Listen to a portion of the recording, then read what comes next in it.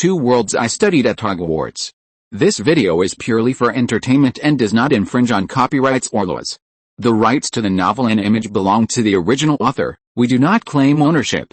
Don't like waiting and want to listen to this fanfic in full now? Subscribe to our Patreon, where you'll find the best fanfics. Chapter 251, Trace's Revealing Spell. Hearing that someone was stealing, the young wizards in the club gathered around. The small green bottle that was originally placed on the operating table was gone, and the leaves of the snail grass pot were all cut open. Bernard will graduate this year, and he has already negotiated with a company that makes flying brooms to join him. Of course, the premise is that his new glue can improve the safety performance of flying brooms. For this reason, Bernard had to optimize the glue formula again and again. Now his experiment has made great progress, but he didn't expect that the snail grass was destroyed. It seems that the wound has only appeared in the past 2 days. Did anyone come to the club classroom over the weekend? Someone observed the scars on the leaves and then looked around at the people around. The raw material for Bernard to make glue is mainly the juice in the leaves of snail grass. In the past, he collected this juice by carefully cutting a small hole on the leaves, and then letting the juice flow down slowly. This collection method can not only obtain materials, but also allow the plant to repair itself without causing major damage. But the thief obviously thought that this collection method was too slow, so he cut all the leaves open. Seeing the plants he had worked so hard to grow for 3 years suffer, Bernard was obviously a little flustered, and his eyes turned red. The students around shook their heads, and only Cedric stood up. I came to get spore powder once on Saturday, but the snail grass was not damaged at that time. Moon also stood up to testify that he and Cedric made a little living hell potion together on Saturday and did not find anything unusual in the classroom. Other students also explained until Professor Sprout arrived.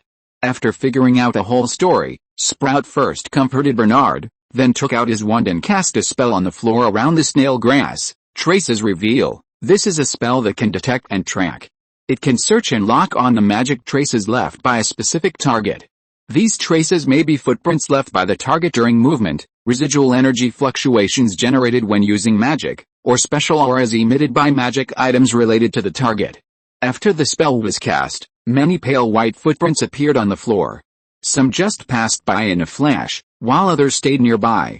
One of the footprints was very obvious, with the toes corresponding to the operating table, and there were many small displacements, as if he was doing research on the snail grass. This should be an adult wizard. Seeing the size of the footprints, the little wizards around spoke up. Yes, it should be at least a 7th grade student. After Sprout discovered this abnormal footprint, he cast a trace apparition on it. He's coming this way. Seeing the pale white footprints leave the operating table and walk towards the back of the classroom, the little wizards made way. It's the sleepy face fungus. Looking at the location where the footprint stopped, Cedric hurriedly put on a mask and walked out.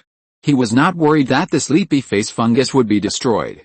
Unlike the abnormally slow growth of snail grass, the sleepy face fungus grows very fast. There are now more than 20 pots, but most of them have been taken away by Professor Sprout. The sleepy face fungus is fine, but it seems that there are 2 bottles of spore powder missing. Cedric counted carefully twice before looking at Professor Sprout in a panic. Oops, this stuff is much more harmful than glue, Sprout muttered, and then cast a spell again to check the direction of the footprints.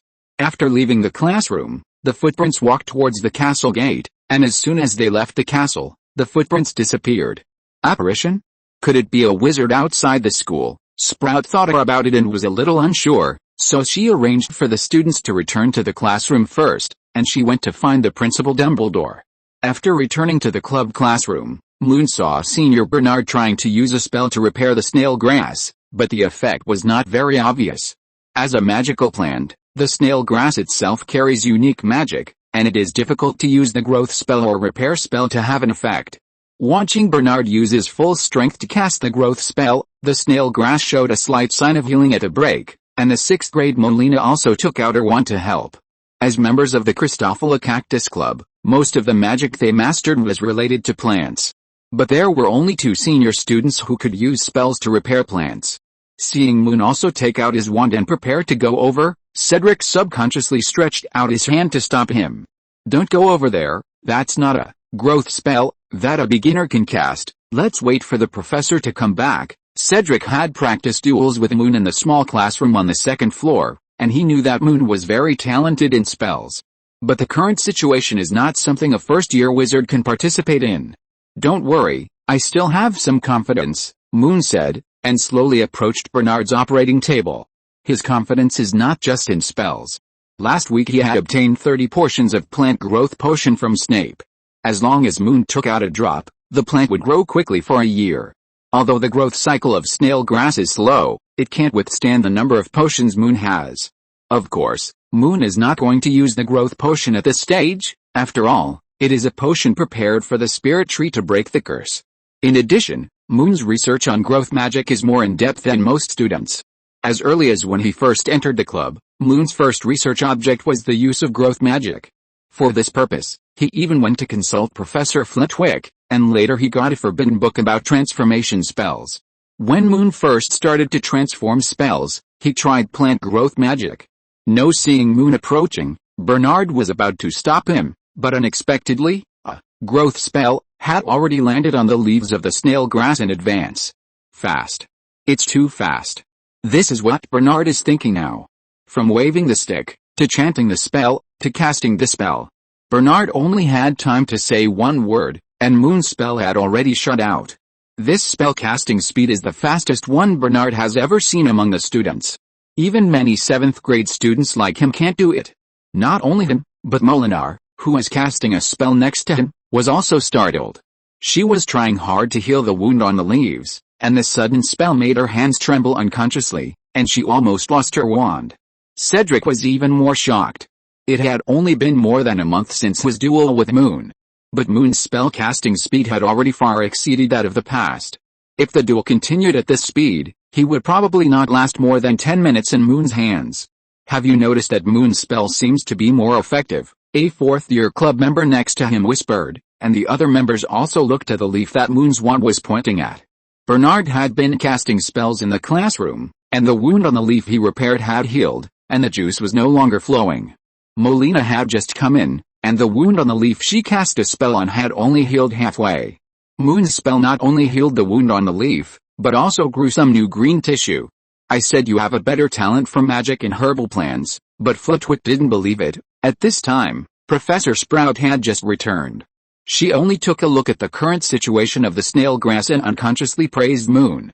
After hearing this, the students next to him all showed a strange expression. Isn't this a better talent for spells? Chapter 252, Being a Fire Dragon's Father.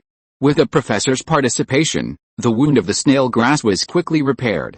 But Sprout had no good way to make the snail grass grow to its original appearance. Now we can only let it grow slowly and collect as little juice as possible. Sprout originally planned to find Snape to make a bottle of plant growth potion. But for some reason, Snape was very busy this week and he was not even seen during normal times. Professor, maybe I have a way. Seeing Moon raise his hand, Sprout seemed to suddenly remember something. Oh, I almost forgot, haven't you used up your bottle of potion yet? Sprout once gave Moon a half dose of plant growth potion. Moon used 9 drops to plant magical trees, and Sprout used 3 drops to cultivate the devil's snare. The last 3 drops were used by Moon on the spirit tree, but the professor didn't know about this. Yes, I can use the remaining potion on the snail grass. Moon ran out of the classroom after saying that, returned to the dormitory and took out 3 drops of growth potion from the suitcase. When he returned to the club again, Sprout had explained the plant growth potion to Bernard. I'm sorry, I didn't expect your spell to be so powerful. I shouldn't have stopped you just now. Bernard first apologized to Moon, and then thanked him again. Don't say that, Senior, I have learned a lot from you during this period, and you also lent me glue. Moon clearly distinguished the benefits and disadvantages of others. When he helped Hagrid repair the wand, Moon used Bernard's snail grass glue. And later, Moon wanted to complete the production of the flying broom on Xinjiang Island, and he would also use this glue. So helping Bernard now is helping himself. After Moon finished speaking, he handed the potion to the other party, and then Sprout explained how to use the potion. Only 1 drop can be used every day. Now that the wound on the leaf has been repaired and the potion is moisturized, I believe it will be restored to its original state in 3 days. Hearing Professor Sprout's assurance, Bernard was very excited. Moon, thank you very much. You can come to me anytime if you need anything in the future. I will definitely not refuse. Snailgrass is not only Bernard's hope for graduation and work, but also his partner who has been with him for 3 years. Now that he can recover, he is naturally very excited. Moon also accepted this thanks happily. For him, the more friends the better. After the club activities ended in the evening, Moon caught up with Professor Sprout who was about to leave. He was very curious about who the thief who broke into the club was and what Dumbledore would do. The principal said he would check the matter. Don't worry, there's nothing Dumbledore can't do. Professor Sprout trusts the principal very much? No, to be precise, except Snape, the entire school faculty and staff trust Dumbledore very much. Well, I hope the thief can be caught quickly. I don't know why. After getting closer and closer to Professor Snape, Moon's feelings towards Dumbledore became more complicated. There is trust, gratitude, but also a little bit of fear. This fear, in addition to the speculation about Dumbledore's powerful strength, is that every time in front of the headmaster, Moon always feels that he is transparent and can't hide any secrets. Mysterious and unknown things always make people feel a little scared. Dumbledore perfectly meets these 2 points. No matter what the headmaster arranges, Moon's study must continue. Whether it is spell transformation or alchemy runes, new knowledge is stuffed into his mind every day. On Tuesday night, just after dinner, when he was about to return to the common room to disassemble the new runes, Juju suddenly returned and found Moon. Goo, the big black egg is getting greener and greener, and the giant is very happy. Bengbeng said that the little fire dragon will be born tonight, and I hope you can go there to be a father. Noticing that Moon's expression was wrong, Hermione, who was walking next to him, asked in a low voice. What's wrong? Is there any bad news? It should be good news. Juju said that the little fire dragon is about to be born. Really? Let's go and see it together. Hearing Moon's words, Harry, who was walking behind, jumped up happily. Ron did the same. Yet, I haven't seen a dragon born yet. SHH, keep your voice down. Seeing that many people were looking at them, Hermione hurried to stop the two. Leaving the castle at night will violate school rules, and if others know that Hagrid has a dragon, he will be more unlucky than us. Hermione firmly disagreed to leave the castle at night. Hermione, how many times can we see a little dragon hatch in our lifetime? No matter how Harry and Ron asked, Hermione had an expression that would not be rejected. Maybe we can take that piece of clothing, so we won't be discovered. Hearing Moon's suggestion, Harry instantly thought of something, and he ran quickly towards the dormitory. Ron was stunned for a moment before reacting. As for Hermione, after hearing Moon's suggestion, she first glared at Moon with a stern face, and then sighed helplessly. What do you think? If we are discovered this time, we will be deducted points. Hermione didn't know that Harry had obtained an invisibility cloak, so she didn't know what clothes Moon was talking about. Just this once, after all, it's so rare to see a little dragon being born. Hearing Moon's words, Hermione did not refuse. Okay, we must come back early in the evening. Seeing that Hermione's expression was completely different from before, Ron standing next to him was stunned for a moment. Didn't Moon say the same thing as me? Harry moved quickly. When he came out of the castle again, there was a bulge under his cloak. Avoiding crowded places, Moon and his group took advantage of the little wizard activities outside the school and quickly crossed the grass and ran to the edge of the forbidden forest. Hagrid greeted them very happily. His face was flushed, as if he had drunk a large glass of whiskey. Come in quickly, it's about to be born. The dragon egg has been transferred from the fireplace to the table. And the color of the eggshell is really like what Juju said, from black to dark green. Bengbeng has been staying in the cabin these days, guarding the dragon egg every step of the way. When he saw Moon come in, he ran over quickly. Moon only glanced at Bengbeng's eyes, then he took out his wand and cast a clean up, and a smooth fur. After regaining his luster, Bengbeng impatiently pulled Moon's clothes forward. Shiji, I've already talked to it, we will be its parents in the future. Hearing that Bengbeng really planned to let him be the father of the little dragon, Moon hesitated for a moment. Isn't this a bit too hasty? After all, this is Hagrid's fire dragon egg. Bengbeng didn't care about Moon's worries. Shiji, it's okay, Juju is also its parent, adding Hagrid is no problem. 4 parents, isn't it a bit too much? Thinking that there are 4 more parents to take care of the little dragon before it is born, Moon sighed silently for the other party. The other people in the wooden house were staring at the fire dragon egg at this time, not paying attention to Moon. They just thought that Bengbeng and Moon had been separated for too long and wanted to talk more. The birth of the little dragon was not a smooth process. Maybe it was because the eggshell had been tempered by chicken blood brandy in the fireplace, but it took Charmander a long time to break the eggshell. It was not until the moon was high that a sharp scraping sound came from the eggshell. Crack! The egg cracked.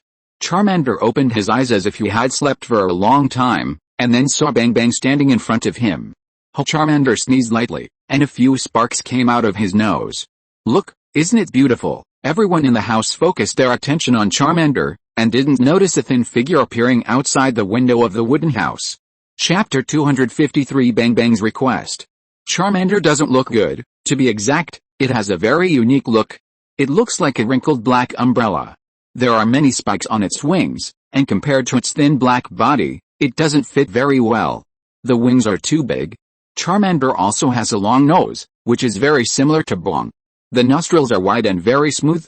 There are pointed bumps on the head, and the orange-red eyes bulge outward, giving people a very evil feeling. Hagrid just reached out to touch it, and Charmander opened its mouth and bit Hagrid's index finger. There was a whirring sound in its mouth, revealing its long fangs. Look, it knows its mother and is eating my blood. Everyone present couldn't understand Hagrid's brain circuit. But Bong had been observing the other party carefully after seeing Charmander. It was still a little unsure why they were both creatures in eggshells, but why there was such a big difference. Gee, am I born from an egg? Bong looked up at Moon in confusion. Well, it seems not. The book says that nifflers are viviparous animals and should have nothing to do with eggs. Bong just nodded blankly when a huge black shadow suddenly rushed in front of it. Then Bong was hugged by the dragon. Oh, look, it turns out that they have a better relationship. Hagrid didn't mind at all. He was even moved to tears when he saw the dragon showing a flattering and pleading look to Bong. Shiji, you hugged me too tightly. I don't have any food on me. Seeing that the little dragon's head was always looking around for something, Moon quickly picked up the stowed meat prepared by Hagrid. After smelling the aroma of the food, the little dragon suddenly let go of Bong and walked quickly to Moon. After confirming that Moon also had the smell of Bong on him, the little dragon took the food with confidence. Oh, it's not enough to just eat meat, you have to drink. Seeing that the little dragon finished a whole stowed in a few bites, Hagrid quickly poured half a glass of chicken blood brandy. The little Charmander was more familiar with the smell of this kind of wine. It only took a sip of the wine glass and the wine was empty. After eating and drinking, the little Charmander leaned on the jumping and yawned happily. Hagrid, how fast does a Norwegian Ridgeback grow? Seeing that it had completely mastered the ability to act alone after just one meal, Hermione asked curiously. Oh, the book says that the growth rate of Norwegian Ridgeback cubs is amazing. They can grow to 3 times their original size within a week after birth. Looking at the little Charmander sleeping, Hagrid stretched out his big hand and gently touched its forehead, with a happy smile on his face. This is a bit dangerous. It grows too fast and it will be easily discovered. Hermione's worries are actually reasonable. Not only do dragons grow fast, but the older they are, the more destructive they are. Especially the Norwegian Ridgeback. Moon had seen relevant introductions in the library. This kind of dragon has a faster early development than other dragons. It can master the ability to breathe fire 1 to 3 months after birth, and its long fangs are also poisonous. When it grows up, it can grow to 50 feet, about the height of a 5-story building. Don't worry, few people come here. Hagrid was not worried at all. He even planned to release the dragon into the Forbidden Forest when it grew up. Dang, there was a strange sound under the eaves. And everyone in the room looked at the window. You are all waiting to be expelled for keeping a dragon privately, a mocking voice came, and then the figure outside the window quickly ran towards the castle. It's bad, it's Malfoy, we must stop him. Hearing the familiar and annoying voice, Harry didn't care about anything else, opened the door and rushed out quickly. The sudden situation made Ron unable to react for a while. Looking at Harry, who had already rushed out, he stomped his feet and followed him out immediately.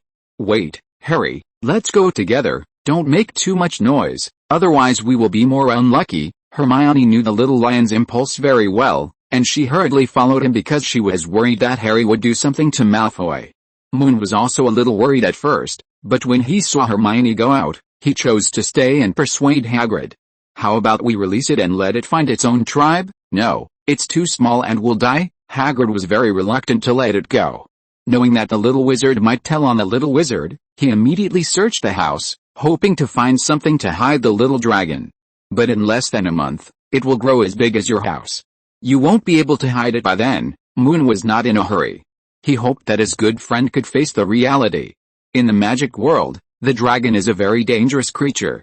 The British Ministry of Magic has classified it as the highest dangerous level 5X. Moon had heard Ron say that his brother Charlie was looking after the dragon in Romania.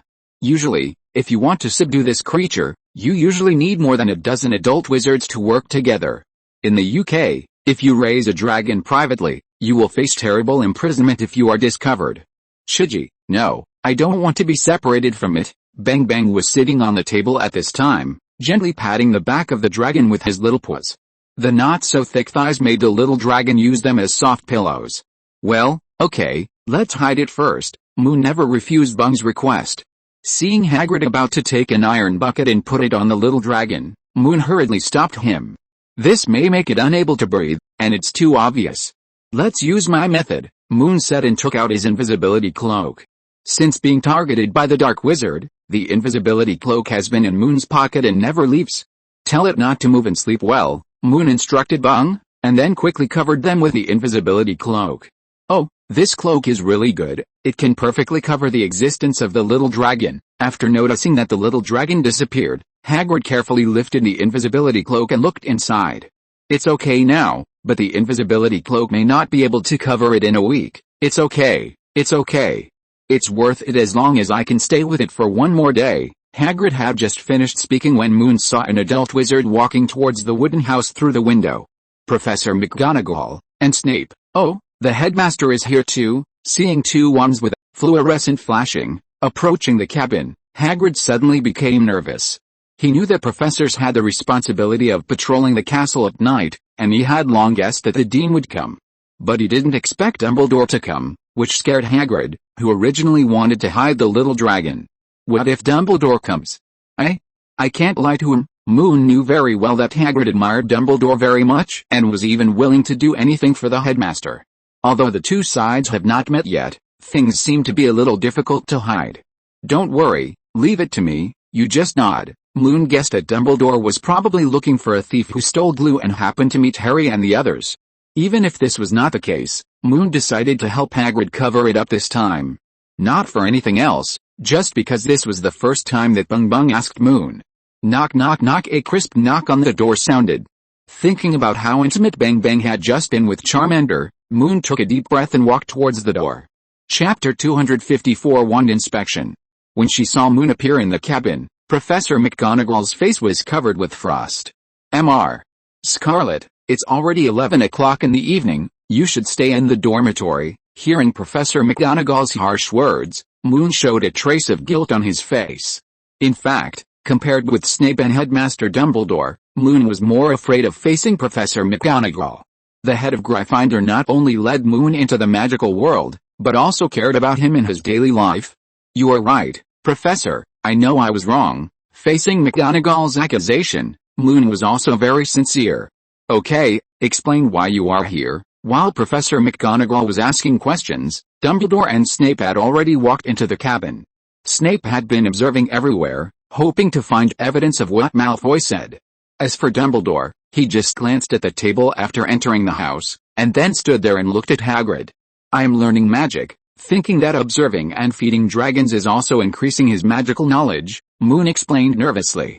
Learning magic? Why did Mr. Malfoy say there is a fire dragon here? McGonagall was well aware of the diligence of the little lion in front of her, and she was not surprised to hear Moon say that he was learning magic. But she still had some doubts about coming to the Forbidden Forest Lodge to study. I'm practicing transfiguration, Professor, if you don't believe me, just look, Moon said, taking out his wand and pointing it at a small chair in front of the fireplace, and cast a transfiguration spell. Oh. Is this true? Seeing the chair turn into a small fire dragon in an instant, McGonagall was very surprised. She was very sure that she did not teach this high-level transfiguration to first-year students. It's not real, it's just a wood carving. Snape had also been observing Moon, and he had long seen that Moon's spell level was far beyond that of his peers. When he saw the chair turn into a fire dragon, he was also surprised, and then immediately walked over to observe it carefully. Oh, it's just a wood carving. This is also amazing, but you left the castle at night. I have to deduct points from you. McGonagall was very pleased that Moon could master this level of transfiguration. She glanced at the two professors next to her and put away her stern eyes. In addition to being put in detention, you will be deducted 20 points. Moon couldn't refute such a punishment. Fortunately, Moon was rewarded 50 points by Professor Sprout for helping Senior Bernard repair the snail grass on Monday, so he could accept the deduction of 20 points. Snape, on the other hand, had been staring at the little dragon that the chair had turned into. The wood carving was very realistic, just like a real Norwegian ridgeback dragon that had just been born. No wonder Malfoy was wrong, Snape muttered softly, and then checked the room again. Messy furniture, shabby decorations, and countertops that had not been cleaned for a long time. Such an environment made it difficult for Snape, who had always been rigorous, to adapt. After finding no other suspicious items, Snape turned around and walked out of the house with a hint of disgust.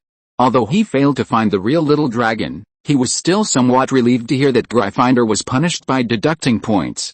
Even though the relationship between Snape and Moon has improved, when it comes to the College Cup, the Potion Master certainly hopes that Slytherin College can continue to win.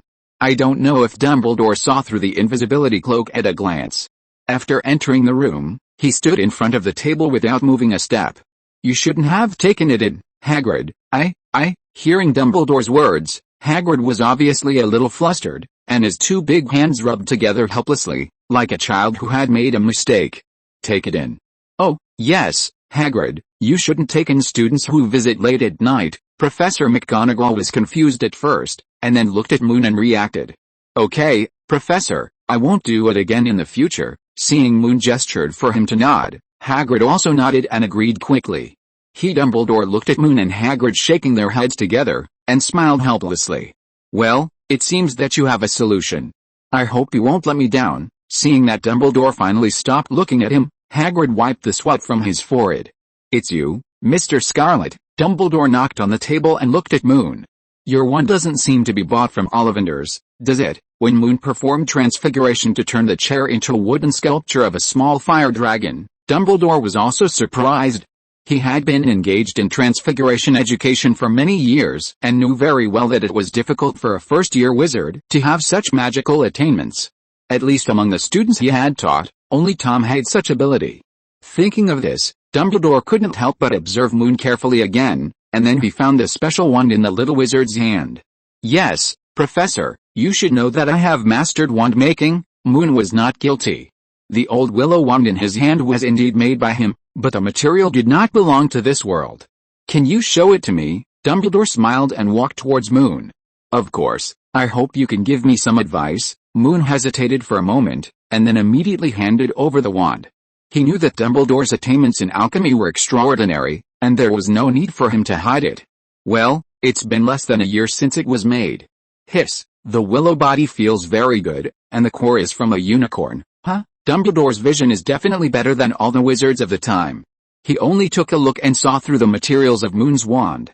Oh, not just the core. This kind of material combination is really rare. It should be very suitable for you. Dumbledore handed the wand back to Moon. Yes, Professor, it's more convenient to use than the original one. Moon didn't know what Dumbledore found, so he could only answer truthfully. Is that so? I hope you can make good use of it. Also, remember to properly handle things tonight, and then let Hagrid take you back to the castle. Okay, Professor. Moon had just agreed when Mag next to him immediately stopped him. Don't bother Hagrid, Mr. Scarlet. You can go back to the castle with us now. Mag had long been accustomed to Dumbledore saying something that people couldn't understand. When Dumbledore observed Moon's wand, she also looked at it curiously.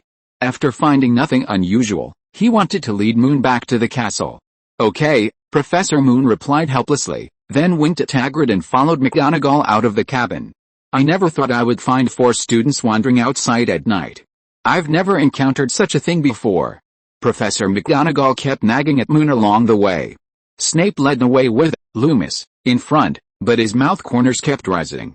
Dumbledore walked with Moon, and he had long been accustomed to McGonagall's speaking style. Noticing that Moon asked him for help, Dumbledore smiled and shook his head. Returning to the common room again, Moon saw the dejected Harry, Hermione, Ron, and Neville. I wanted to look for you, but I didn't expect to be discovered by Professor McGonagall. Neville didn't sleep either. He was explaining to the three little wizards why McGonagall appeared on the way to the Forbidden Forest Lodge. Okay, it's not your fault, Neville. Hermione had just said that when she saw Moon. She quickly got up from the sofa and ran over. How is it? Did the professors find out? Seeing Moon shaking his head, Hermione breathed a sigh of relief. That's good, otherwise our punishment would be even heavier. Not good at all. Everyone was deducted 20 points. Now Gryffindor is at the bottom. Chapter 255 Malfoy's Target. Harry was actually an extremely contradictory little wizard. He attached great importance to the honor of Gryffindor. In order to win over Slytherin in the competition for the College Cup, he fought very hard in the Quidditch field. But on the other hand, even if he knew that it was against the rules to visit the castle at night, he would do it without hesitation. However, he had never been caught for such violations before, but this time he was caught by Professor McGonagall. Don't be depressed. It will be very beautiful to recall such an experience in the future. Moon had more experience than the little wizards present. In his opinion, the punishment of being deducted points was acceptable. Moreover, this experience of being caught for making mistakes with good friends made Moon feel very interesting. However, Harry was still very depressed. He was even a little afraid of the arrival of dawn. If the Gryffindor students found the changes in the scoring hourglass in the square tomorrow, he would not know how to explain it. Don't sigh. Since it has happened, it is too late to regret. We can only find a way to earn points to make up for it. Moon also patted Ron on the shoulder to comfort him. Unlike Harry, who was so famous and in the spotlight, Ron only felt guilty for a short while, and then he returned to his old self. Compared to his two mischievous twin brothers, Ron's mistake this time was just a minor one. However, he was not so enthusiastic about earning house points. Ron knew very well that with his own abilities, he would never be able to get rewards from professors as easily as Moon and Hermione. Moon's words of comforting him reminded him of his father's similar education. Curiously looking at Moon and making sure that it was not his father pretending, Ron also comforted Harry. I think Moon is right. It's better to go back to bed early than to think about these depressing things. After saying goodnight to Hermione, Moon and his group returned to the dormitory. However, just as Moon lay down, Juju flew to the window outside his bed with a letter. Look, I told you I can deliver letters, and it's very simple. You can trust me. Check what I wrote. Do you want me to write another letter to send back? After opening the window and letting Juju fly back, the little snowy owl kept calling excitedly. Okay, you're the best. Moon stroked Juju's feathers and praised him. The little snowy owl proudly ate the food prepared by Moon next to him. You are absolutely right. I should send it away. But let me stay with it for a while. It's too small. I'm really worried. Looking at the letter without any signature and the handwriting was very sloppy and flustered, Moon also felt Hagrid's reluctance to the little dragon. But they had promised Dumbledore that they had to deal with the little dragon properly. Thinking of this, Moon also wrote a letter, hoping that Hagrid would be relieved. He had already thought of a way to arrange the little dragon. After folding the letter and putting it back in the envelope, Moon looked at Juju, who had finished eating the food, and flew to the bedside. Please ask Bonbon to ask Charmander if he is willing to go to my hometown. If he agrees, please tell me. Moon spoke a long speech, but it was not difficult for Juju to remember it. After repeating it to Moon, he opened the envelope and disappeared into the night. The next morning, when the young wizards went to the hall to eat, they found that the eyes of the people around them were not right. Because of what happened last night, Gryffindor lost 100 points and went from first to last. Then the news gradually spread, and Harry became the center of public opinion again. There was no way, because his reputation was too great.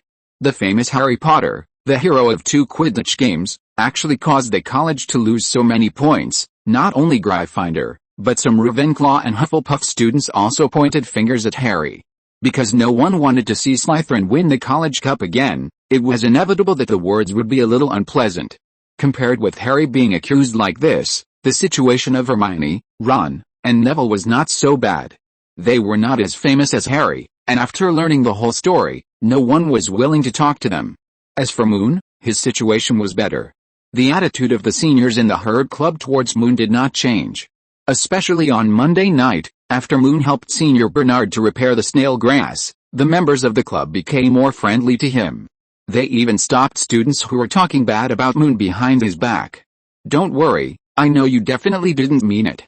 You lost the school points, just earn them back. Yes, I support you too.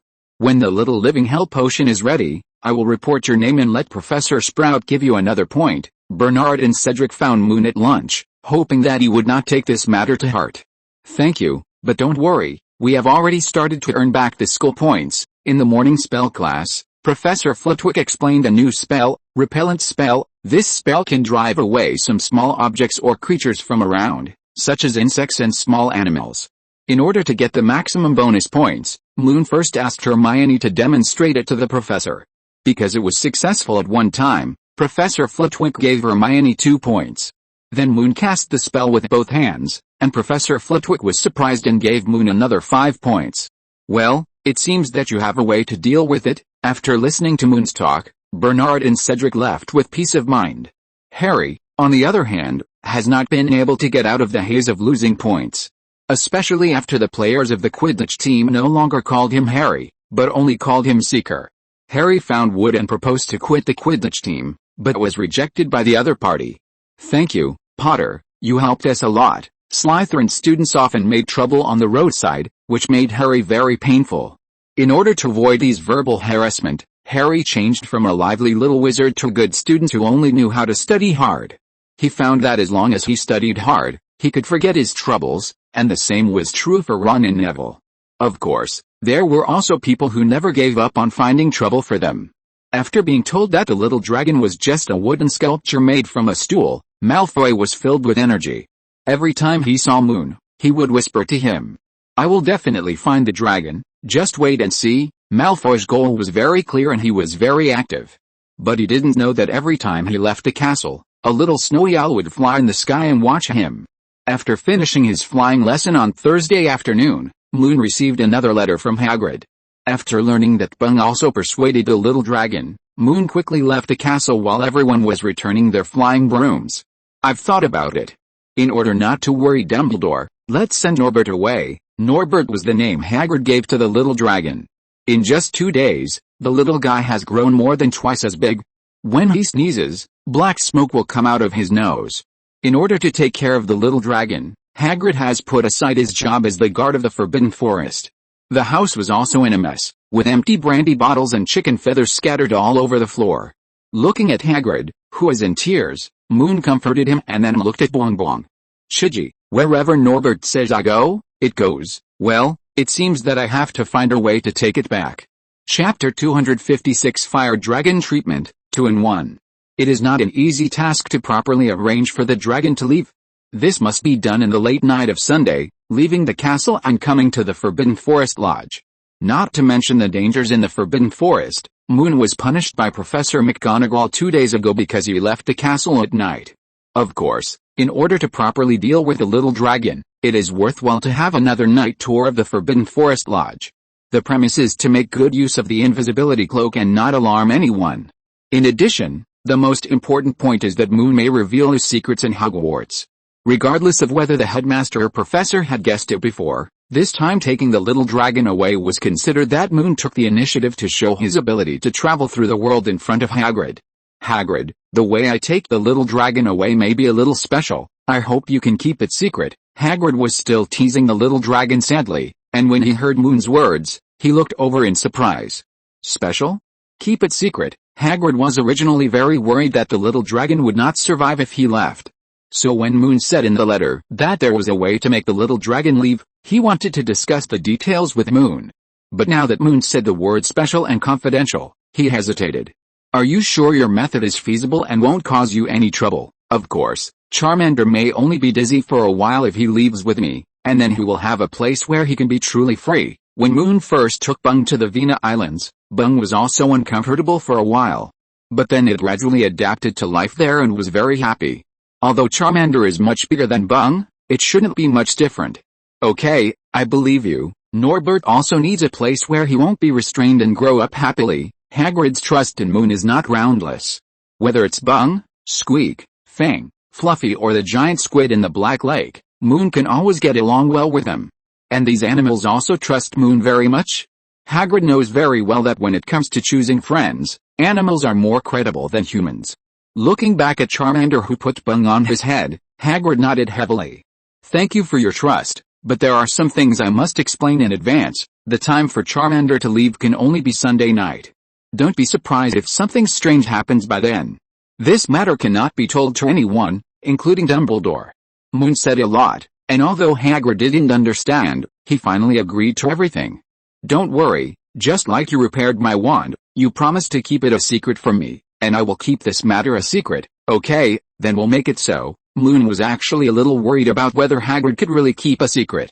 After all, he had let it slip more than once in the matter of guarding the Philosopher's Stone.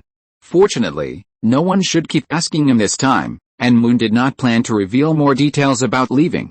So even if Hagrid knew that this matter was very strange, he couldn't say what the real method was. After discussing the details, Moon also teased the Charmander. Less than a week after birth, the little guy's physique has surpassed Fang. Unlike Bengbeng, who likes Charmander very much, the coward Fang has been hiding in the corner of the wooden house, not daring to step forward. Moon used his magic wand to summon a piece of chicken that Hagrid had placed high up, and placed it in front of Charmander. As if it was the first time he saw food floating in the air, Charmander opened his eyes wide and curiously circled around the chicken several times. After sniffing hard and finding that there was nothing wrong, he opened his mouth wide and took a bite. Charmander had just finished eating, and Juju flapped his wings and flew into the wooden house. Gugu, the little golden-haired biped, left the castle and came over here. He also brought two fat little bipeds, and it was fun to walk. In Juju's language system, all unfamiliar humans are called bipeds. This time, in order to complete the task assigned to it by Moon, Juju specially memorized Malfoy's most prominent features. So in its words, Malfoy became a little golden-haired biped. As for the two fat little bipeds, they were naturally Goyle and Crabbe. Should we scare them? These three little wizards come here almost every day. Hagrid was very annoyed. In order to avoid Malfoy's prying eyes, he had to carefully hide Norbert these 2 days. I think it's okay, but have you thought about how to scare them? Moon also agreed very much. He didn't want the little dragon to be discovered now. How about letting Fang go out and shout at them? I'll say that they stepped into Fang's territory for peeing. This reason should be enough to get away with it, right? Hearing Hagrid's rough plan, Moon shook his head helplessly. Even Fang, who had been quietly nestling next to him, showed an unbelievable look after hearing Hagrid's words. Woof, me? Coward. Go stop the wizards. Hearing Fang's question, Moon smiled and didn't translate it to Hagrid. Forget it, I'll ask someone else. Okay, just don't let them see Norbert, Hagrid said as he poured out a full glass of brandy. He needed the little dragon to have a good sleep. Then he took Moon's invisibility cloak and spread it over the little dragon. After seeing Hagrid was ready, Moon left the cabin and took a shortcut to the Black Lake. He used the old willow wand to poke a few times in the Black Lake, and a huge black shadow swam over quickly. After listening to Moon's explanation, the giant squid raised 3 claws. Deal, I'll bring you 3 baskets of fresh conch next time. Hearing Moon's promise, the giant squid instantly adjusted the color of its body. The pink skin gradually turned black, which was its disguise to scare the enemy. Remember, just scare them, don't hurt them. Hearing Moon's words, the giant squid made an okay gesture with its 2 claws.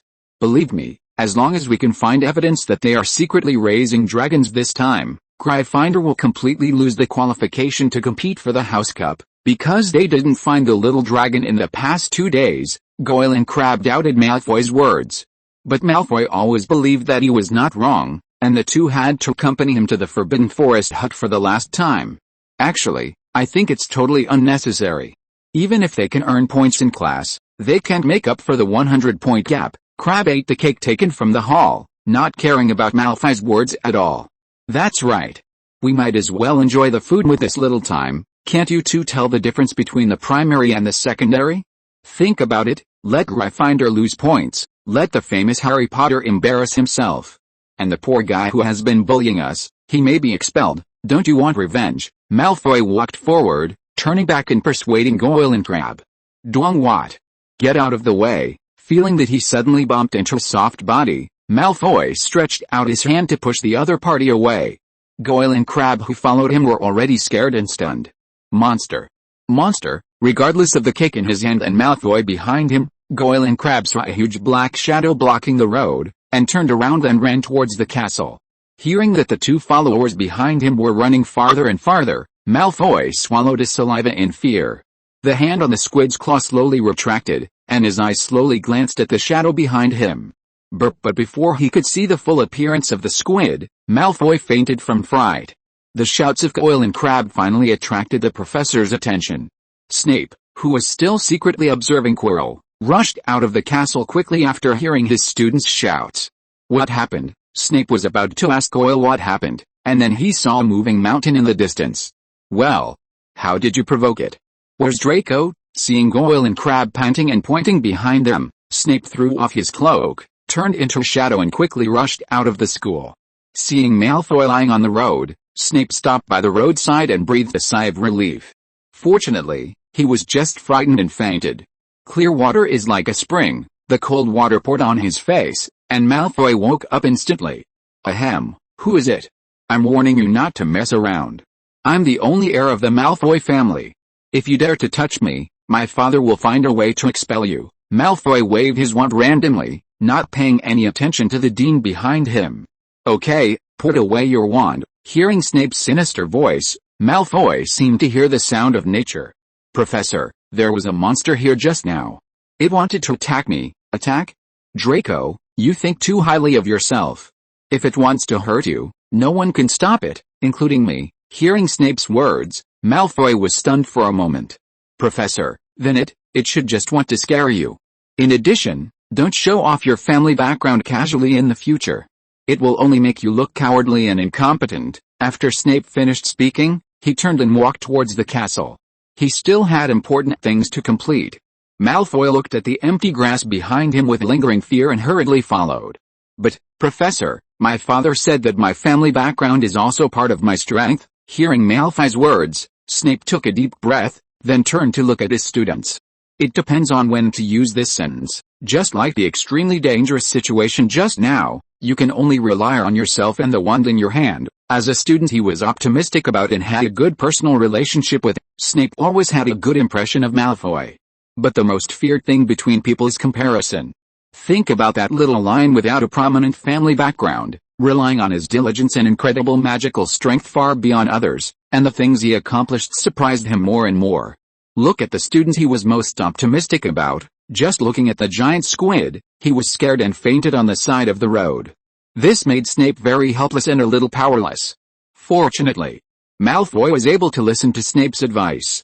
Although he did not respond to Snape's words, his thoughts were quietly changing. After leading Malfoy back to school, Snape lost the target he had just monitored. Damn, I don't know where he's hiding again. Professor, are you looking for Professor Quirrell? Seeing Snape standing in the square looking around, Moon came over immediately after returning to the castle. Professor, that's him. I just went out to follow him to find him. Seeing Moon appear, Malfoy pointed at him excitedly. Okay, Draco, you should remember what I just said. Now go back and rest. Before Malfoy finished speaking, Snape issued an unquestionable order. Yes, Professor. Hearing Snape's cold voice, Malfoy didn't say much, turned around and walked towards the Slytherin common room. Why, did you meet him? Yes, on the grass outside the castle, in the opposite direction of the Black Lake. After Moon and the giant squid agreed, in order not to be discovered, he took a long way back to the castle. Unexpectedly, he met Quirrell, who was also sneaky. Fortunately, he discovered the other party in advance and hid in the bushes without being exposed. The opposite direction of the Black Lake? Did you lead it to the shore? What did you say, Professor? I don't understand. Snape stared at Moon with burning eyes, and when he found that the other party was just smiling at him, he put away his doubts. You shouldn't have this ability. Tell me, where did Quirrell go? Oh, looking at the direction he left, he should have gone to the Forbidden Forest. He hasn't been away for too long. You should be able to catch up. The Forbidden Forest again? What is there? Snape muttered softly, then turned to look at Moon. Okay, it's dark. You should go back to the castle. After Snape finished speaking, he immediately rushed out of the castle. Moon silently prayed for Quirrell in his heart, and then walked slowly towards the hall. Since discussing the details with Hagrid, the matter of the little dragon has also had a preliminary solution. Because they had promised Moon to keep the method of transfer confidential, even though Harry and Hermione were very curious, they did not ask Hagrid for specific details. Don't worry, Hagrid has been the guard of the Forbidden Forest for so many years, he will definitely take care of Norbert. On Friday morning, Ron was having breakfast while quietly discussing the issue of Charmander with Harry. I know, but why can't we give it to Charlie? He's a professional in Romania. Harry originally wanted to suggest that Hagrid give Charmander to Charlie, but he was rejected. Maybe it's too far away, and you know, people outside the school are not allowed to enter Hogwarts casually. You're right, but what I'm most worried about is that Hagrid is reluctant to let Norbert go, and secretly puts Charmander in the Forbidden Forest to raise. Harry and Ron were still discussing, and Hermione was sipping pumpkin porridge beside her, constantly guessing Hagrid's method in her heart. Looking at Moon next to him, he didn't look worried at all, and was chatting enthusiastically with Squeak. Hermione moved closer and asked in a low voice. Do you know something? What? Oh, we should trust Hagrid, right? Moon said as he picked up a small piece of sausage and handed it to Squeaky's mouth, then continued to ask about the interesting things about Charmander. Seeing that Moon was not worried at all, Hermione lowered her head and continued to eat her delicious breakfast, but no one knew what she was thinking. Moon, the professor asked you to go find her when you are free, as if she has something to tell you. After finishing breakfast, Moon was about to go to potions class when Cedric came over. Did the professor say what it was? No, she just asked me to inform you. If you're listening to this novel on a channel other than Fanfic World, it means they downloaded and uploaded it without effort. We cordially invite you to visit our channel, Mundo Fanfic Novelis. There you'll find the original version of this story, and you can explore many other novels of various genres. We're waiting for you to immerse yourself in a world of incredible novels. Chapter 257, Taking Care of the Devil's Net. After Moon showed his talent for herbal plant magic, Professor Sprout took great care of him. Thanks to this, Moon mastered a lot of relevant plant magic knowledge, most of which far exceeded the curriculum of first-year wizards. Even in terms of taking care of herbs, some senior students were not as skilled as Moon. With his excellent memory, Moon only needed to read it once to learn Professor Sprout's original herbal cultivation method. This also made Professor Sprout feel at ease to entrust the rare plants of the Herbal Club to Moon's care. While there was still some time before class, Moon trotted to the greenhouse behind the castle. Professor, are you looking for me? Just after entering the greenhouse, Moon found Sprout was packing up various tools for herbal planting and repair. Yes, Mr. Scarlett, I have something to trouble you. After putting a roll of tape in his pocket, Sprout looked at Moon standing at the door. I'm going to the Forbidden Forest to repair some damaged rare plants these nights, so I hope you can help take care of that Christmas cactus, Christoma cactus? Professor, you're not talking about the one that guards the level, are you? Because the Devil's Snare and the Christmas cactus look very similar. Professor Sprout always uses the Christmas cactus to replace it. Yes, I know it may be a little difficult, but there's no way. You are the one who knows the new fertilizer best besides me. After Moon brought back a large number of flame snails, Sprout adjusted the formula of dragon manure fertilizer. After discovering that most plant herbs can absorb fertilizer nutrients well, Sprout also used the new fertilizer for the Devil's Snare. Now is the important period for the growth of the Devil's Snare. But at this time, many rare plants in the Forbidden Forest have been destroyed, and Professor Sprout must go to save them. I don't know who has such a strong hatred for plants. The Whomping Willow, the Biting Vine, and even a 1,000-year-old nightshade tree were all chopped down. Professor Sprout is very familiar with the rare plants around the school, and often takes care of them. This time, during the inspection, she discovered the abnormality of the plants. Considering that she still has to go to class during the day and take care of the plants in the greenhouse, Sprout only has free time to rescue rare plants at night. In this way, she has no time to take care of the Devil's Snare, so she can only ask Moon for help. Professor, I have no problem, but how do I get there? Do I go in from Lu Wei? Moon has only seen one person guarding the Philosopher's Stone, and that is the three-headed dog Lu Wei. The last time Professor Sprout placed the sleepy face fungus, he still said that the big dog on it was very active. So Moon subconsciously thought of this method. No, it's not that troublesome. Just remember the spell I taught you. Go to my office at night and recite the spell to see a secret door. Go through it and you will find the Devil's Snare. Professor Sprout was looking for other tools again, and he turned back to explain to Moon from time to time. It's that simple. If the Dark Wizard knew it, Moon realized the problem just halfway through his words. Sprout also stopped packing and looked at him with a smile. It seems that you have thought of it. I'm not bragging. If the Dark Wizard wants to break through the barrier from us, it would be faster to come from the front. Moon has not seen the scene of the four deans really taking action, but judging from the wizard list alone, they are definitely better than most wizards. Professor McGonagall 5 grids, Professor Sprout 5 grids, Professor Flitwick 5.5 grids, Professor Snape 5.5 grids. This is the strength shown by the professors without using their specialties. If they cast transfiguration, herbal magic, spell duel, and potion-related magic respectively, their strength will increase by half a level to 1 level. This is a top combat group that Moon has never seen anywhere else. Including during the Christmas holidays, when he went to the Ministry of Magic to attend Snape's awarding ceremony, he had not seen many wizards who could surpass the professors. If this dark wizard who was thinking about the Philosopher's Stone really attacked the professors, the battle might only last 3 seconds. When thinking of this, the figure of Professor Quirrell suddenly jumped out of Moon's mind. This professor who is closely watched by Snape every day was the most suspicious. And he had also participated in the arrangement of a Philosopher's Stone guarding level. Professor, can each of you enter the level freely? Of course not. After Professor Quirrell's troll ran out, Dumbledore granted this authority to our 4 deans in order to let us enhance the defense capabilities of the level. Sprout had already guessed what Moon was worried about. She came over and patted Moon on the shoulder and continued to explain.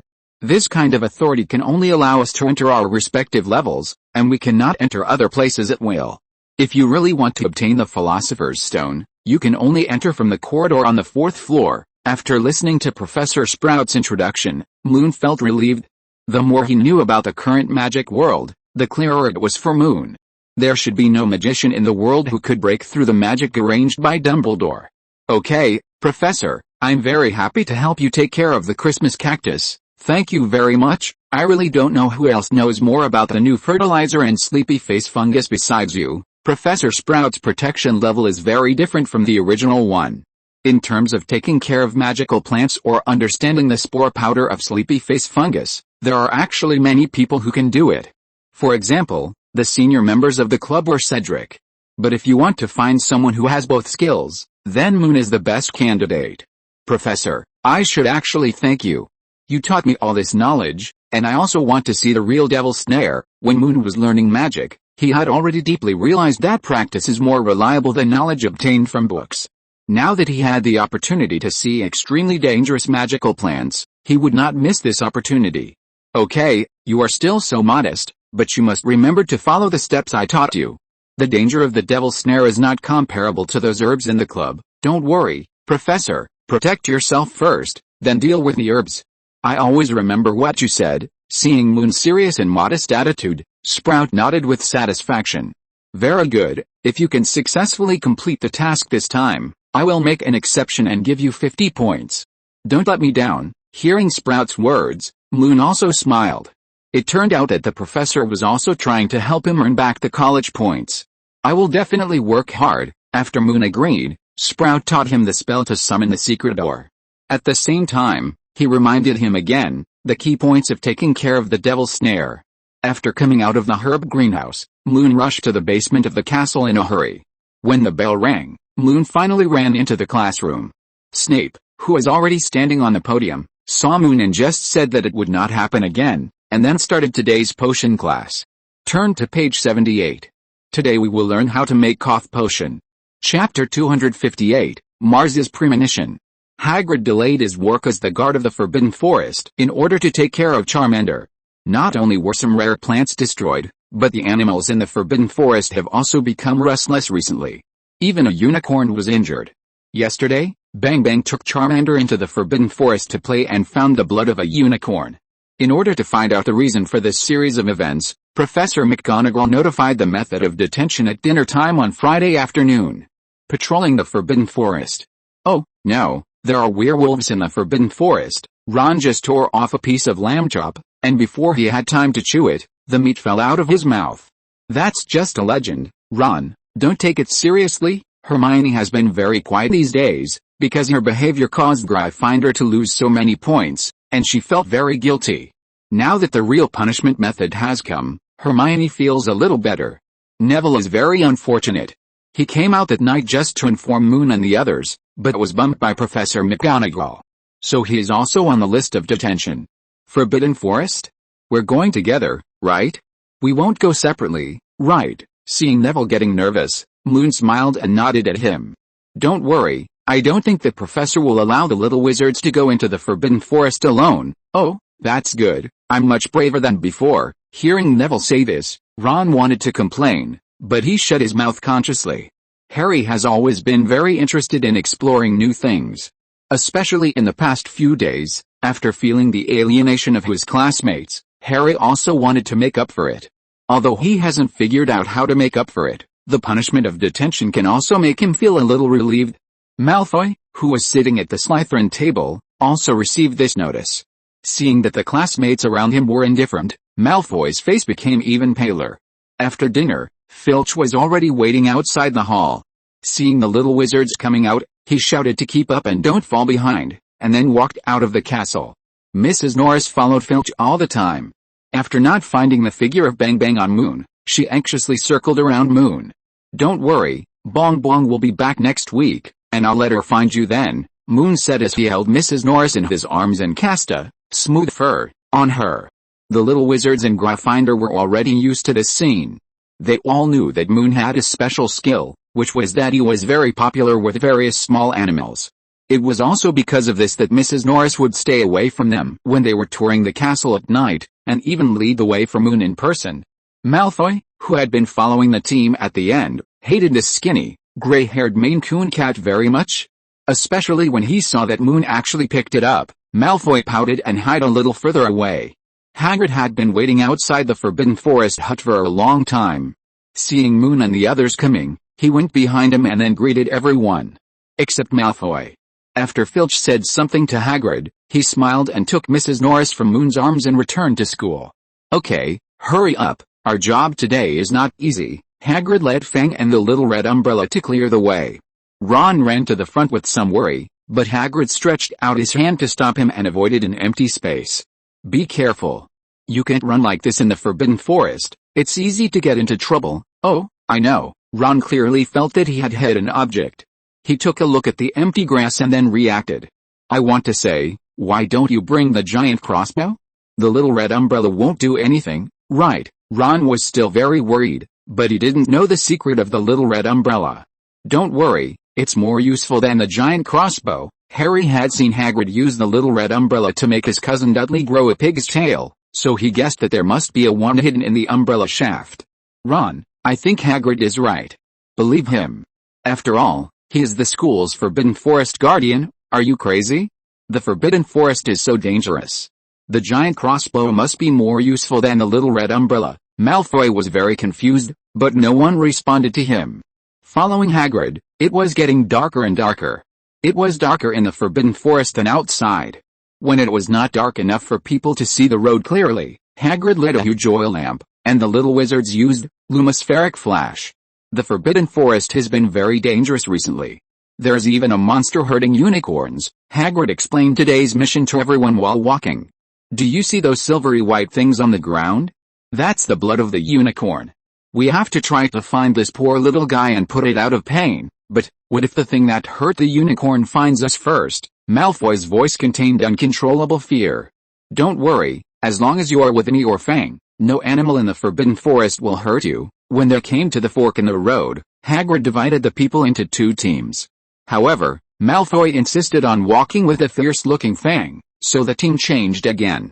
Don't say I didn't warn you, it just looks a little fierce, but it's actually a coward. Malfoy looked unconvinced, and was about to go over to lead Fang, but the dog held the rope and put it in Moon's hand.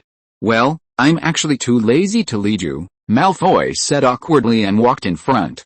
Moon, Hermione, Neville, and a transparent and clumsy big guy followed behind. Hagrid led Harry and Ron to another way.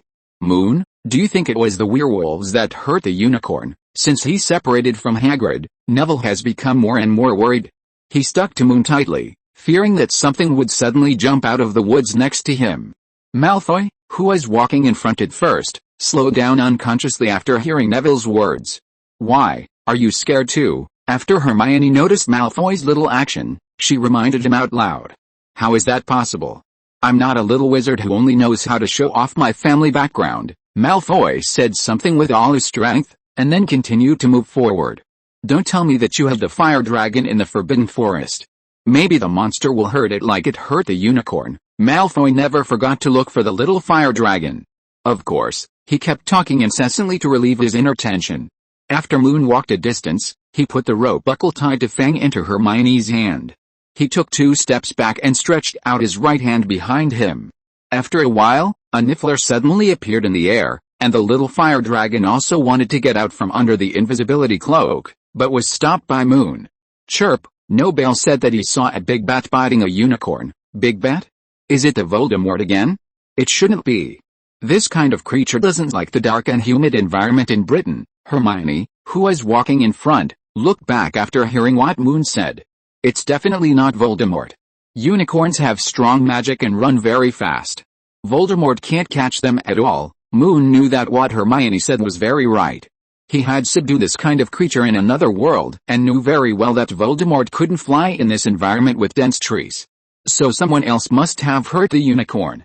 Just as Moon and Hermione were guessing the murderer, Malfoy, who was walking in the front, exclaimed. Who's there? I have a dog. I'm not afraid of you. In front of Malfoy was a slightly open space with several sturdy trees around. He was trembling and holding his wand in front of a big tree. Dog? It turned out to be Fang. A middle-aged man's voice came from behind the big tree, and then a magical creature that was not sure whether it was a human or a horse walked out. Centaur. Neville was also very scared. He said tremblingly. It's a centaur, kid. The centaur who spoke took 2 steps forward, came to Neville and rubbed his head. Moon and Hermione were very surprised. Although they had seen the image of centaurs in books, this was the first time they had encountered one in reality. The creature in front of them was human from the waist up, with red hair and beard. But below the waist was a shiny brown-red horse body, with a long red hair tail behind. How can you come to the Forbidden Forest at night? This is a very dangerous behavior. The centaur in front of them did not have much hostility towards the little wizards. After greeting Fang, he looked at the leading blonde little wizard. Malfoy had not recovered yet, and his speech became stuttering. We were detained, and we came here to find the murderer who hurt the unicorn. Seeing Moon stand up to answer, the centaur walked back. Oh, it's you, the magical niffler. Before he had time to greet Moon, the centaur recognized Bengbeng at a glance. So, you are the magical little wizard that the niffler mentioned, Moon Scarlett. Moon was surprised to hear that the other party could call out his name. Hagrid had told Moon that Bumble had a lot of fun playing with Charmander in the Forbidden Forest this week. But he didn't expect that he would get to know the centaurs, and even Moon's name was spread. Yes, sir, nice to meet you, very polite indeed. I am also glad to meet you, just call me Firenze. The centaur smiled and shook hands with Moon, then extended a finger to greet Bumble. As for the guy you are looking for, I am also looking for him, but he lurks very deep and it is difficult to catch him. Then do you know what it is? Hermione asked curiously. I only know that he is very, very dangerous. If you see him, you must avoid him. In addition, Firenze was about to say something, but 2 centaurs suddenly appeared in the Forbidden Forest and interrupted him. Firenze. What are you doing? We swore an oath to only observe the celestial phenomena and not to participate in the fights between wizards. Bane, didn't you see the injured unicorn? I must catch the guy who destroyed the Forbidden Forest. If necessary, I will choose to stand with the wizards. After refuting his companion, Firenze nodded to Moon, and then quickly ran into the Forbidden Forest to find the murderer. Moon didn't understand what was going on yet, and looked at the other 2 centaurs curiously. Don't look at us like that, kid. Centaurs won't get involved in wizards' affairs. Yes, that's right. All we can tell you is that Mars is very bright tonight. After the 2 centaurs who spoke rather unkindly finished speaking, they also ran into the Forbidden Forest. Moon saw from their attitude that the relationship between centaurs and wizards should not be very friendly. But he also got some useful information. Mars is very bright. In astronomy class, they also learned relevant knowledge. Professor Aurora Sinistra once said that Mars is usually regarded as a symbol of the god of war. When Mars looks very bright, it is usually considered to indicate the coming of war, conflict or turbulent times. In ancient Egyptian mythology, Mars is regarded as a symbol of the fire that brings life. When it is bright, it represents the power of life and the hope of rebirth. What did they say? Should we move forward? Watching the centaur disappear in the Forbidden Forest, Malfoy looked at the 3 people behind him in confusion. Of course we have to go. We haven't found anything now, and the confinement is not over. Hermione was also thinking about the words left by the centaur. After replying to Malfoy, she looked up and looked at him curiously. Are you afraid? How about you go last? Hermione's provocation is very effective. Even though Malfoy really wants to go last, he still bites the bullet and chooses to open the way in front. Moon understands Hermione's intention very well. He is following the little dragon at the end of the team, so Malfoy naturally cannot find it. So they continue to walk towards the center of the Forbidden Forest.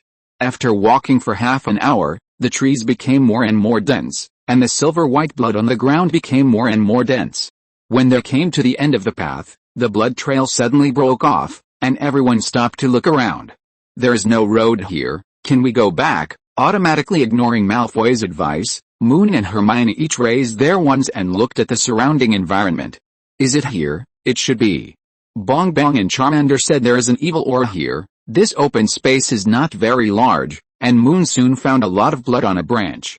The injured unicorn should have struggled painfully nearby. After pushing aside a tangled branch, Moon found a white object lying on the ground and shining. Look, here, Moon was about to remind everyone when he saw a cloak flying towards him quickly along the ground. Before Moon could cast a spell, the cloak had already passed the wand.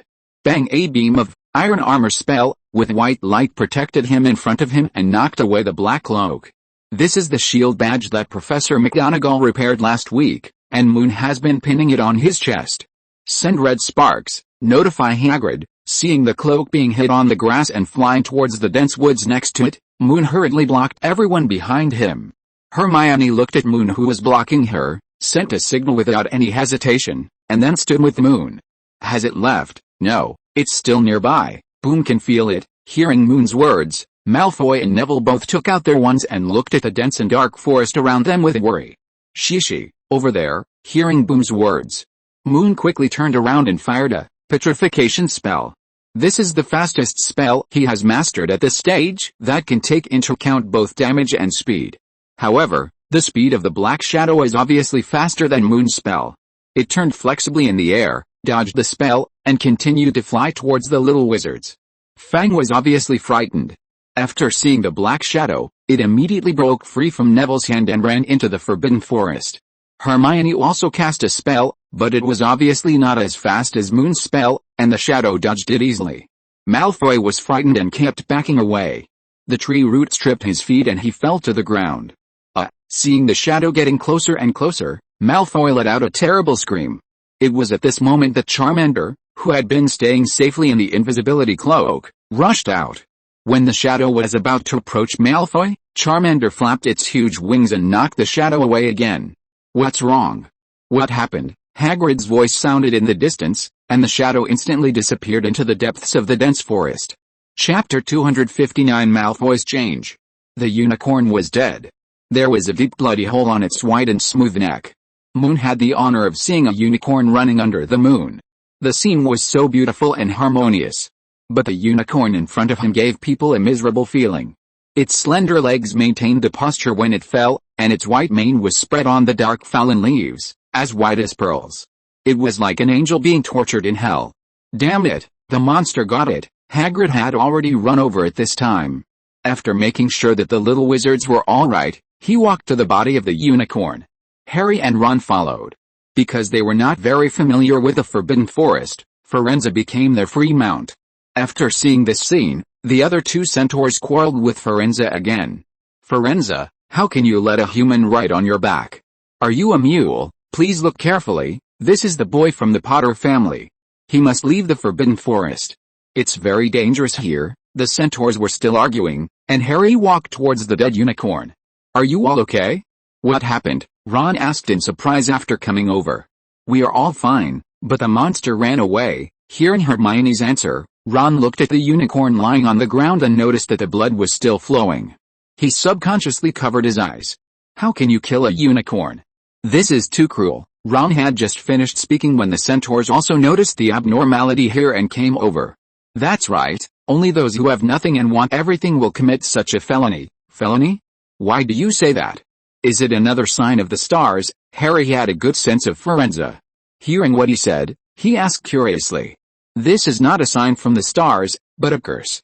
The blood of the unicorn can prolong your life. but when its blood touches your lips, you will have a half-dead, cursed life, Firenze said, staring at the unicorn corpse on the ground. Curse? If you have to be cursed like this for the rest of your life, you might as well die, right? Harry was very confused.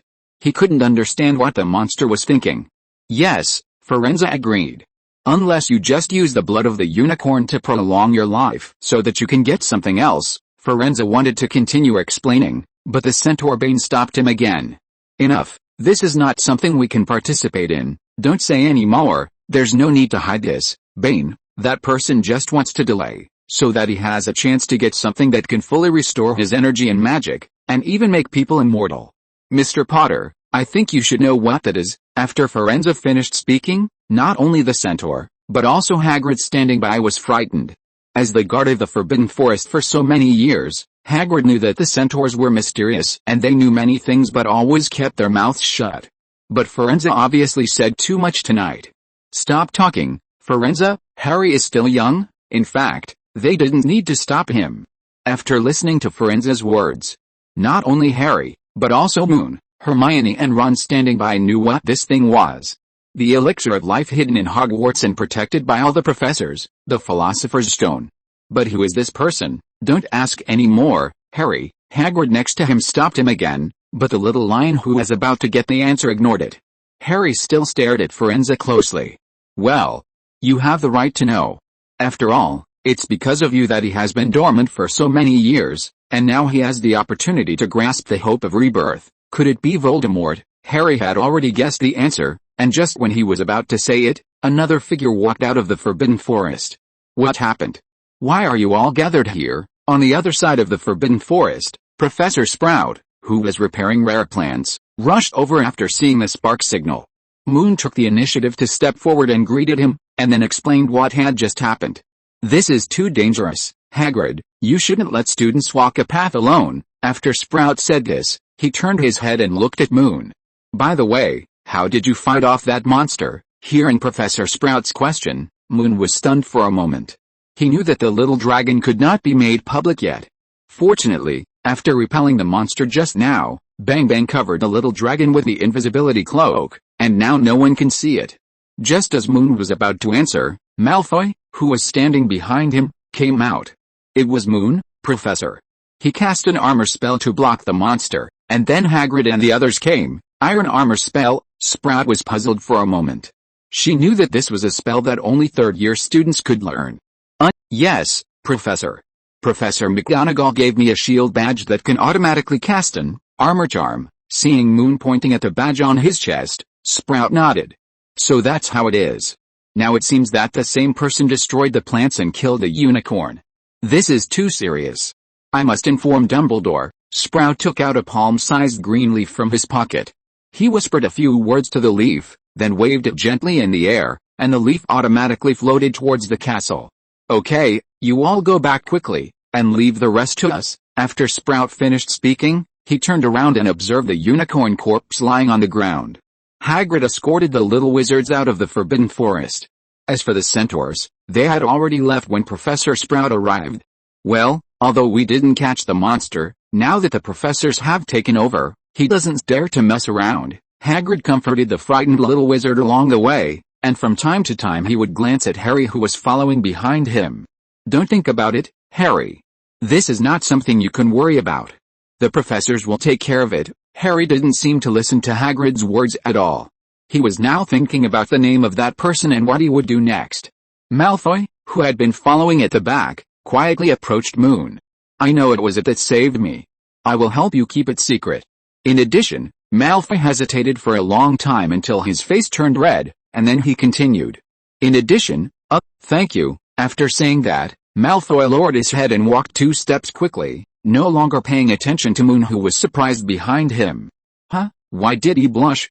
I should be a little ashamed. After Moon answered Bengbeng's question, he found that Malfoy in front of him buried his head even lower. Just after walking out of the Forbidden Forest, Moon and the others met Professor McGonagall. Oh, luckily you are not hurt. Go back quickly, lie down on the bed and have a good sleep, and forget what happened tonight, Professor. Why didn't Headmaster Dumbledore come? Seeing that only Professor McGonagall was there, Harry asked curiously. Don't worry, Dumbledore is faster than anyone else. After all, he is the headmaster. Professor, what about in the castle? Hearing Moon's question, McGonagall smiled and nodded. Don't worry, with Snape and Professor Flitwick here, everything will be fine. Chapter 260 New School Rules. The students didn't know how the professors dealt with the unicorn's corpse. But the next morning, after getting up early and studying in the common room, Moon came to the square and found something related. Several pale-faced prefects were carrying notice boards in the direction of the square. Curiosity drove Moon to follow and found that there was a ban signed by Headmaster Dumbledore on the blackboard, in view of the unknown danger in the Forbidden Forest area. From now on, all magical animal protection courses will be suspended from entering the area. In addition, all students are not allowed to enter the Forbidden Forest at will. Violators will face detention. This ban caused quite a stir in the hall, and many rumors gradually spread among the students. Moon was eating a hot Hagrid pie when he heard the Ravenclaw girl at the next table complaining. I heard that a unicorn was attacked last night, and the blood trail extended all the way to the Black Lake. To be precise, it was a werewolf that attacked the unicorn and then hid in the Forbidden Forest, so the headmaster didn't let us enter there. Listening to all kinds of rumors, Moon and Hermione looked at each other and then ignored it. As witnesses of last night's incident, they knew more than anyone else. However, this matter is obviously not suitable for discussion among classmates. After all, it involves that person's name. Of course, the newly issued ban did not have much impact on Moon. Because the Protection of Magical Animals class is a course that can only be taken in the 3rd grade, it is still far away from Moon. However, Moon is still very worried about the safety of Bengbeng. According to Hagrid, Bengbeng, Charmander, and Squeak often go to the Forbidden Forest to play. And yesterday Bengbeng told him that they had encountered that monster. Thinking of this, Moon turned his head and gave Squeak an instruction on his shoulder. Tell Bengbeng not to go to the Forbidden Forest. If you really want to go out for a walk, you can go to the Black Lake. After a quick fight with a monster last night, Moon was not sure of defeating the other party with his current ability. Bengbeng is now outside the school, so even if Moon goes there, it will not be able to protect him. But going to the Black Lake is different. No matter how powerful the monster in the Forbidden Forest is, it will not dare to provoke the giant squid that can strangle a sailboat with one hand. In fact, Harry was the one who reacted the most to the incident last night. He originally hoped to help the professors catch the dark wizard who stole the Philosopher's Stone. Now that he knew that Voldemort was standing behind the dark wizard, Harry became more active. It must be like this. The dark wizard hiding in the school wants to get the Philosopher's Stone for Voldemort, while Voldemort himself is staying in the Forbidden Forest. I originally thought that the dark wizard wanted to use the Philosopher's Stone to make a fortune, but I didn't expect it to be to let Voldemort be reborn. After Moon and Hermione returned to the common room, they heard Harry and the others sitting on the sofa in front of the fireplace, talking about what happened last night. Stop saying that name. The fire in the fireplace crackled, but it couldn't warm Ron's blue face. He was so frightened that he almost shrank into the velvet cushions, afraid that Voldemort would hear him. Harry ignored it and continued to talk to himself as if he didn't hear what Ron said. It must be like this. Firenze said that the stars show that Voldemort will make a comeback, and I am the only one who has defeated Voldemort, so he will definitely attack me. Can you please stop saying that name? Ron lowered his voice again, looked around carefully, and then reminded Harry. Harry, you think too much? The you-know-who has always been afraid of Dumbledore. As long as Dumbledore is in Hogwarts, he can't hurt you and can't get the Philosopher's Stone, right? Although the history of magic class didn't talk about Voldemort, Hermione, who read a lot, still got a lot of relevant information from various books. The more Hermione knew about that dark period, the more she feared the you-know-who. But now she was still thinking of various ways to comfort Harry. Besides, the centaur's words may not be accurate.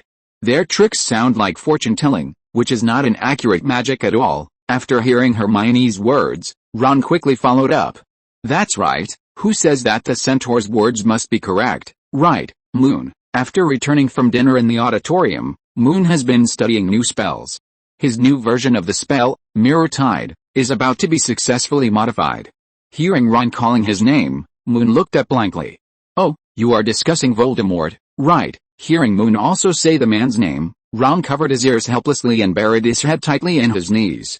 I think Harry's guess is right. Because it all makes sense, Moon actually didn't believe in the centaur's astrological predictions, just like he didn't believe in the divination of the alcoholic professor.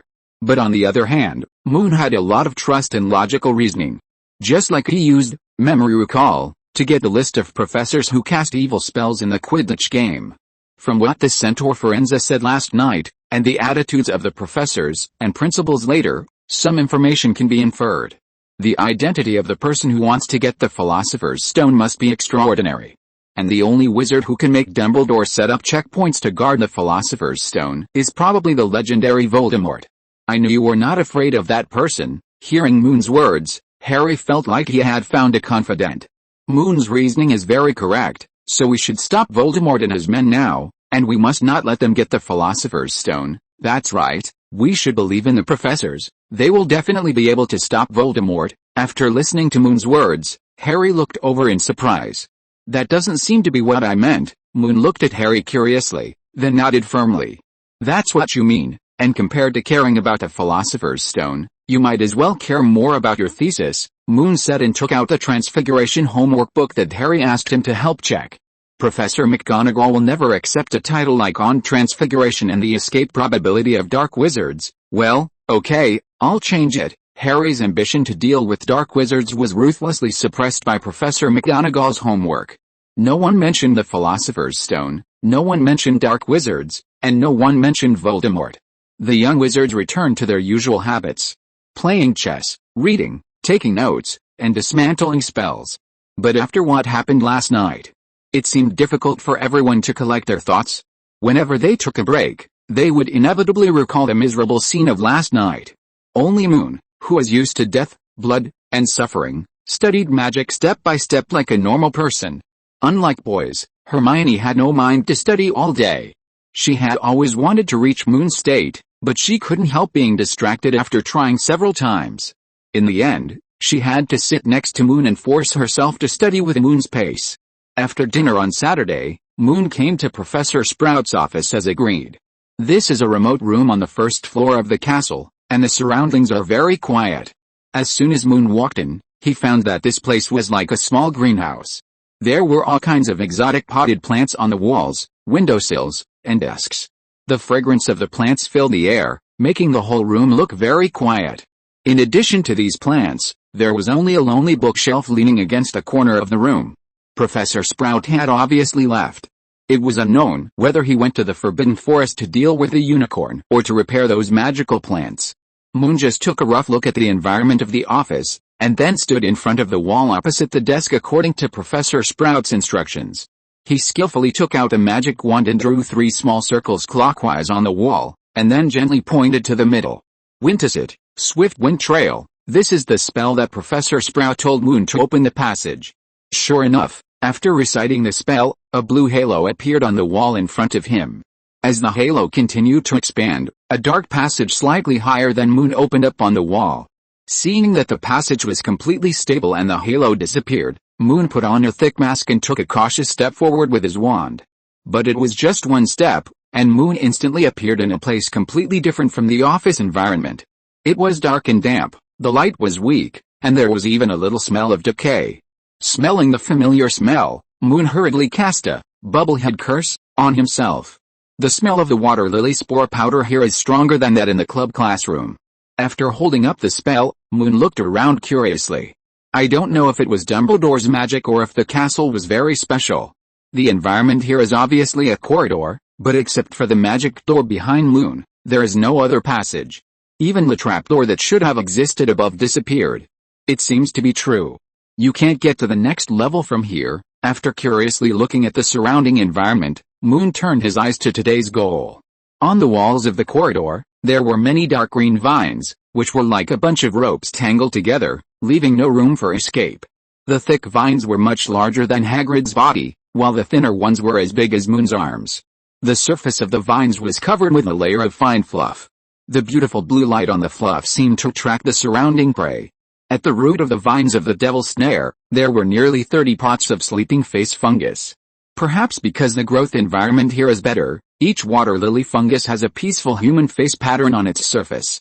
From a distance, it looked like a group of people showing a very enjoyable expression, but when you get closer, It feels very strange. Moon checked the spell on his head again, and walked to the corner after confirming that it was very stable. Professor Sprout placed a lot of flame snail fertilizer here. Carefully avoiding the branches extending from the vines, Moon first loosened this oil at the root of the devil's snare, and then evenly spread new fertilizer. The same is true for the sleepy face fungus, except that this time not so much fertilizer is needed. After doing all this, Moon looked at Xiang and smiled strangely again as he thought. Should we change this place again? After the herb club was robbed, Moon suspected that the thief was the Black Wizard. Cedric was very sure that 2 bottles of spore powder were also lost and have not been found yet. If it was really the Black Wizard who took the spore powder, then the transformation results here would probably be invalid. Although Moon had not participated in the transformation of the level here before, all the plans here were designed by him. Now that the other party accidentally discovered the spore powder, it must be improved a little bit. Thinking of this, Moon no longer hesitated and leaned over to collect the extra spore powder. With the experience of dealing with a night owl, Moon was very proficient in using spore powder to set traps. The light here is very dim, which is very suitable for setting some traps that are not easy to be noticed. Divide the spore powder into small bags and hide them in various places in this space. Then use some small stones and vines to cover it, so that people can't see the trap here. When Moon put the last small packet of spore powder in the middle of the vines of the devil's net, his cloak seemed to be hooked by something. Looking back, he saw that a small vine of the devil's net had begun to climb on the cloak. Creak, creak. The thick branches that were originally climbing on the wall seemed to have received some kind of signal and climbed towards Moon. Without time to think about it, Moon took out his magic wand and cast a fluorescent flash on the small vines behind him. As the designer of the level, Moon didn't think about setting them on fire. While the thick branches hadn't entangled him yet, Moon threw away the static small vines and quickly left the range of the devil's net. But this magical plant obviously didn't plan to let go of the prey in front of it easily. The tiny hairs on the surface of the devil's net flashed quickly, constantly collecting information about the surrounding prey. After sensing Moon's direction, the vines broke away from the wall and flew towards the target quickly. But Moon was obviously faster than it. When the vine was about to touch him, he stepped into the dark passage. The magic door closed instantly, and the devil's snare completely lost the information of the prey. This plant is really magical, just like a living creature. This was the first time Moon had seen this magical plant that would actively attack people, which made him think more. I wonder if it can understand what I say. Moon had seen a related witchcraft in the spirit tree tribe of Xinjiang Island, wood communication technique. This is a kind of magic that wizards in the spirit tree tribe have to learn since childhood. This magic allows wizards to sense the weak fluctuations of plants and then give plants some special properties or abilities.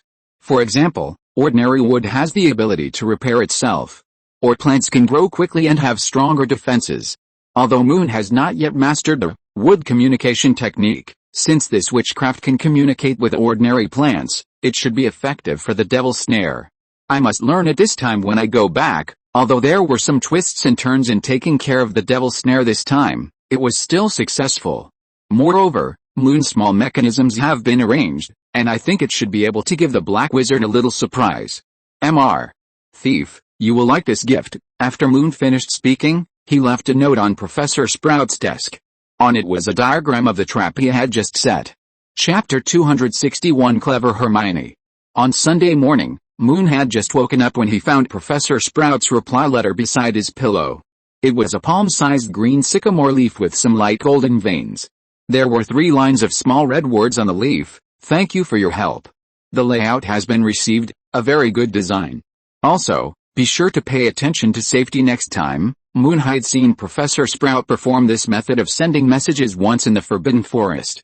He was very curious at the time, but he didn't expect that a day later, he also received a letter like this. The only difference was that the leaf given to Dumbledore was Sprout's dictated words, while the one in front of him was written in ink. It seems that the professors all have their own strengths. Moon knew that the 4 deans of Hogwarts were very accomplished in their respective magical fields. They mastered many magical secrets that belonged to them. Moon has now seen Professor Snape's left and right hands cast spells, Professor McGonagall transformed into a cat, and Sprout using leaves to send messages. As for Professor Flitwick, although Moon had never seen him perform top-secret magic, he knew that he had a very deep attainment in magic. Professor Flitwick saw through the hand-warming spell that he had worked hard to modify, and even gave suggestions for improvement. What will my specialty be in the future? Cutting magic, or memory magic? Influenced by Professor Sprunt, Moon was full of expectations for his future self. After getting up and washing up in the bathroom, sleepiness was completely driven away. Moon came to the lounge and focused on disassembling the spell that was about to be completed. The public lounge on Sunday was more lively than usual. Although the little lions were reckless, they would not openly violate the school's newly issued ban, especially since the ban had Dumbledore's signature on it. There were fewer students wandering outside the school, so there were naturally more students indoors. But Moon was still the same as usual. No matter how noisy the surroundings were, close your ears and listen, would allow him to concentrate on studying. Others were also accustomed to Moon's hard work and diligence, and would not take the initiative to disturb him during this time. But today was different. A pair of eyes would occasionally glance at Moon's location. Hermione had noticed something strange about Moon a few days ago, but what happened today only confirmed her thoughts. The owl that always flew around Moon entered and exited the lounge more frequently today. Almost every hour, it would flutter its wings and land steadily on Moon's shoulder. After communicating with Moon cooing for a while, the owl would leave again. When Juju flew away for the 5th time, Hermione couldn't hold back her guesses and quietly came to Moon. Is Hagrid going to send Charmander away? Hearing Hermione's whispered question, Moon was slightly startled and nodded without hiding anything. Yes, Hagrid asked me what I needed to prepare. He might be too worried about Norbert, and I'm trying to comfort him. Moon was about to cast a spell again to put himself in a learning state, but Hermione immediately reached out to stop him. Why did Hagrid ask you? Didn't he want to send Charmander away? Hermione keenly caught a loophole in Moon's words, and a hint of curiosity was revealed in her eyes. Oh, maybe it's because I came up with this idea for him. So it's normal to ask me, and I'm the only one who can understand the communication between Charmander and Bung? After hearing Moon's explanation, Hermione nodded as if she understood. Although Moon's explanation was perfect, Hermione didn't completely believe it. In order to find out whether Moon really had something to hide from her, Hermione kept a close eye on Moon all day. Whether eating in the auditorium or studying in the common room, she was like a little tail. It was not until after 10 o'clock in the evening that Moon returned to the dormitory. Hermione waited outside for a long time, and returned unwillingly when she saw no movement. The plan to send Charmander away must be kept secret. This is the only requirement that Moon made to Hagrid. But Moon also knew that Hagrid was a person who couldn't hide his words, just like carrying a truth serum with him. So Moon didn't reveal the details of the real plan to Hagrid, but just confirmed the time to leave with him. Hermione had obviously guessed something, but Moon didn't plan to tell her. At 11 o'clock in the evening, the little wizards in the common room had returned to the dormitory, and Harry and Ron, who were in the same dormitory, had also fallen asleep. Moon got out of bed quietly, picked up his suitcase and walked out of the dormitory carefully. He came to the common room, put on the invisibility cloak and was about to leave again. But as soon as he walked out of the portrait door, he heard a crisp bell ringing. Dingling, come out, don't hide, I know it's you. Hermione's voice sounded in the corner, and Moon reluctantly lifted the invisibility cloak. Why are you here? Leaving the dormitory at night is against school rules. Come on, who told you not to tell me how Charmander would leave? As Hermione said, she untied a thin rope from the other side of the portrait door, and a small bell was tied to the rope. Is this how you stop your classmates? Moon was indeed a little careless just now and didn't notice the rope blocking the door. That's right, but I was just planning to catch the students who went out, and I didn't expect it to be you. Putting the bell in her pocket and keeping it close to her body, Hermione showed a cunning smile. Why don't you go back? This is actually nothing unusual. No, I have to watch such a big thing as transporting a little dragon to prevent you from having any accidents. Hermione's attitude was very firm, and her eyes revealed an unquestionable determination. Seeing that he couldn't convince the other party, Moon had no choice but to agree. Okay, come in quickly, remember not to talk no matter what you see. In a while, Moon opened the invisibility cloak, put it on the two of them again, and walked down the spiral staircase quickly. On the way out of the castle, they carefully avoided Professor Snape, who was patrolling at night, and Professor McGonagall, who was checking in the square. The moonlight sprinkled on the grass, and the two walked through the grass like ghosts, heading towards Hagrid's hut with lights on at the edge of the forbidden forest. Knock knock knock. A crisp knock on the door sounded, followed by a sound of bumping into tables and chairs in the wooden house. "Who is it?" Hagrid's voice came from inside the house, with a hint of nervousness in his tone. Bengbeng had already sensed Moon in advance, and it quickly walked to the door and took a lot of effort to open the door. "It's me." Moon took off his invisibility cloak after entering the house, and then he saw Hagrid's red eyes. This tall and mighty Forbidden Forest guard had obviously cried just now. "You are here, come and see if the things I prepared for Norbert are enough," Dong Dong Hagrid said as he moved out a wooden box and a sealed pottery jar and put them on the table. "I prepared a whole box of brandy for him, and a large can of chicken blood. If you can't find food, you can feed Norbert with these first. It should be enough for his food for 3 days, isn't this a bit too much? Can you carry it?" Looking at the half-human high box and pottery jar, Hermione asked with some concern. "Don't worry, my suitcase is very useful now," Moon said as he opened the suitcase and spread it on the ground, and then asked Hagrid to move the two things in. The huge boxes and pottery jars seemed to shrink automatically when they approached the suitcase and were neatly placed inside. But in fact, they did not shrink, but the space inside the box became larger. "This is the Traceless Extension spell. Have you learned it?" Hermione was very surprised. She had never seen Moon use this spell. "Yes, it is very convenient to use to pack things, and it will also offset some of the weight of the items," Moon said as he closed the suitcase and tried to shake it. "It's just that my current spell is not powerful enough, otherwise this box would be lighter." Hearing Moon's words, Hermione's eyes flashed with envy. She had a very exquisite beaded bag and had always wanted to cast the Traceless Extension spell on it, but she failed. However, she knew that now was not the time to ask for spells. Looking at the little dragon playing next to her, she asked curiously, "How are you going to send Norbert out? There is a very dangerous monster in the Forbidden Forest now, and there are professors constantly patrolling the castle." Hermione had no idea what method Moon would use to transport the little dragon out. "Don't worry, it's still early. Let Hagrid talk to Norbert for a while." Moon's proposal touched Hagrid very much. He walked over, squatted down, and hugged the little dragon tightly. "My little baby, I will miss you. You must grow up quickly.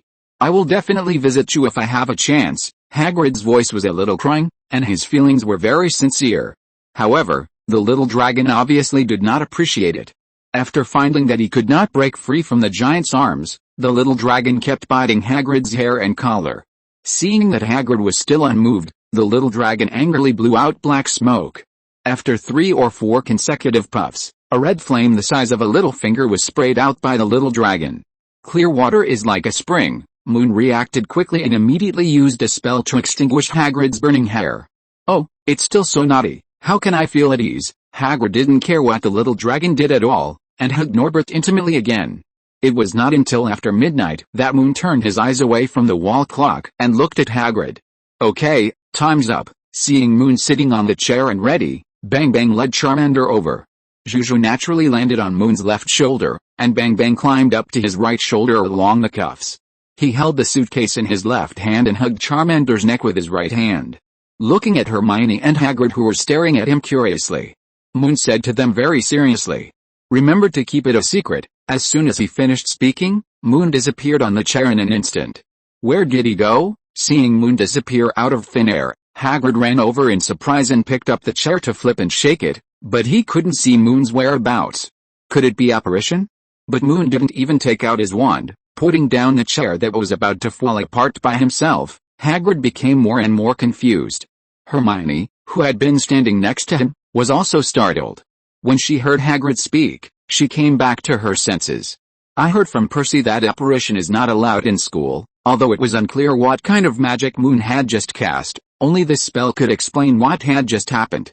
To be precise, it is not allowed in the castle, but it can be performed as long as you leave a certain range of the castle, such as in the Forbidden Forest. Hagrid also reluctantly accepted the answer of apparition. He sat back in his chair weakly, took a sip of the brandy left by Charmander, and a sad expression appeared on his face. "Did Moon tell you when he would be back?" "He said it would only take a short while, so it should be soon." Hearing what Hagrid said, Hermione calmed her heart and sat down next to him. However, her eyes were fixed on the chair where Moon had just sat, and she was unwilling to leave for a moment. Chapter 262, Spirit of the Ancestors. While Hagrid and Hermione were still waiting in confusion, Moon had safely returned to the Ember Island. Because it was the first time to come to this world, the little dragon seemed very uncomfortable. As soon as it appeared in Moon's room, it couldn't even stand steadily, and its body was swaying. Moon and Bengbeng stayed by its side and endured the long night. It was not until dawn that the little dragon's condition improved slightly. The morning sun gently sprinkled into the room, and the little dragon slowly stood up. Moon was surprised to find that the little dragon seemed to have grown a lot, and its size had surpassed him. Bengbeng, who was tired all night, was still catching up on sleep, but the little dragon had already begun to look around the unfamiliar environment. After finding that there was no danger in the room, the little dragon just yawned casually, and a beam of flame as thick as an arm spurted out of its mouth. "Not good," Moon exclaimed, and saw that the flame had instantly ignited the curtains and decorations on the wall. The fire spread rapidly, and Moon quickly waved his wand to cast a freezing spell. This is the spell that Moon learned from Hagrid, which is specially used to extinguish the breath of fire dragons. This spell will release cold gas from the tip of the wand, which can extinguish flames and even freeze the water surface. However, the power of the spell that Moon has mastered now is not very strong, and it cannot freeze the water surface, but it is better for extinguishing fire than clear water like spring. The little dragon was obviously surprised by the noise he made. It didn't expect that it could spit out such a big fire just one night. But before it figured out what was going on, it was attracted by the awakened Bengbeng. Moon was also very surprised. When he was in Hagrid's hut last night, the fire dragon couldn't spit out such a big flame. It's been less than a day, and the power of the fire dragon's breath has increased by more than 10 times. Could it be that the shuttle world has some kind of effect on the little dragon? The little dragon's progress this time is really too great, and the only thing that can cause this result is the strange experience last night. Shiji, this is your home from now on. You can't just set fire to it. Ayo. Okay, Charmander's language system is exactly the opposite of Squeak's. Each time, it only utters a single syllable, but it can only express the meaning of a word. When chatting with Squeak, Charmander needs to react for a long time before suddenly realizing and spitting out a syllable to respond to the other party. Maybe it is for this reason that Charmander doesn't like to chat with Squeak. Shiji, be good, I'll take you to see the outside. There are many new friends here. Goo. That's right, let's go outside. The fire just now scared me to death. It's too dangerous. The new friends outside are all bipeds. They're all stupid and can't even fly. Charmander was thinking about Squeak's words, but Bengbeng didn't give it time to react. A silky bounce landed on Charmander's head, and Bengbeng looked back at Moon. Okay, take it out. Although I haven't figured out how to explain it to the witch, this will be his home from now on, so it's good to get familiar with it. Seeing that Moon agreed, Bengbeng waved his claws on the little dragon's head. Chi, let's go, because the little dragon has just learned to breathe. It can't be controlled very well. With Bengbeng watching beside it, Moon can feel more at ease. The three animals just went out and ran into Xilin head-on. Because Moon decided to build an ordinary school on Xingjian Island, Xilin led the children of Veteran Lane to the island. Moon asked him to be responsible for the safety of all students in the ordinary school. Later, after learning about Xilin's identity and the experience of escorting Moon to Xingjian Island, the witches arranged for him to live next to Moon's room. What is this? Xilin was startled by the sudden appearance of the little dragon. His eyes widened and his face was full of surprise. A fire dragon? Haven't you seen one? A fire dragon? Did it look like this when it was young? It's much prettier than the old fire dragon. Xilin came closer and looked at the little fire dragon carefully. After a week of development, the little fire dragon no longer had the wrinkled and slightly ugly appearance it had at the beginning. Now the scales on its body are like layers of carefully forged copper sheets, shining with a charming luster in the sun. Very beautiful. The fire dragon's eyes have also become a little bigger, and its facial features are more three-dimensional. At first glance, it looks like a huge and exquisite toy. However, this toy has a bad temper. Xilin was about to reach out and touch the little fire dragon's forehead, and instantly met the little fire dragon's bloody mouth. Fortunately, Xilin was agile and immediately pulled his hand away. Shiji, okay, this is Grandpa, you can't bite it, Bengbeng said, and immediately directed the little fire dragon to leave. Did your teacher also give you the fire dragon? Xilin asked in confusion as he watched the strange combination of three animals walk down the stairs. Yes, he is my teacher and my friend. Thinking about Hagrid's identity, Moon walked to the door and answered calmly. It seems that your teacher treats you well. Fire dragons are a powerful weapon in war. Xilin, who has had many years of war experience, knows very well that having fire dragons will have an absolute advantage in war. As long as there are fire dragons, no city can hold on. Even wizards have no good way to deal with such powerful magical creatures. Xilin's eyes have been staring at the little fire dragon that left, and his words are full of yearning and memories.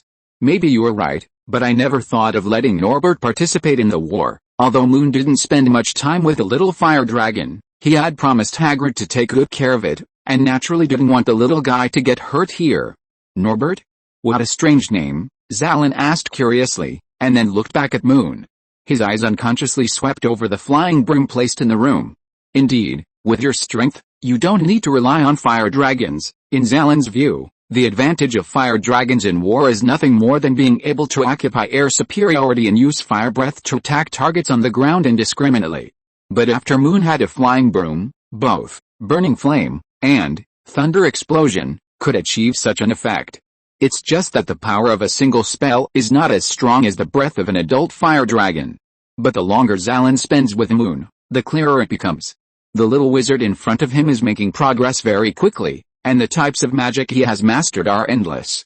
Perhaps it won't be long before Moon's spells will be more powerful than the breath of a fire dragon. While the two were talking, there were bursts of exclamations in the square in front of the house. Children like Sophia were full of curiosity about a little fire dragon.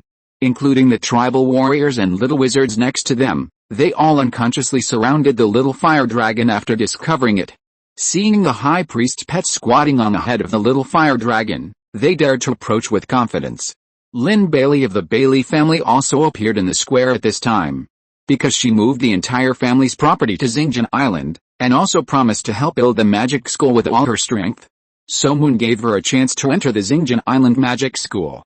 Lynn Bailey was holding the magic wand she had just selected. The wand body was made of elm wood, and the wand core was made of the heartstring of a fire dragon. Magic wand, fire dragon, high priest. It seems that I can only look up to him in the future. Noticing that Moon was standing on a high place and looking at this place, Lynn Bailey subconsciously tightened the magic wand in her hand. But when she saw that Moon was not looking at her, she sighed again in disappointment. Fire dragon. High priest. There is a fire dragon in the square. The room where Lang lived was also very close to Moon. After hearing someone exclaim in the yard, he just took a look and quickly ran to Moon. Don't be so surprised, it's just a friend of mine. Friend? Fire dragon. High priest, are you sure? Although Lang had cooperated with Moon many times, he also knew that his high priest was very popular with animals. But seeing this legendary creature come to Xilin Island with his own eyes, he was still a little surprised. Seeing Moon nodding at him with a smile, he was stunned for a long time before he finally came up with a word to describe it.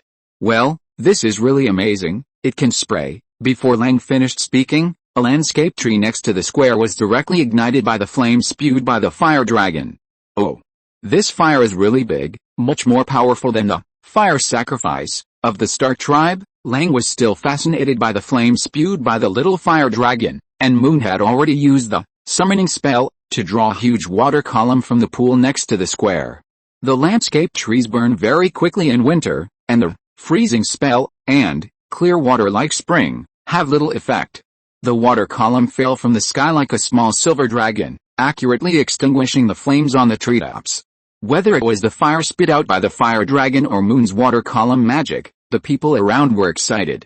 This is really amazing. The same words came out of Lang's mouth again, but this time he was not praising the fire dragon. The exclamations attracted more wizards, and soon 3 great wizards appeared in the square. Looking at the fire dragon playing with the children of the tribe, the great wizards hurriedly stepped onto the steps and came to Moon. High priest, is this the fire dragon you brought back? Moon nodded helplessly again. He had explained it many times today. This is amazing. I have only seen this kind of creature on the stone carvings of the tribe. The character of the great wizard Xilin and Lang are exactly the same. Straightforward, and generous with his praise. After getting Moon's affirmative answer, the great wizard also ran to the yard to observe the little fire dragon carefully. This is actually true. I didn't expect that I would see a fire dragon come to Xilin Island in my lifetime. The great wizard Lingshu also sighed. She is already 100 years old and is very pleased with the changes in the tribe in recent times. Moon, the inheritor of the High Priest predicted in the stone carvings, has brought new vitality to this island full of heavy historical charm. Spells, wands, flying brooms, magic schools, and the legendary magical animals that can appear on the island are all brought by Moon. These novel magic and changes made the witches subconsciously forget the vicious curse. No, even if they can remember the curse, they don't have to worry anymore. Because these dynamic changes are like a sharp sword, cutting through the dark curtain that shrouds the heads of the tribal wizards. Not bad, really good. The Star Wizard is very rigorous. After getting along with Moon for a while, he also discovered the strange magic of his own High Priest. Every once in a while, some new and strange things that they have never seen will come to the island. At first, he was very worried that these magical creations and creatures would have a bad impact on Xingjian Island. But after this period of contact, he gradually found that these things were not only harmless, but also made Xingjian Island full of vitality again. The worries gradually dissipated, but he became more and more curious about the strange magic on Moon. Thinking of this, the Star Wizard approached Wen and told him his guess. High Priest, can you communicate with the spirits of the ancestors? Chapter 263 A Wizard Visits. Before Moon appeared, Star Wizard's expectations for the wizards of the Xingjian Island tribe had already reached freezing point. The curse that had not been solved for thousands of years weighed on them, leaving him with no hope. The only reason that could support him to persist was that he always believed that the spirits of his ancestors would protect the people of later generations. This was not only his belief, but also the belief of all the tribesmen. The strange magic that happened to Moon now is considered by Star Wizard to be the guidance of the tribal high priest to the heir long ago. Moon had not thought about how to explain it to the three wizards. Hearing what Star Wizard said, Moon frowned slightly and nodded quickly. I knew that the high priest would definitely not ignore us. He must have mastered some mysterious time magic to be able to teach you so many magical witchcrafts from a distance. Yes, I have learned a lot of magical magic. Moon naturally would not deny this. The spirit tree wizard, who was still observing the fire dragon, also came over after noticing what was happening here. After listening to the Star Wizard's explanation, she also nodded in realization. In the ancient tribal legends, the high priests long ago could summon all kinds of magical creatures, which is very similar to our current high priests. The great wizards have found the best explanation for Moon, so he doesn't have to worry anymore. Even with such an explanation, Moon's identity on Xingjian Island is clearer. The successor of the high priest long ago. Seeing that the three great wizards and Lang and Lu next to them are already convinced, Moon and Xilin looked at each other and smiled. After confirming Moon's identity, the wizards continued to admire the fire dragon. With a great wizard Xilin who is good at summoning waves to take care of him, Moon doesn't have to worry about fire. After observing for a while, the great wizard Bengbeng suddenly thought of something and turned to consult Moon about the fire dragon. High Priest, your friend, Norbert, does his fire dragon breath have other effects? Other effects? Moon recalled the scene when he first saw the little fire dragon and the introduction of the Norwegian Ridgeback in the Hogwarts textbook. The flames that this fire dragon spews out should be a little poisonous, toxic. It's a pity, so we can't use dragon breath to refine magic tools. The wizards of the Star Tribe are good at making and inventing. The magic tools they call are actually equivalent to alchemical items from another world. It's just that because the magic concept and cognition have not reached such a high standard, the things they make are relatively simple. However, because of the inheritance for many years, they have also walked out of a very tribal-specific alchemical road. Use magic tools to integrate or simulate various natural elements. For example, they created a fire magic seal. As long as the seal is buckled in a certain place, the place will immediately burn with fire. This kind of flame is not only not afraid of wind and rain, but also can use the seal to determine the whereabouts of the enemy. Although this magic prop is not powerful, it is also the most representative magic tool of the Star Tribe. There is also a wind chime that integrates wind magic. As long as this little thing is hung indoors, it will always produce a breeze and purify the air. In addition to these, the wizards of the Star Tribe will also use mithril, moonstone, and star sand to create a magic array. This combination of magic can form a huge magic circle, which can be used to protect the safety of the island and launch attacks on the enemy. However, due to the curse, the inheritance of making magic arrays has been broken. Now the only magic arrays that can be used on Xingjian Island are the Mist Hidden Ring and Forest Spirit Fantasy Domain. The former can generate a thick fog-like magic barrier, completely covering the objects or creatures within the range of the magic circle. It can not only make it difficult for the enemy to find the target's location, but also hide the figure of the tribal wizard. The latter can cause a certain degree of instant distortion of space, and the original scene will be replaced by a dense forest. And with the wood communication technique of the Spirit Tree tribe, magic attacks can be launched between reality and illusion, making it difficult for the enemy to distinguish the direction of attack. In order to prevent the two-handed down magic arrays from being consumed and worn out, the Great Wizards will only activate them when a strong enemy invades. Xingman Great Wizard has always wanted to copy this level of magic array, so he wants to try to refine it with the breath of a fire dragon. But Norbert's flame is not suitable. However, Xilin Great Wizard, who has been paying attention to the fire dragon, was a little excited after hearing Moon's explanation. It's good to have poison, so that those demon cubs who come to the island know how powerful we are. What's good about that? The fire dragon is still young, and we can't let it fight, although the little fire dragon has burned several landscape trees planted by the Spirit Tree Witch. But the grandmother was not annoyed at all, and even doted on Norbert. In her eyes, the little fire dragon that set fire everywhere was like her own offspring. I didn't think of letting it fight now. 3 years later, when the little fire dragon is an adult, I don't think we can stop it. The Great Witch Xilin was very eager to see the fighting power of the real adult fire dragon. However, there was something wrong with his estimated time. Great Witch, a 3-year-old little fire dragon is not considered an adult. Then if I want it to go out to fight with me, won't it take a long time? Hearing what the Great Witch Xilin said, Moon smiled and shook his head. In fact, it won't take 3 years. In a year, the little fire dragon will be the sky overlord of the Vina Islands. By then, you may not be its opponent. According to the knowledge Moon got from the book, the little fire dragon will grow very fast during this period after birth. After a few months, the size will exceed the size of an ordinary house, and the magic resistance will gradually increase. After a year, not only will it be able to fly in the air skillfully, but it will also be able to continuously spray flames. Such abilities are no longer something that a single wizard can handle. Is that so? Then I am really looking forward to it. After hearing Moon's explanation, not only the Great Wizard Xilin, but also the wizards around him showed expectations. However, when it came to this, Moon thought of another question. Great Wizard, the little fire dragon will grow very fast, and we must choose a suitable place for it to live in advance. Do you have any suggestions? Hearing Moon's question, the 3 great wizards looked at each other.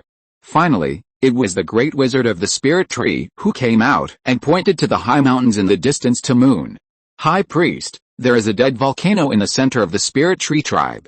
The temperature there is very high, and there are also some hot springs and small magma mouths, which should be suitable for fire dragons to live. Moon had seen the mountain from a distance when he first came to Xingjian Island. Later, when he inspected the Spirit Tree, he also saw the wizards of the Spirit Tree tribe using geothermal energy to cultivate various magical herbs. As for the area near the volcano, it is full of rocks and the temperature is too high, which is not suitable for growing herbs. It is just right for Charmander to live.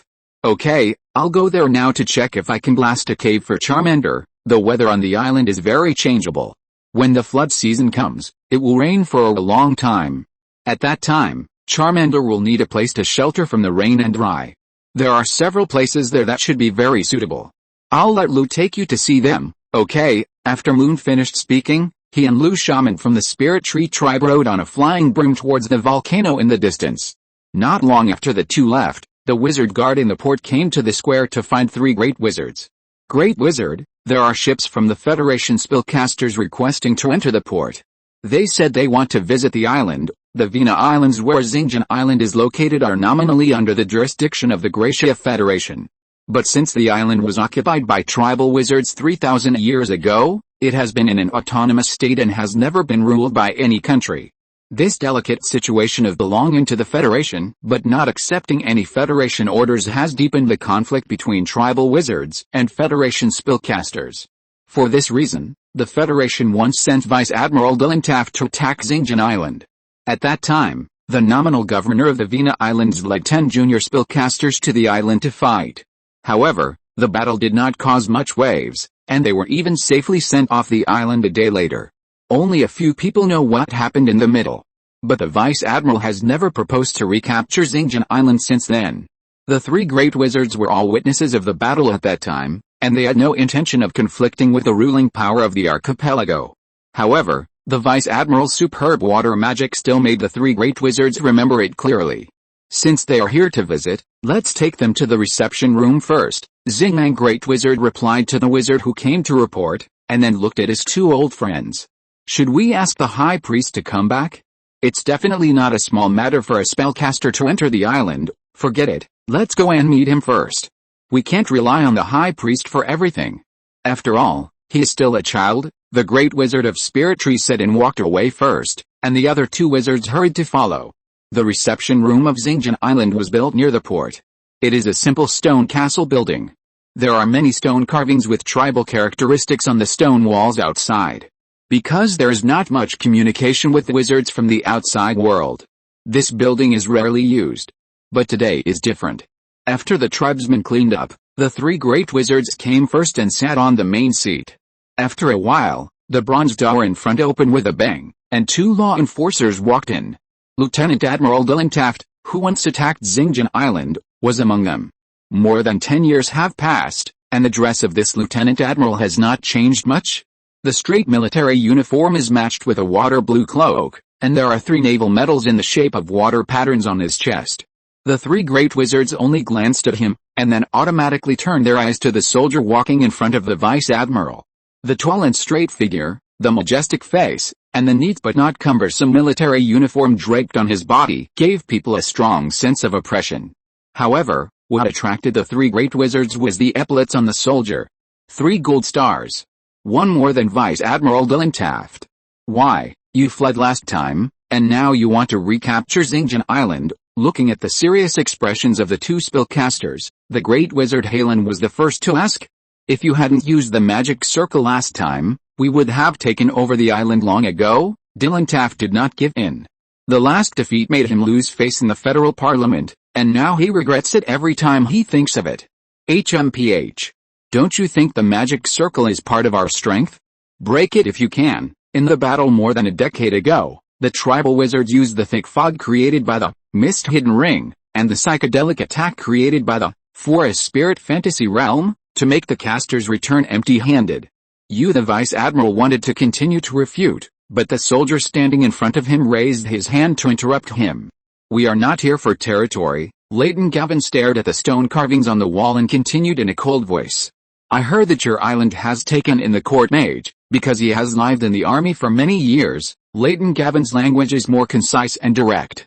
And this time he came here to explore the reason why the court mage of the Manila Empire came to the Vina Islands. After receiving the news that a court mage's sailboat was docked at Xilin Island, he immediately rushed here with the Vice Admiral of the Navy. Court mage? The 3 great wizards looked at each other. Star Wizard coughed lightly. Are you talking about a wizard wearing a red robe, a golden mask, and 2 silver stars on it? Yes, I need to know why he came here. No comment on this. Hearing the aggressive tone of Leighton Gavin, the great wizard of Xilin was immediately furious. He didn't care whether the other party's military rank was high or not, and the matter of the court wizard was obviously an internal affair of Xilin Island, and there was no need to tell outsiders. Hearing the words of the great wizard of Xilin, Leighton Gavin took a deep breath and then tried to force a smile. Sorry, maybe my attitude just now was wrong. I am Leighton Gavin, Lieutenant General of the Gracia Federation Army, the leader of the Federation Spellcasters, and I am here to visit on behalf of the Supreme Council of the Federation. For Leighton Gavin, finding out the reason for the arrival of the court wizard is more important than anything else. Not to mention letting him release some goodwill. The current Federation is at war with the Manila Empire, and the court wizard appeared on Xilin Island and has not left for a long time. Leighton Gavin is very worried that the 2 forces will unite. According to what the great wizard just said, a court wizard with a 2-star golden mask of this strength can already represent the Manila Empire to negotiate cooperation. If the powerful Manila Empire and the mysterious tribal wizards really form an alliance, the Federation will have almost no chance of winning this war. Seeing that Leighton Gavin's attitude has improved, the great wizards no longer speak ill of him. The great wizard of the spirit tree tapped the ground with his cane, and many vines emerged from the gaps between the tiles, holding 2 chairs towards the guests. Then 2 more vines separated and brought 2 cups of tea from a distant table. Please sit down, and please also try the flower tea. In our tribe, the great wizard of the spirit tree performed the wood communication technique. She has been studying this witchcraft for nearly 90 years, and many plants on the entire island are willing to obey her orders. This witchcraft is not uncommon for tribal wizards, but it surprised Leighton Gavin and Dylan Taft. In the previous understanding, as wizards age, their combat strength will inevitably decline. Because in this world, to cast magic, not only do you need to recite complex spells, but you also need to make various complex movements. These things are a huge burden for old wizards. Whether it is slow thinking or an uncontrollable body, wizards cannot cast magic quickly after they get old. Of course, there are also some older wizards who master powerful magic, but because of physical reasons, this magic will not last long. However, the inheritance of tribal wizards is very long, and the strength of the three great wizards cannot be compared with ordinary wizards. Especially after seeing that the old spirit tree wizard can control plants at will, Leighton Gavin put away his contempt for the three old wizards in front of him. "Thank you for the hospitality of the great wizard," Leighton Gavin said, taking the teacup from the vine branches, putting it to his mouth and taking a sip. "The taste is very unique, more fragrant than the tea I drank in Snow Eagle Mountain." Seeing that the attitude of the opposite spellcaster has improved, the three great wizards no longer concealed it. "The spellcaster you mentioned has been petrified by our high priest and imprisoned in the dungeon." "Petrified? Dungeon? How is that possible?" Vice Admiral Dylan Taft spat out a tea he had just drunk. "A 2-star court mage. The Federation and the Manila Empire have been at war for more than 30 years, and have never captured a court mage of this level. A small tribal island, how could it be possible?" If you're listening to this novel on a channel other than Fanfic World, it means they downloaded and uploaded it without effort. We cordially invite you to visit our channel, Mundo Fanfic Novelis. There you'll find the original version of this story, and you can explore many other novels of various genres. We're waiting for you to immerse yourself in a world of incredible novels. Chapter 264: The Reasons for the End of the War. It's no wonder the Lieutenant General Dylan of the Federation was surprised. For them, the court mage with 2 silver stars engraved on his mask is already a high-level combat force of the Manila Empire. After so many years of war, they have seen only a handful of 2-star court mages. Court mages of this level can easily break through the defense line formed by the casters every time they appear, and they will also cause a large number of casualties. After the end of the Federation's War of Independence, a senior court mage with a silver star engraved on his mask defected to the Federation, and they had a certain understanding of this wizard organization that was only loyal to the Mad King. The Manila Empire also has its own set of ideas for the training of wizards. Every time they recruit a young wizard with suitable talents, they will give him an iron mask. The young wizards never ask each other for their names and identity information. The only idea they are instilled with is to become stronger and be loyal to the Mad King. Everything else should not exist in their minds. The strength of the court mage can be distinguished according to the level of the mask worn. Apprentice, iron mask. Apprentice court mage, silver mask. Court mage, gold mask. Senior court mage, 1-star gold mask. Grand court mage, 2-star gold mask. Chief court mage, 3-star gold mask. The court mage who defected to the Federation and became the vice president of the Spellcaster Academy was once a senior court mage wearing a 1-star gold mask. Lieutenant General Dylan and Leighton Gavin both learned magic from this vice president. Now they have become senior members of the Federation's spellcasters, and Leighton Gavin can command all the spellcasters in the Federation. The enemy's secrets that were previously unknown are now all open to them. There were 16 senior court mages in the Manila Empire, and they could be seen in every war. Although one senior court mage defected to the Federation later, he was soon replaced by the Empire. Every senior court mage has powerful destructive magic. Some can release extremely toxic fire lotuses that cannot be extinguished as long as they are touched. And the burning speed is extremely fast, and a person's life can be taken in a few breaths.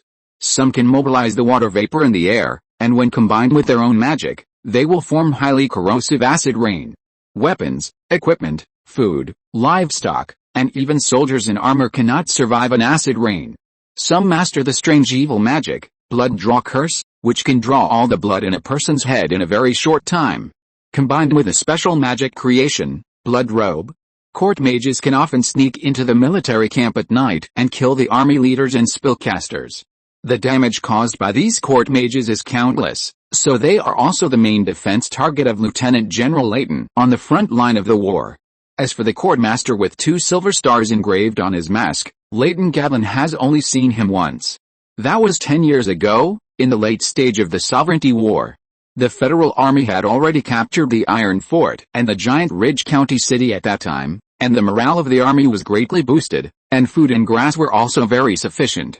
In addition, it occupied the Snow Eagle Mountain, which was an advantageous terrain for the Manila Empire. There was every hope of invading the heartland of the Manila Empire and achieving greater results. At that time, there were even radical military personnel who proposed to attack the glorious city and capture the Mad King alive. But it was in a battle after that 3 court wizards appeared. They cooperated very well with each other, and the magic damage they mastered was amazing. At that time, they rushed to the vanguard, leading other court wizards and a large number of imperial soldiers. In just one day, the Federal Army lost tens of thousands of people. At that time, no federal spellcaster could stop them. Later, because the damage caused by the court wizards was too amazing, the morale of the Federal Army was completely dispersed. The old Marshal Antelove had no choice but to order the army to withdraw to Snow Eagle Mountain and use the advantageous terrain for defense. This battle not only ended the 10-year Federal Sovereignty War, but also made the old Marshal abandon everything after the war and focus on the training of spellcasters. Leighton Gavin and Lieutenant General Dillon were both witnesses of this battle. The 2-star court wizard was unstoppable on the battlefield, which shocked them all the time. Even though their current magic power has far exceeded that of the past, they dare not say that they can capture a court wizard of this level. But looking at the 3 old men opposite, their words and attitudes are very sincere, and they don't seem to be lying at all. Isn't the one you caught a fake? Lieutenant General Dillon still looked unconvinced. He had led his troops to attack Xilin Island and knew that among this group of tribal wizards, the 3 old men in front of him had the highest magic power. But they were too old, and the young tribal wizards didn't grow up for some reason. After the last fight, he found that only the 3 old wizards could pose a threat to him. If they really caught a 2-star court wizard, how could this be possible? After all, he knew that he could not be the opponent of a court wizard of this level. We don't care if he's a fake or not, there are 2 stars on his mask anyway. The tone of the great witch Xilin was still very disdainful. He didn't care whether the other party believed it or not. Anyway, he knew that if the high priest hadn't taken action that night, his son Lang would probably have gone to see the ancestors in advance. Even if he was there at the time, he couldn't stop this situation. You, Lieutenant General Dillon wanted to say something else, and Leighton interrupted him again. Can we visit the high priest of your department? As someone who has been tracking the court mage and came to the Vina Islands, Leighton obviously got more information than Lieutenant General Dillon. He knew that the court mage could not be a fake, and his level was very high. In the conversation just now, he clearly grasped the key points of what the Great Witch said. High priest, petrification, dungeon. Since it was petrified and imprisoned in the dungeon, it can prove that the court mage did not form an alliance with a tribal wizard. The first purpose of his trip has been achieved. The next thing to know is this mysterious high priest. If he could really capture the court wizard, how strong is he? What is his attitude towards the Federation? As the leader of the Federation's spellcasters, Leighton must figure out these questions. The Great Witch Xilin did not have a good impression of the 2 spellcasters in front of him, and he subconsciously prepared to refuse. However, the Great Witch Xingmang spoke in advance. Okay, please wait a moment, we will send someone to invite the high priest. When Moon landed on the island, the Great Witch Xingmang had a comprehensive understanding of the successor of the mysterious high priest. He knew that Moon's hometown was the Gracia Federation. Although he has become the high priest of Xilin Island, they cannot stop their fellow countrymen from visiting Moon. After the Great Witch Xingmang finished speaking, he summoned the shaman of his tribe, Han. Give him the flying broom and go to the central volcano to find the high priest as soon as possible. Han shaman, who received the order, did not hesitate, and even after taking the flying broom, he was faintly excited. Without time to say anything more, he stepped on the flying broom, kicked his legs, and rushed out of the skylight of the reception room.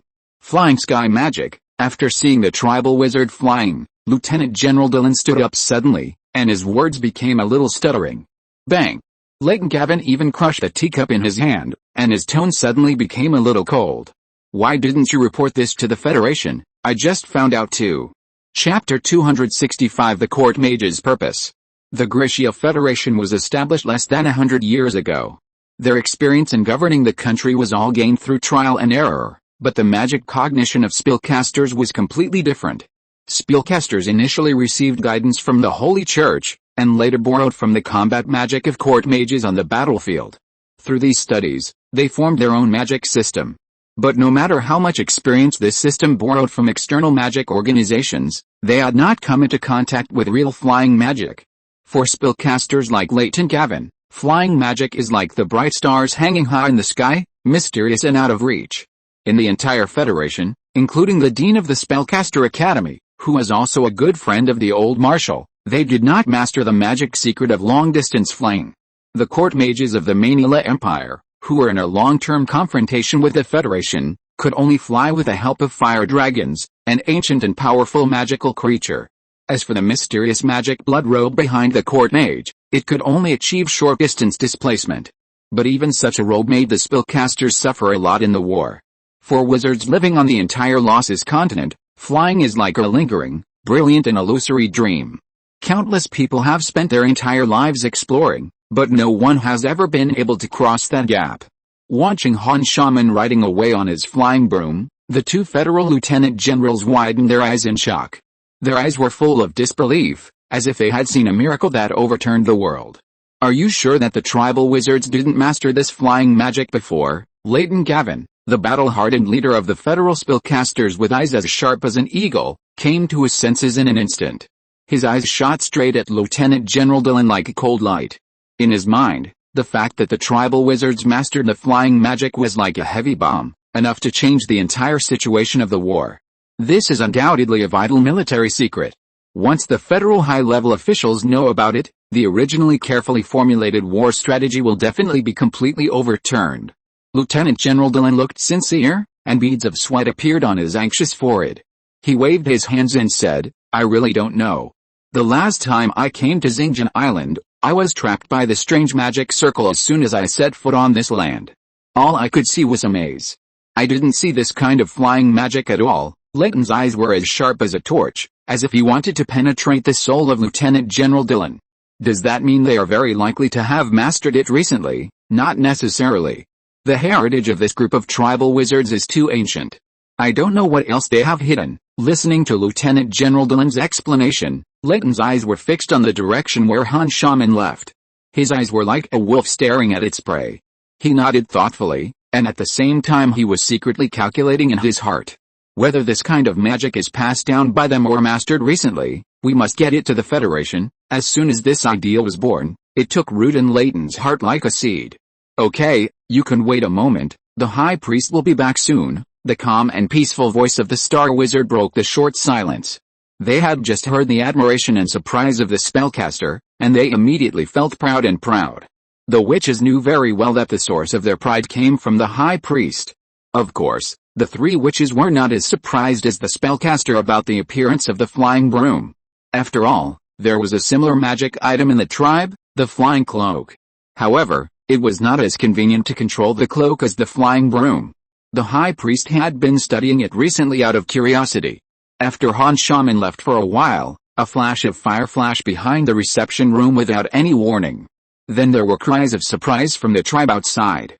"It's on fire, it's on fire, go and ask the wizard to put out the fire." The witches Xilin and Bengbeng looked at each other and understood the situation instantly. It must be the little fire dragon setting the fire again. "I'll go put out the fire and you entertain the guests," the witch Xilin said firmly and walked out quickly. Leighton Gavin was full of doubts and couldn't help asking, "What fire dragon?" "Oh, it's that kind of ancient magical creature, and it's also the pet of our tribe's high priest. Can I go and take a look?" Although he didn't know how the tribal wizard defined the fire dragon, he couldn't help but be curious when he heard the name. Seeing that the two spellcasters had already stood up, the Star Wizard didn't stop them. In his opinion, the little fire dragon would grow up gradually in the future, and when it went out to sea to find food, it would be difficult to avoid the spellcaster's detection. Rather than causing too many misunderstandings at that time, it would be better to make it clear now.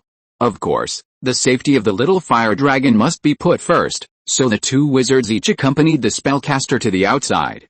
As soon as they came out of the reception room, they saw that the great wizard Xilin was already standing in front of the burning house, raising his hand to cast a spell to summon a large wave. The ferocious sea water seemed to be a tame beast, pouring down towards the burning roof. In the blink of an eye, the flames on the roof were extinguished, leaving only curling green smoke. Such witchcraft was not unusual for the two spellcasters. After all, they themselves had mastered similar magic.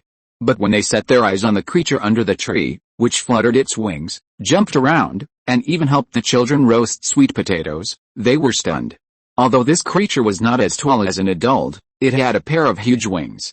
Its claws were extremely powerful, as if it could easily crush stones. The flames spewed from its mouth were hot and dazzling, and the huge sweet potato was immediately reduced to ashes after just a slight touch. Layton and Lieutenant General Dylan looked at each other, and a thought flashed through their minds at the same time. The court wizard should be here for it. Layton Gavin had fought against the Manila Empire for his entire life, and he knew that the fire dragon of the Empire was already very old. In this war, although the fire dragon could still fly and even attack the city, it needed to rest for a long time after each battle, and its flying speed was much slower than before. The little fire dragon in front of him was completely different.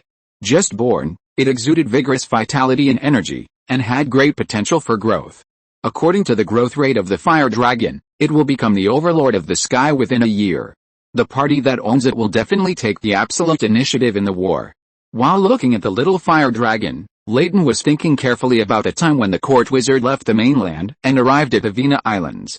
Looking at the size of the little fire dragon in front of him, he became more and more certain. The court wizard must have learned about the birth of a fire dragon on Xinjiang Island, so he rushed here to try to take it away. However, the court wizard was not as skilled as others, and was captured by the tribal wizard and imprisoned in the dungeon. While Layton was thinking, the great wizard Xilin had already dealt with the fire. It should be that the little fire dragon saw the high priest leaving and wanted to learn to fly, so he came here, the great wizard Xilin said while scolding the tribal children in the square. Don't let the little fire dragon roast sweet potatoes for you. If you want to roast them, make a fire yourself. As soon as he finished speaking, he immediately yelled at a little boy who ran over. Stop, you can't let the little dragon roast meat. Looking at this joyful and harmonious, but extremely unacceptable scene, Layton took several deep breaths. This is a dragon. A powerful weapon that determines the direction of the war, but it is used to roast sweet potatoes after taking away all the food from the child. 3 wizards flew in the sky in the distance. Chapter 266 Meeting an Old Friend. The tribal wizard's attitude towards the little dragon was obviously not as strong as that of the spellcaster. When Moon's figure appeared in the sky, the tribal wizards all bowed respectfully in that direction. As for the fire dragon next to it and the Bengbeng on its head, they kept staring at the handsome boy on the flying broom. After Moon landed, he first looked at the burned house next to him, and then shook his head helplessly at Bengbeng and the little dragon. Remember, don't set fire to people, houses and trees on the island. The little dragon didn't understand Moon's words at all, it just stared at the boy in front of it blankly. Bengbeng tilted his head and scratched the 2 black hairs on his head with his little claws. Chiji, no one could understand what Bengbeng said, but Moon smiled and nodded.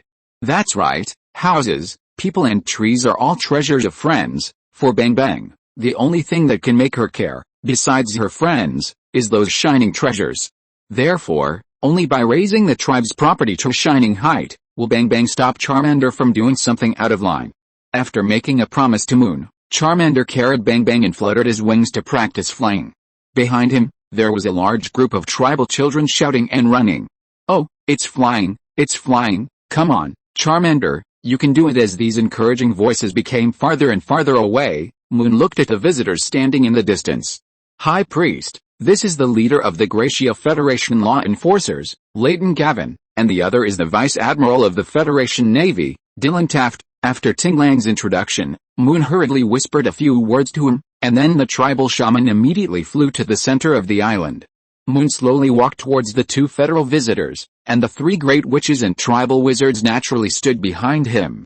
Is this really the high priest of the tribal wizards? After Moon just got off the flying broom, Vice Admiral Dylan asked Layton standing in front of him in a low voice. He originally thought that even if the tribal high priest was not a white-haired, wrinkled old man, he should be a strong, powerful, and majestic middle-aged wizard. He should never be such a young wizard. However, After seeing the attitude of the little fire dragon towards Moon, Leighton Gavin seemed to have figured something out.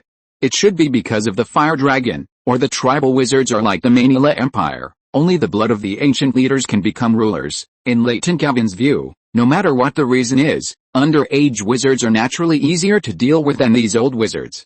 Whether it is life experience or social experience, he is obviously more confident in himself. Your Excellency, Lieutenant General, welcome to Xinjiang Island. Moon's mood is actually a bit strange now. Thinking back to when he was selecting young wizards for spellcasters, he was screened out because of his poor talent. But later he met Hogwarts by chance and learned another more perfect magic. Later, by chance, he became the High Priest on Xinjiang Island. And now, the wizard organization that excluded him at the beginning actually came to visit Xinjiang Island. I really don't know if fate is playing a joke on everyone again. High Priest, on behalf of the Federation, I would like to convey my sincere greetings to you and the tribal wizards. We come here this time, hoping to reach a cooperation with you and ensure your peace on the Vina Islands. The first half of this sentence was just a symbolic greeting from Leighton Gavin, and the second half was added by him temporarily after he came to Xinjiang Island and saw everything here. Because the tribal wizards on Xinjiang Island are secluded and never participate in the affairs of the Vina Islands, the federal spellcasters don't know much about this mysterious wizard group. And this time, after only landing on the island for half a day, Leighton discovered various magic wars, including flying magic and fire dragons. As a senior official of the Federation, he had to consider the interests of his country, so he naturally hoped to reach a cooperation with the tribal wizards. Of course, after seeing Moon's age, Leighton Gavin also played a little trick in his words. I don't know if Moon really didn't hear it because of his lack of experience. He automatically ignored the words about your peace in Leighton's words. Since we are discussing cooperation, let's go to the reception room. Moon is indeed not very old, but his life experience and experience have far exceeded his peers. Whether it is leading a whole ship to face pirates, or taking advantage of the night to kill the high level of the faithless, and later conquering the entire Bailey family. These things have long made Moon recognize the survival rules of the current world. Peace can only be protected by strength. Of course, the reason why Moon wants to negotiate cooperation with the other party is also considering his relatives who are fighting far away on the continent. His uncle and cousin are still in the army of the spellcaster. If possible, he naturally doesn't want to have a bad relationship with this spellcaster, or he can take this opportunity to bring his relatives to Xinjiang Island. But it's the first time for Moon to discuss cooperation and negotiation, so he has asked Lang to invite Xilin over. Leighton didn't expect that the young high priest in front of him would be so direct. He was neither curious about what he said nor asked the reason. After a simple greeting, everyone returned to the reception room. After the guests were seated, Moon and the witches talked about the cave they had just opened on the central volcano. The geological conditions there are very good. Because the magma and lava are solidified, the mountain is very hard, and there is no need to worry about the powerful destructive power of the little fire dragon. In addition, the central volcano is the highest place on Xinjiang Island, where the fire dragon can overlook the entire island. It is very convenient for it to practice flying or monitor invaders. Leighton and Lieutenant General Xilin, who were sitting opposite, also listened with relish. Because they were attacked more than once by the old fire dragon of the Manila Empire, they could not do anything except strengthen their defense every time. So now they really want to get a fire dragon of their own. After hearing Moon talk about the key points of raising fire dragons, they all kept them in mind quietly. After Moon finished talking about the food supply of fire dragons, Leighton winked at Lieutenant General Xilin next to him. Then the Navy Vice Admiral stood up suddenly and interrupted Moon and his conversation. High Priest, if you have difficulty in raising fire dragons, you can leave it to us. As for the conditions, you can ask for whatever you want. Hearing what Lieutenant General Xilin said, Great Witch Xilin immediately stood up and refuted. Difficult to raise? I think you want the little fire dragon. I tell you, don't even think about it. Although the little fire dragon has only been on the island for 1 day and has caused 5 fires and injured 3 tribesmen. But the Great Witch Xilin still treasures it very much and has even ordered the fishing fleet to prepare food for the little fire dragon. Lieutenant General Xilin wanted to say something else, but was stopped by Leighton. High Priest, we are not unreasonable. As long as you agree to exchange fire dragons, we will definitely show our greatest sincerity. As for what you want, Leighton wanted to continue, but a figure suddenly appeared at the door and interrupted him. Lieutenant General Layton. After receiving Moon's notice, Xilin quickly rushed from the construction side of the school to the reception room. Are you Xilin Knight? When in Xilin, Xilin told Moon about his experiences when he was young. As the fastest promoted soldier in the Federation Sovereignty War, Xilin became a spellcaster guardian after encountering a surprise attack by the Night Owl. And this spellcaster was the young Layton Gavin. Yes, General, it's me. Xilin walked over quickly and hugged Layton tightly, with tears in his eyes. When you left without saying goodbye, I lost contact with you. After so many years, you didn't even write me a letter. Layton's voice was full of surprise and confusion. After confirming the identity of the person in front of him, he couldn't help but recall his crazy experience when he was young. At that time, Layton was very confident in his magic power. He sneaked into the camp of the Imperial Army many times and assassinated the enemy's senior generals and court mages. With his outstanding ability and fruitful results, his status in the spellcaster team continued to rise. But the spellcaster guardians who followed him were not so lucky. During the war, Layton Gavin broke into the camp 31 times. Assassinated 1 court mage, 2 night owls, 5 senior generals, burned food and grass 12 times, destroyed the enemy's gunpowder depot 5 times. These records have not been broken by anyone in the spellcasting team so far. Of course, with such excellent results, Layton Gavin's guardians have also changed 216. Each of them has experienced hundreds of battles, and their skills are far beyond ordinary people. They are the kings of soldiers selected by the federal high level from 100,000 troops. These people were originally to fight against the Night Owl Guards of the Manila Empire. It was after the sacrifice of the first 215 guardians that Xilin became the guardian who accompanied Layton for the longest time. It may also be that he was infected by Xilin's hatred experience at that time, and Layton no longer attacked rashly without caring about the lives of his companions as before. During that time, the two had blocked countless fatal dangers for each other and forged a deep friendship. But after the war, Xilin just left a letter and left, but Layton stepped up to the top of the Federal Army step by step. Come back to Jinglin City with me. I will arrange your future life so that you will have no worries. Looking at his comrade whose hair has turned gray and whose body is slightly hunched, Layton made the most sincere invitation. After the war, he had reflected on his behavior more than once. If he had not been so reckless and treated every guardian as his true comrade, there might not have been so many casualties. But it was all too late, especially after Xilin left. Layton was shocked to realize that in his previous battles, he had never taken the lives of the guardians seriously, but just enjoyed the victory brought by magic. Now that he saw Xilin again, he naturally hoped to do his best. Taking this old friend who had a lifelong friendship with him to the federal capital to recuperate is the best reward, which makes him feel a little relieved. Perhaps seeing Layton's embarrassment, Xilin smiled and shook his head. You don't have to worry about me, General. I live well here. I have family, friends, and people to protect. And I don't want to live like a pig in the future. Although Xilin's words were self-deprecating, Layton felt a special sadness in his heart. When they fought side by side, Layton asked Xilin more than once why he was willing to come to the most dangerous battlefield. With Xilin's outstanding command and combat ability at that time, he had the opportunity to be promoted to a higher position in the army. Maybe he could even get the merit of Major General after the war. But Xilin just replied to him lightly, I just want revenge. The reason why Xilin chose to follow Layton at that time was because Layton was the only spellcaster who dared to go deep into the Manila Empire camp and successfully assassinated the Night Owl. After the war, the Manila Empire and the Federation held peace talks. After finding that he had no hope of revenge, Xilin immediately left the army. Layton naturally knew what the goal of his old friend was. And the only person who could let Xilin protect was the one who could bring him hope of revenge. Thinking of this, Layton looked at Moon, who was sitting at the top, in confusion. Yes, it's him. Xilin noticed his gaze, and his tone was full of confidence. But he's too young? Are you sure? Yes, Xilin responded with a firm look and a steady tone, then raised the corners of his mouth, smiled, and walked briskly towards Moon. When he walked to Moon's side, his posture instantly stood up like a pine tree, exuding unquestionable majesty, and stood firmly beside Moon. Seeing Xilin, who was like two different people just now, Layton sighed deeply. It turned out that he didn't understand his old friend's wish. But what right did this young man in front of him have? Just when Layton wanted to step forward to question, Lieutenant General Xilin gently pulled his sleeve. Remember, we represent the Federation this time. Yes, as a soldier of the Federation, the interests of the country must be above everything else. The next plan cannot be delayed by one's personal feelings. Leighton suppressed his unwillingness in his heart, and then smiled indifferently again.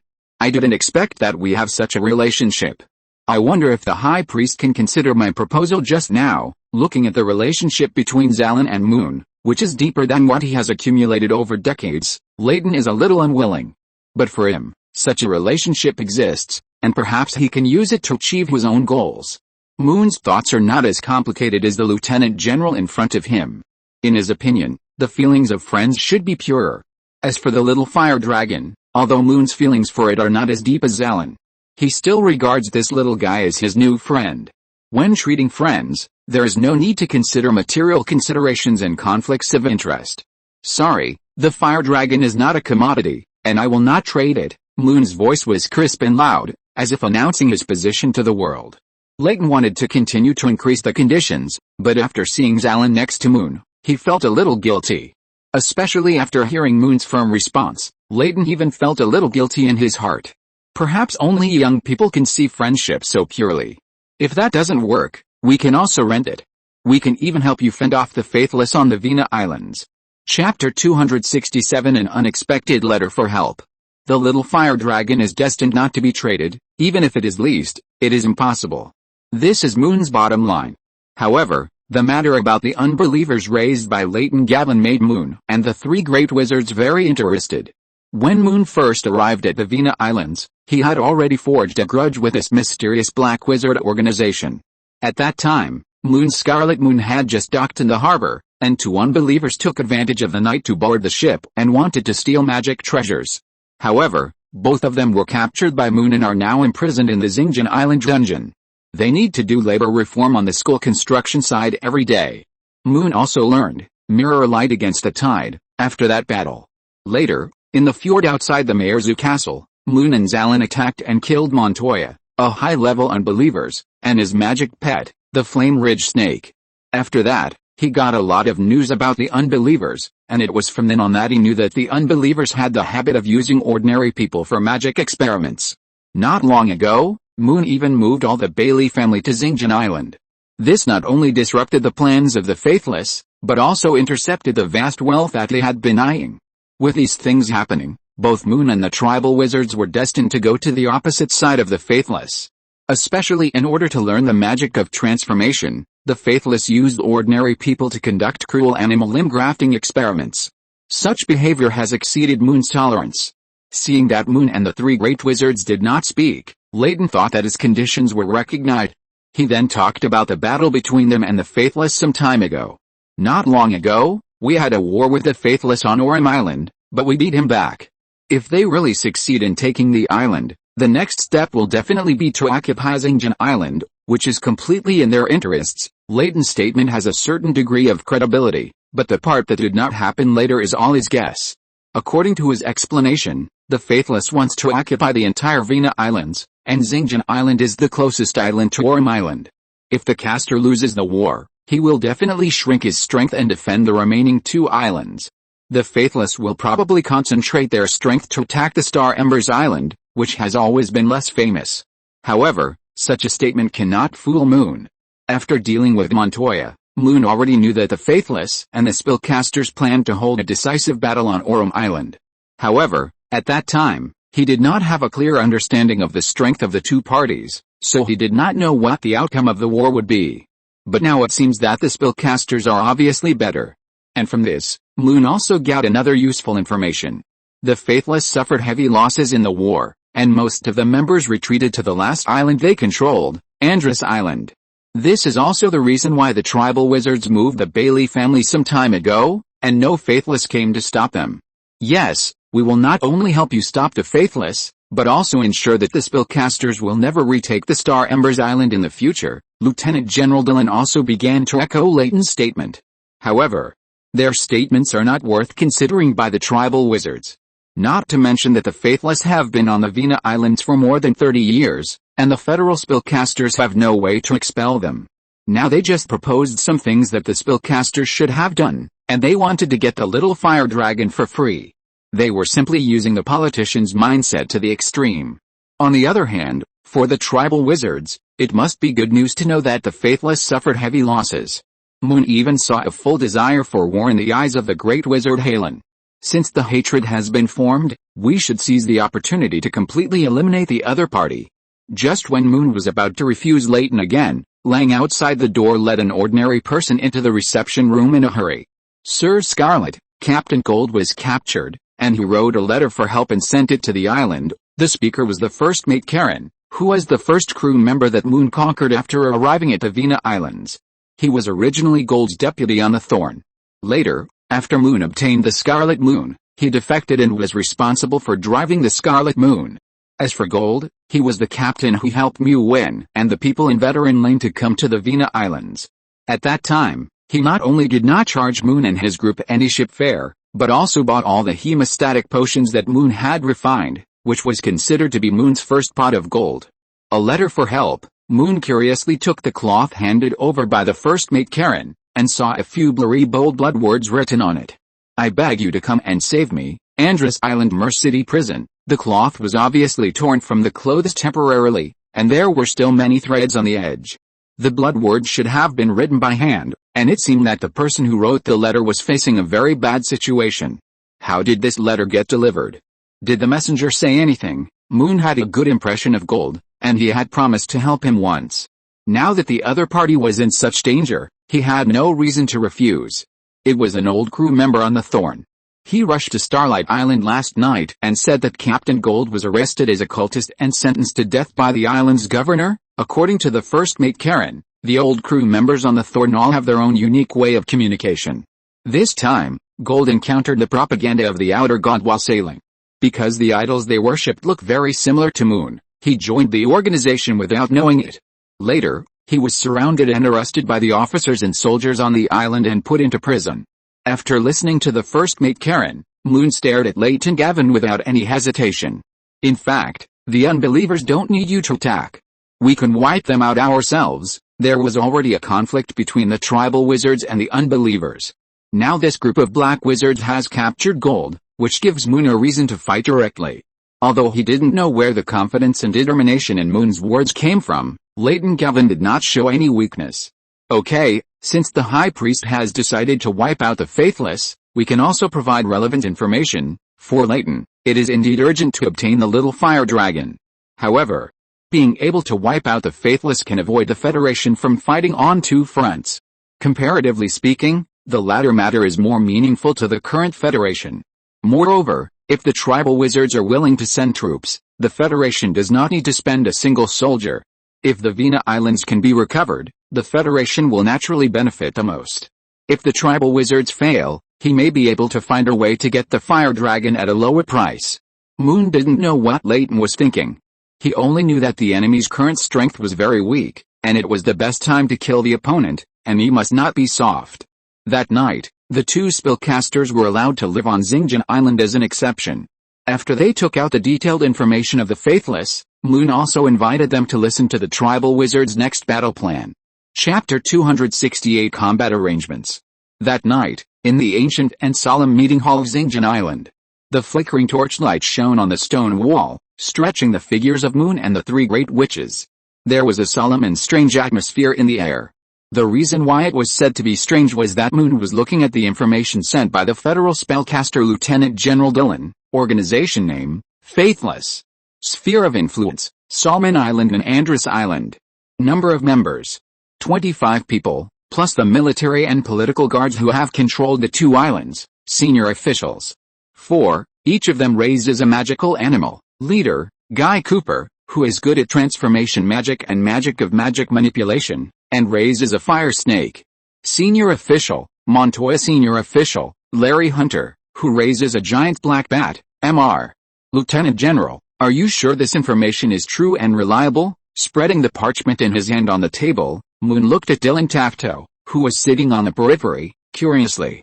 Of course, the number of people above was counted again after the war not long ago. Lieutenant General Dylan didn't know why Moon asked this question. In order to prove the reliability of his intelligence, he briefly described the situation of the last battle on Orum Island. The Faithless originally had 30 people. In the last battle, we eliminated 5 of them. Later, they were forced to move to Andros Island, as the main combat force among the second-level wizards of the tribe. Lang also attended the pre-war mobilization meeting. When this information was passed to him, Lang frowned unconsciously. Among the 5 people you eliminated, there should be no so-called faithless high-level people, right? Lang remembered very clearly that when he and the High Priest went to the Mayor's castle, they eliminated a faithless high-level person with a giant black bat. But now this person's information is still lying in the intelligence of the caster.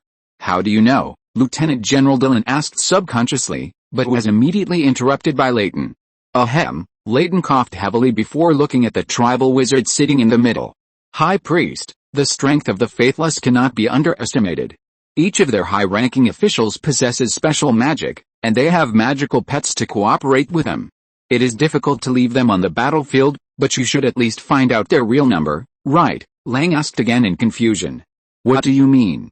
Is the number above wrong? Layton was also curious for a moment, and then turned to look at Lieutenant General Dillon. It can't be wrong. I have been dealing with the Faithless for 30 years. I know very well how many people they have. Besides, you also saw the bodies of the Faithless on the battlefield last time. Layton nodded after hearing this. Although his main focus was not on the Vina Islands before, he has been paying close attention to the battle situation here, and he is also very clear about the overall strength of the Faithless. Lang wanted to say something else, but Moon waved his hand immediately. He didn't expect the spellcaster to provide much help. Now that he has obtained the real number of wizards on the other side, it is enough. Combined with the information from the spellcaster, Moon knew that the strength of the Faithless had indeed fallen to the bottom. 2 of the 4 high-level officials had been eliminated. Montoya, who was eliminated by Moon and Xilin. There was also Larry Hunter, who was carrying a bat, who was eliminated in Mayor's Castle not long ago. As for the lower-level personnel, they lost not 5, but 9.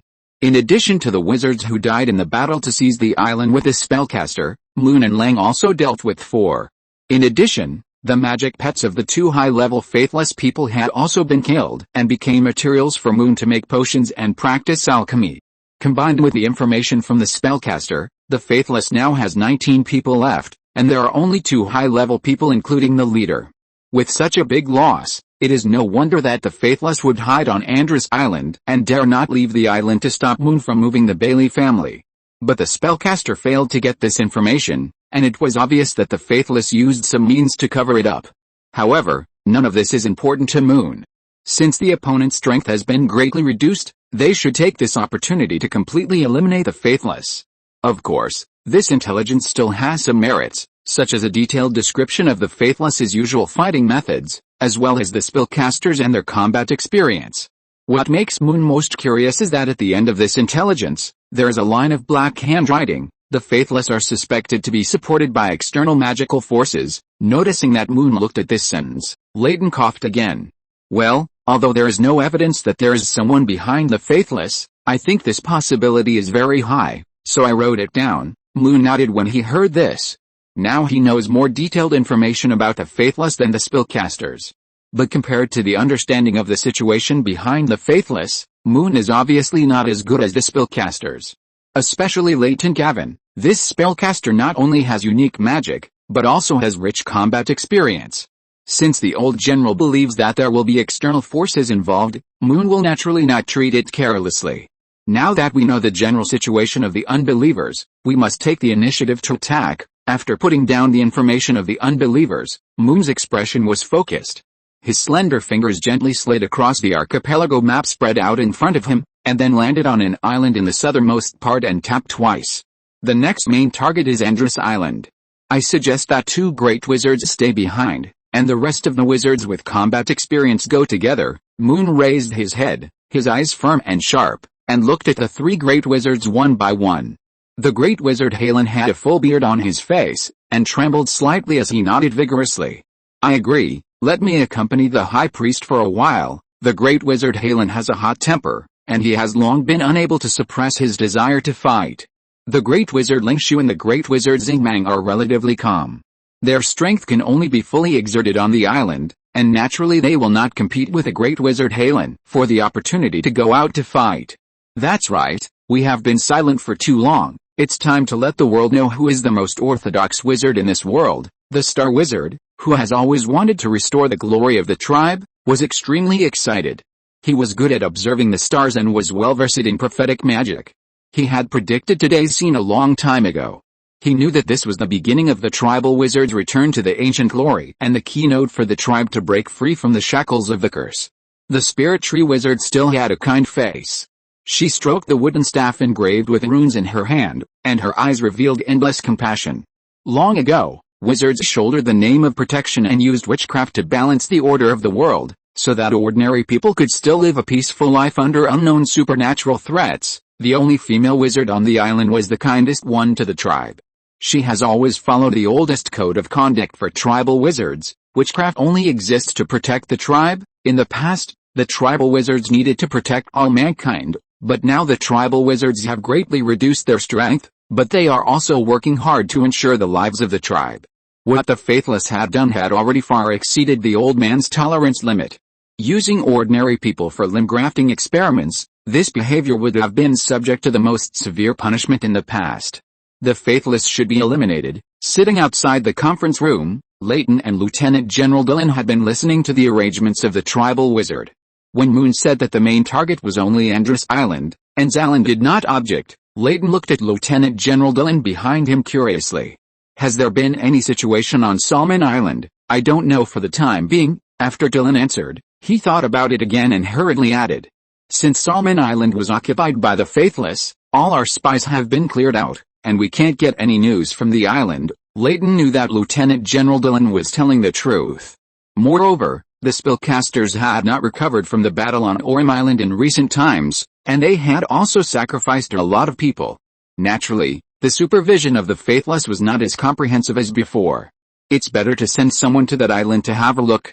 I suspect that something has definitely happened there that we don't know about. After the three great wizards expressed their opinions, the shamans and wizards present also expressed their support. After a heated discussion and referring to Xilin's opinions, the battle plan of the tribal wizards was quickly determined. Great Wizard Xilin went with Moon to the expedition, and the other two great wizards stayed on Xingjian Island. Young wizards who were over 17 years old and mastered at least 3 kinds of witchcraft or magic, as well as those with war experience, all participated in this battle. After screening, 12 tribal wizards met the requirements. In addition, 3 ships including the Scarlet Moon were dispatched, carrying 500 tribal warriors who were good at fighting, and these people were led by Xilin. Hearing that there were only 12 wizards who could fight under Moon's command, Lieutenant General Xilin subconsciously wanted to speak out to stop him. The number of wizards on both sides was compared at 1225. In his opinion, such a huge gap in strength did not seem to be a conquest of the faithless at all, but more like a burial of the wizard's strength of Xingjian Island in advance. The island spellcasters led by Lieutenant General Xilin had fought with the faithless for no less than 100 times, so he thought he knew that group of people very well. The strength of the faithless leader was slightly higher than his, and he could only stop the opponent with the cooperation of 2 major generals of spellcasters. Not to mention that the faithless also had 4 high-level people with good magic power. In his opinion, such strength should be at the same level as the great wizards among the tribal wizards. If Xingjian Island could send out all 3 great wizards, perhaps it could still suppress the opponent in terms of numbers and win. But now he couldn't understand Moon's idea at all. A Xilin great wizard could only deal with 1 faithless high level. This did not count the faithless leader and many low-level wizards. Lieutenant General Xilin did not take Moon's strength into consideration.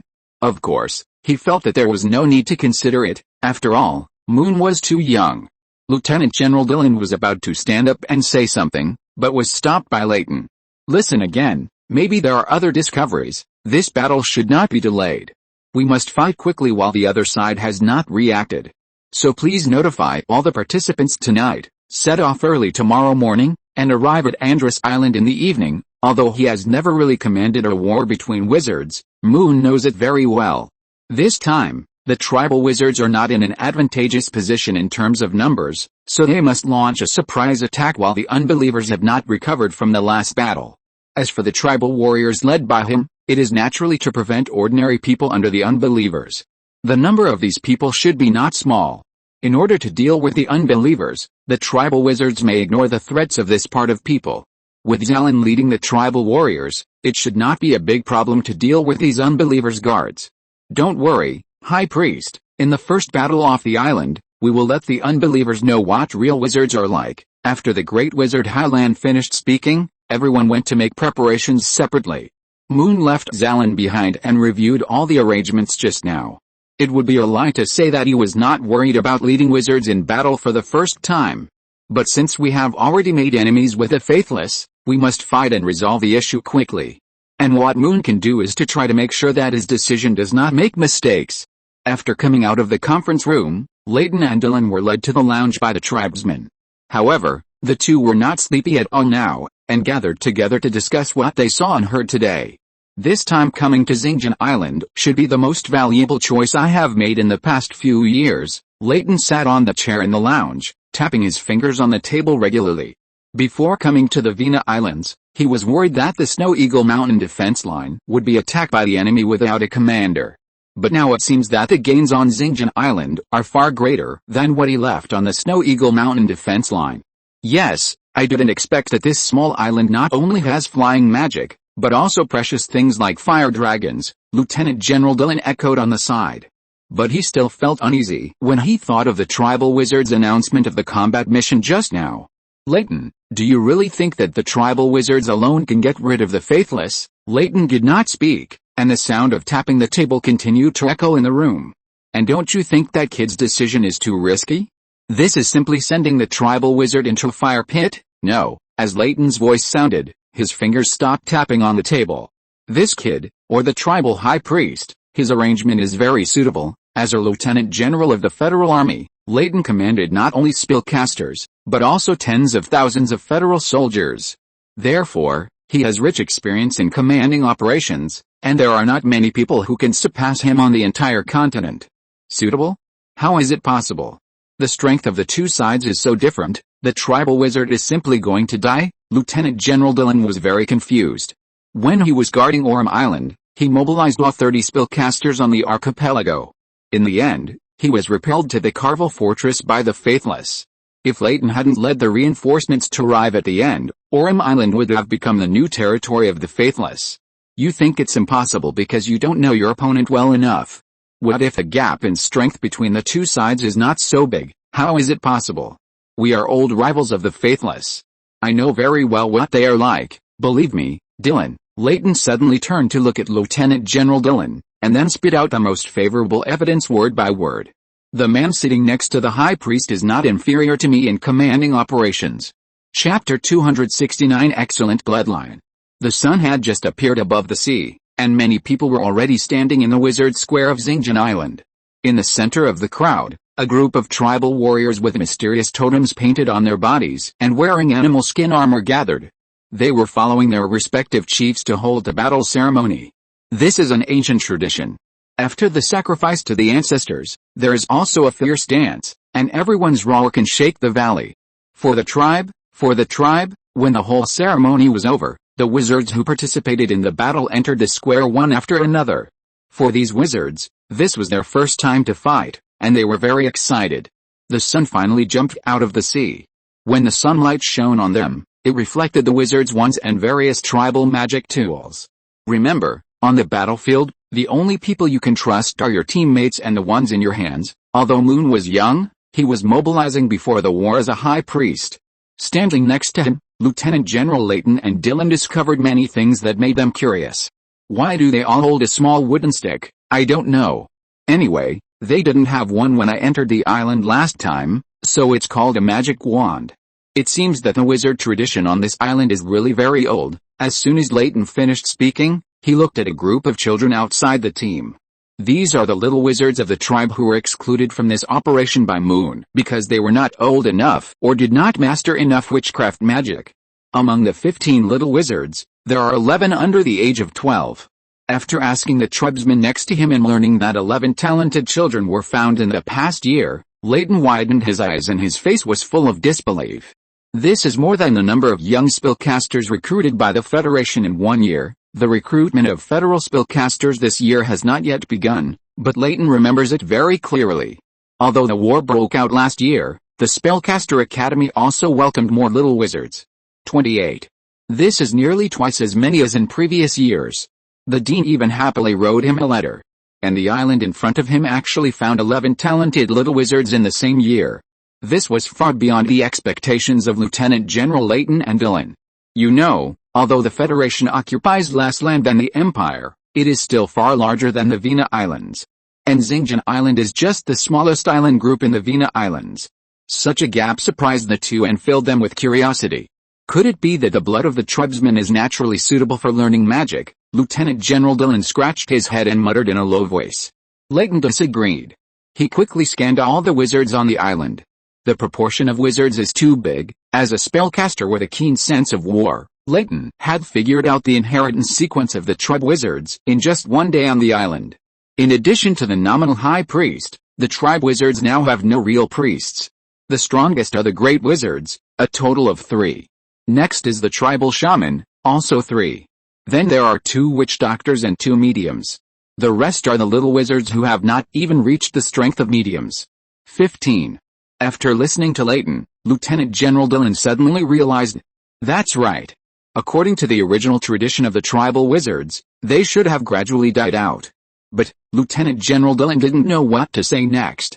Because such a thing was completely beyond his cognition. Layton was staring at Moon, who was speaking on the stage. Although he had not seen the high priest take action yet, it seemed that everything that happened in the entire tribe was related to this young man. Is there any secret about him? Facing the morning sun and the sea breeze, all the personnel gathered and boarded the warships one by one. Led by the Scarlet Moon, they headed south in a mighty manner, heading towards Andros Island. The weather in the morning was very good, with a slight northwest wind to help, and the fleet quickly passed through Orm Island. That afternoon, the wind and waves became stronger and stronger. 3 ships broke through the waves. Seeing that they were about to reach their destination, Moon summoned all the wizards again. This is a spore powder that can make people faint quickly, and it is more effective than the sleeping herbs on the island, Moon said while distributing 12 small bottles. Remember to wear a thick mask in advance when using it. Compared with the tribal wizards who went out to fight on the island for the first time, Moon had more experience in dealing with the unbelievers than others. He knew that although the small spore powder was inconspicuous, it could play a great role in the wizard battle. Especially when facing the unbelievers who could transform into magic, this little gadget was more useful than a spell. Every wizard wrote down the method of using the spore powder and carefully put it away. Remember that your target is the ordinary unbelievers, and as for those powerful magical creatures, leave them to me and the great wizard Xilin. Although it is still unclear what the deployment of the unbelievers is, Moon consciously took the most dangerous task on himself. The leader of the unbelievers and his more mysterious fire snake are Moon's main targets. In addition, he must control the entire war and provide timely support for possible accidents in various places. After explaining the spore powder, it was the distribution of the flying broom. Although the 2 spellcasters are not present now, Moon knows that their cognition is very correct. The flying broom is indeed a weapon in the wizard war. In order to ensure that the war could be ended quickly and the results could be expanded, Moon distributed the flying brooms to the great wizard, 3 shamans, and the weakest little wizard. Everyone had no objection, and then reviewed their respective tactics. In the evening of that day, when a crew member came to report that Andros Island was seen, Moon rode the flying broom alone and left the Scarlet Moon.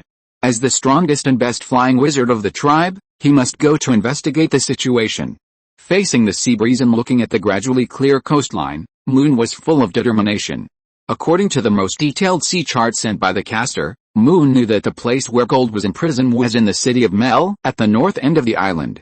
Flying quickly to the island, before approaching the city, Moon saw a crowd gathering outside the city. After landing in the woods not far away and quickly passing a distance, Moon put away the flying broom. Seeing that there were ordinary people in front of him, Moon took the broom and pretended to approach the crowd as if nothing had happened. When he approached, he found that there was a wooden platform in front of the crowd. 10 ordinary people with disheveled hair and scars were tied to the wooden stakes on the platform. Are they going to deal with the followers of the evil god cult? Yes, Lord Wuxin said that these people are all crazy. That's right, living on the island without faith, they actually believe in some evil god. Listening to the whispers of the people around him, Moon was curious. He only heard that a new sect, the Outer God cult, had recently emerged on the archipelago, but how could there be another evil god? But before Moon could find out clearly, he saw a familiar figure on the platform. Chapter 270, Holy Revelation Son of God Gospel Society. Moon was in the noisy crowd, trying to catch the words of everyone around him. Slowly, he figured out what the so-called evil god cult was. When Moon got rid of Montoya in the fjord, the group of people who got off the boat thought that Moon was the so-called Son of God, and then established a new church, Holy Revelation Son of God Gospel Society, because this church does not believe in the original gods of this world. It was called a foreign god cult by ordinary people at the beginning. Unlike other churches, the purpose of the Gospel Society is to resist evil wizards. This has never happened before. Ordinary people without the support of the army or the government dare not go against wizards. But this Gospel Society has taken root in the Vina Islands and has developed very well. Unlike other places, after the unbelievers landed on the islands 30 years ago, they began to secretly conduct inhumane human experiments. At first, they acted relatively secretly, but after occupying 2 islands, they began to openly and wantonly arrest ordinary people.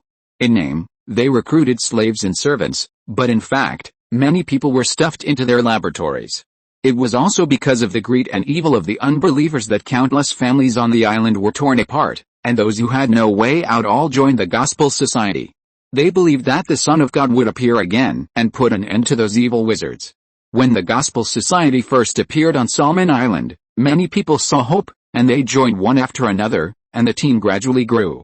At that time, the 3 unbelievers on Solomon Island had already been eliminated by Moon, so no one stopped the development of this new church. In just half a year, the number of people in the Gospel Society had reached thousands.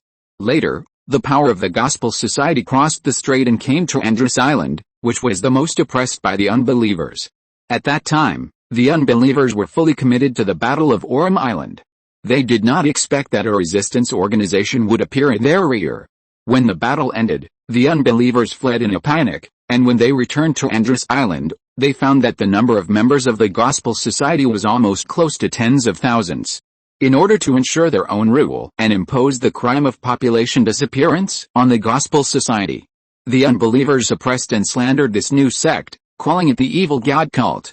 Many people in the crowd were relatives and friends of the believers on the platform. With tears in their eyes, they cursed the cruelty of the unbelievers in a low voice. But these words could not stir up any waves. The unbelievers have ruled Andros Island for more than 20 years. They not only control the armed forces on the island, but also control public opinion. No matter which aspect, it is not something that ordinary people can deal with. Moon roughly understood the origin of the evil god cult.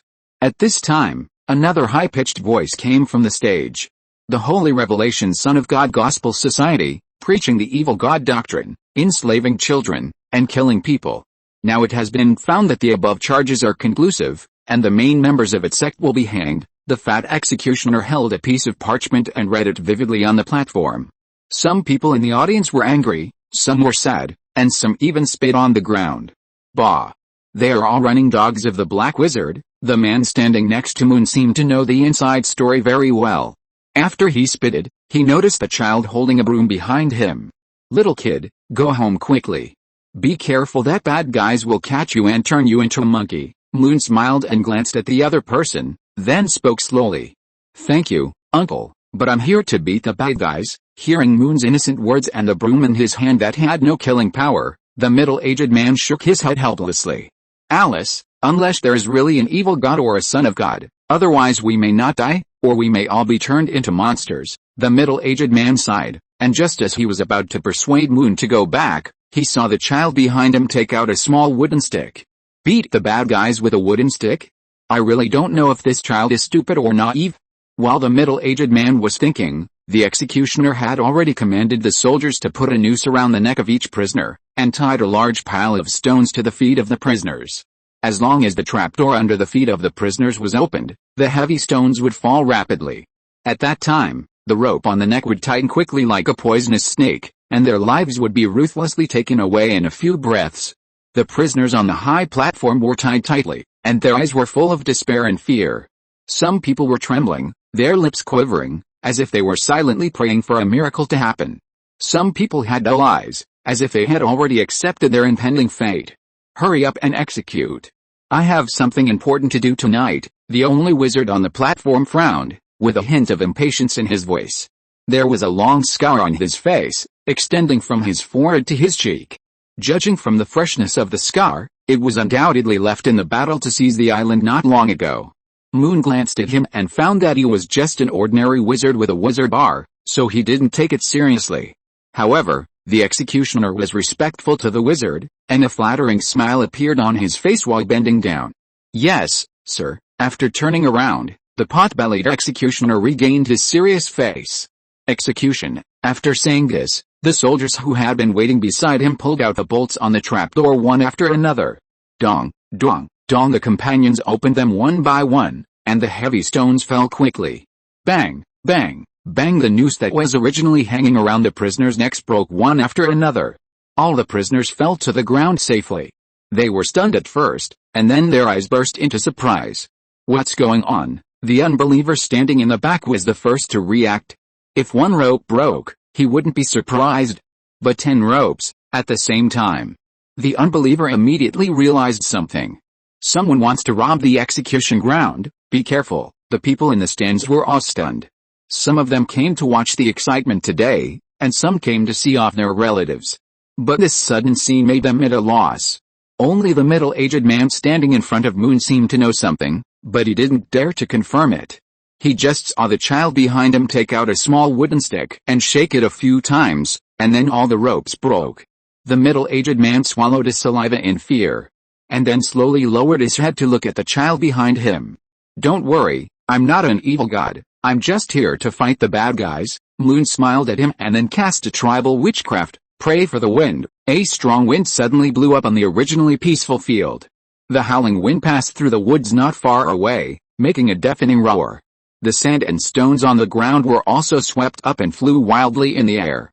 "What's going on?" "I don't know, it shouldn't be so windy in this weather today, there's not a single cloud. This wind is so strange," the people standing in the stands whispered to each other, their faces full of confusion. As the wind grew stronger, they had to cover their eyes with their hands to prevent the sand and stones from entering their eyes. "It's the Son of God, it's the Son of God showing His holiness." Among the prisoners who fell under the wooden stage was a fanatic of the Gospel Society. Seeing what was happening, he shouted unconsciously, "We are saved, it's the Son of God who came to save us, believe in the Son of God and you will have eternal life." Hearing the prisoners' shouts, the soldiers in the stands felt uneasy. All the ropes broke, and a strong wind suddenly blew. This was too coincidental. If it was really a god, pay attention to the surroundings. Shoot immediately if you find any suspicious situation. The unbeliever on the high platform had put on a magic ring. He kept looking around, but he never saw the shadow of the enemy. This made him irritable, and he gradually felt a sense of danger. The ability to break the rope and create wind out of thin air was obviously only something that a wizard could do. The unbeliever slowly retreated and hid in the center of the soldiers' encirclement before he felt a little relieved. He knew that it was difficult to deal with wizards with matchlock guns, but that was without any preparation. Now more than a dozen matchlock guns were all filled with gunpowder. As long as the opponent dared to appear, he would be shot immediately. Wizards are also human beings. If they are shot, they will die. However, this unbeliever has not yet found the wizard. The prisoners were still shouting excitedly, and the soldiers surrounding the outer circle became nervous and alert. I don't know if it was because of the raging wind or the fear of unknown enemies, their bodies and muskets began to tremble. Gold was also among the prisoners, and his voice was particularly loud. Although he was not sure whether this Son of God was the wizard he had known before, he was grateful and excited to have escaped. "Shut up, if anyone shouts, shoot him first." The faithless was angry and gave orders loudly. However, as soon as he finished speaking, he fell straight to the ground. Boom! There was a loud vibration on the wooden table, and the soldiers were scared and turned back to see what happened. "Evil God, it's the evil God. Shoot! Shoot them!" The executioner, who had been hiding behind the soldiers with the faithless, was too frightened. He knew that only wizards could make the faithless lord become like this. But wizards are not something that ordinary people can deal with, so he immediately ordered to shoot the prisoners and ordinary people in the audience. It's better to kill the wrong person than to let him go. Maybe this can also kill the wizard and ensure that he can survive. But before the executioner finished speaking, the muskets in the soldiers' hands flew out one after another and all flew in one direction. A dozen muskets were neatly placed in front of Moon. Everyone's eyes were attracted, and they only then noticed the strange boy in the crowd. "Everyone, come together, he's just a child." The fat executioner was obviously surprised when he saw Moon, and then he commanded the soldiers around him. "Uncle, stay away a little, I'm going to beat the bad guys." Oh, the middle-aged man standing next to Moon was so scared that he couldn't speak, his legs couldn't stop shaking, and he couldn't move a step. Seeing this scene, Moon shook his head helplessly and walked forward, protecting the middle-aged uncle behind him. Several soldiers on the stage turned pale after losing their weapons, and subconsciously ran away. "Come back, how can you run faster than a wizard?" The executioner's opinion was very correct, but no one listened to him. In fact, whether these soldiers ran or not, their fate had already been determined. Moon just cast a few, leg-locking curse, and all the soldiers fell to the ground. The soldiers who were running fast fell even harder, and rolled on the ground for several times, then they covered their legs and stomachs in pain and kept groaning. "My lord, I was also forced." Seeing Moon step by step onto the platform, the fat executioner fell to the ground in fear. "I don't want to hear your explanation yet." After Moon finished speaking, he cast a petrification spell, and let the executioner and the unbeliever lie together. It turns out that a small wooden stick can really beat up bad guys. Seeing this scene, the middle-aged man in the audience muttered to himself. After cleaning up all the armed forces of the unbeliever, Moon walked towards the prisoners who fell to the ground. With a light wave of the magic wand in his hand, the ropes on the prisoners broke one after another. Finally, Moon came in front of Gold with a faint smile on his face. "Long time no see, Captain." Gold took a long time to react before recognizing the person in front of him. "Sir Scarlett, it's really you, you really came to save us." Gold's voice was so excited that it changed its tone. He collapsed on the ground, hugged Moon's thigh and cried bitterly. Seeing Gold's tears and snot flowing out uncontrollably, Moon subconsciously wanted to avoid it, but he was hugged tighter by the other party. Okay, don't cry, tell me what's going on," Moon said, and handed the handkerchief Aunt Daisy gave him to Gold. Gold blew his nose hard, tried to calm down, and then began to tell his experience. "It was the unbelievers. They hijacked my ship, took away all my treasures, and captured all the young crew members." Since Gold sent Moon to the Vina Islands, he has continued to do his own maritime trade business. Because there were wars everywhere on the mainland and it was not peaceful, he turned his attention to the islands.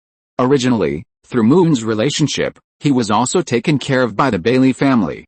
He took on the transportation trade from Solomon Island to Hefus Island. Andros Island is right between these two islands. Not long ago, the unbelievers, who had suffered heavy losses, were in urgent need of replenishing their strength, so they set their sights on these trade ships that often traveled on the sea. Without ships and people, Gold had no choice but to drift to Andros Island. Later, he joined the Holy Revelation Son of God Gospel Society by accident. Then he encountered the unbelievers who wanted to wipe out the evil God cult, and he was arrested and thrown into prison again. "Sir Scarlett, if you hadn't come, I would have died today." Moon had been listening quietly. After Gore finished speaking, he slowly raised his head and looked at the gospel church members who had surrounded him. One of the old men with the gray hair and wrinkles on his face stood up tremblingly. He was holding a 10-centimeter wooden sculpture tightly in his hand. The wooden sculpture looked exactly like the image of Moon when he rescued people on Montoya's ship. "Son of God, are you really the Son of God?" Moon took the wooden sculpture and looked at it carefully. Although the material of this wood carving is not very good, every detail is carefully carved. The wizard's robe, wand, and even his eyes are lifelike, as if they were given life. Especially there is a niffler carved on the wizard's shoulder. Seeing that Bengbeng is also on the wood carving, Moon nodded. "If the Son of God you are talking about is the person on the wood carving, then it should be me. If you're listening to this novel on a channel other than Fanfic World, it means they downloaded and uploaded it without effort. We cordially invite you to visit our channel, Mundo Fanfic Novelis. There you'll find the original version of this story and you can explore many other novels of various genres. We're waiting for you to immerse yourself in a world of incredible novels." Chapter 271 Magical Punishment.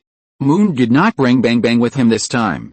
Because Charmander had just arrived at Xinjiang Island and needed to be taken care of, only Bengbeng could control Charmander's irritable and naughty temper. But none of this mattered.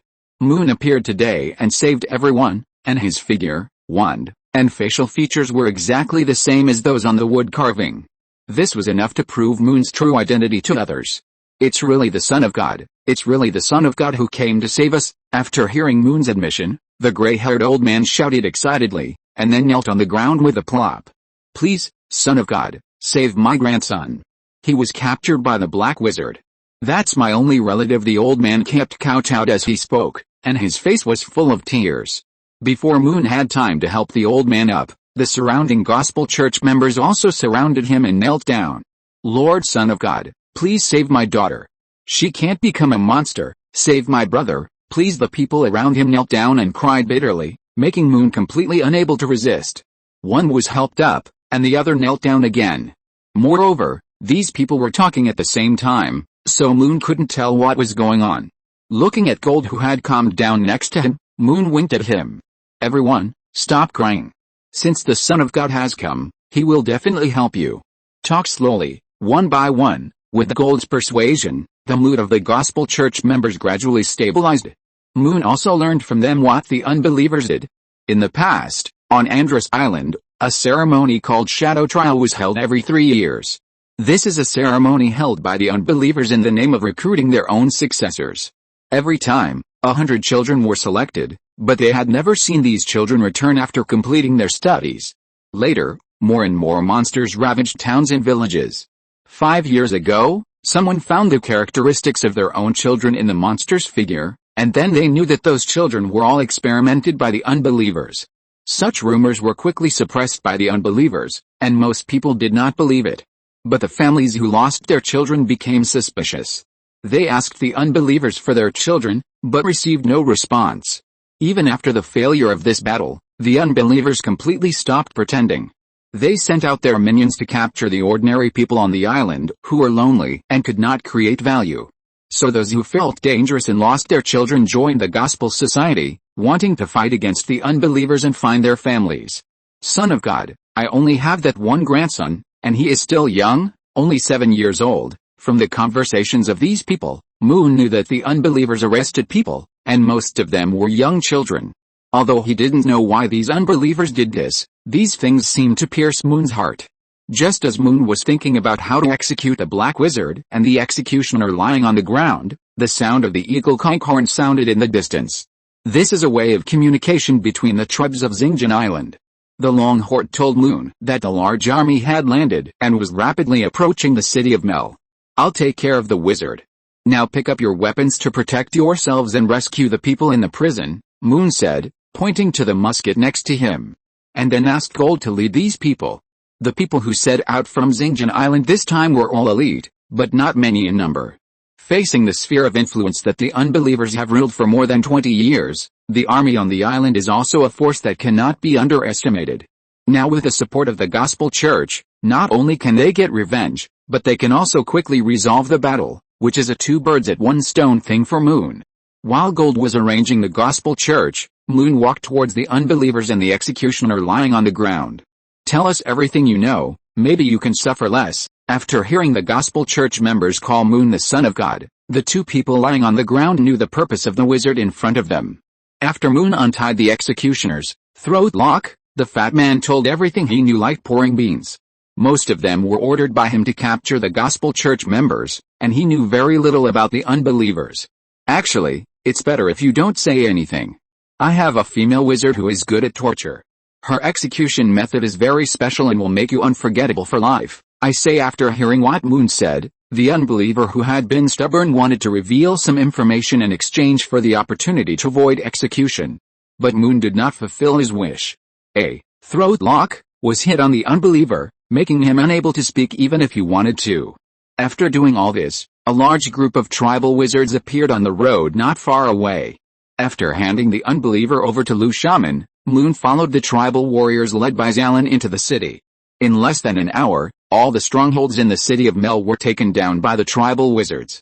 Leaving enough people to maintain order on the streets, the tribal leaders all gathered in the previous governor's mansion. "High Priest, because time is tight, I used several more tortures on him, and now it seems that it should be enough." When Lu Shaman led the captured unbeliever into the room, the tribal wizards and the two high-level spellcasters had already gathered. But before everyone spoke, a series of hissing sounds were heard. Hiss! The wizard whose mouth was sealed by Moon could no longer be called a human. His abdomen was wrapped with dense iron thorns. This plant with hard barbs would tear the muscles of its prey and continuously secrete hallucinogenic sap. This sap would not reduce the pain, but would infinitely increase the pain of the prey. A large area of luminous mycelium grew around the neck of the unbeliever.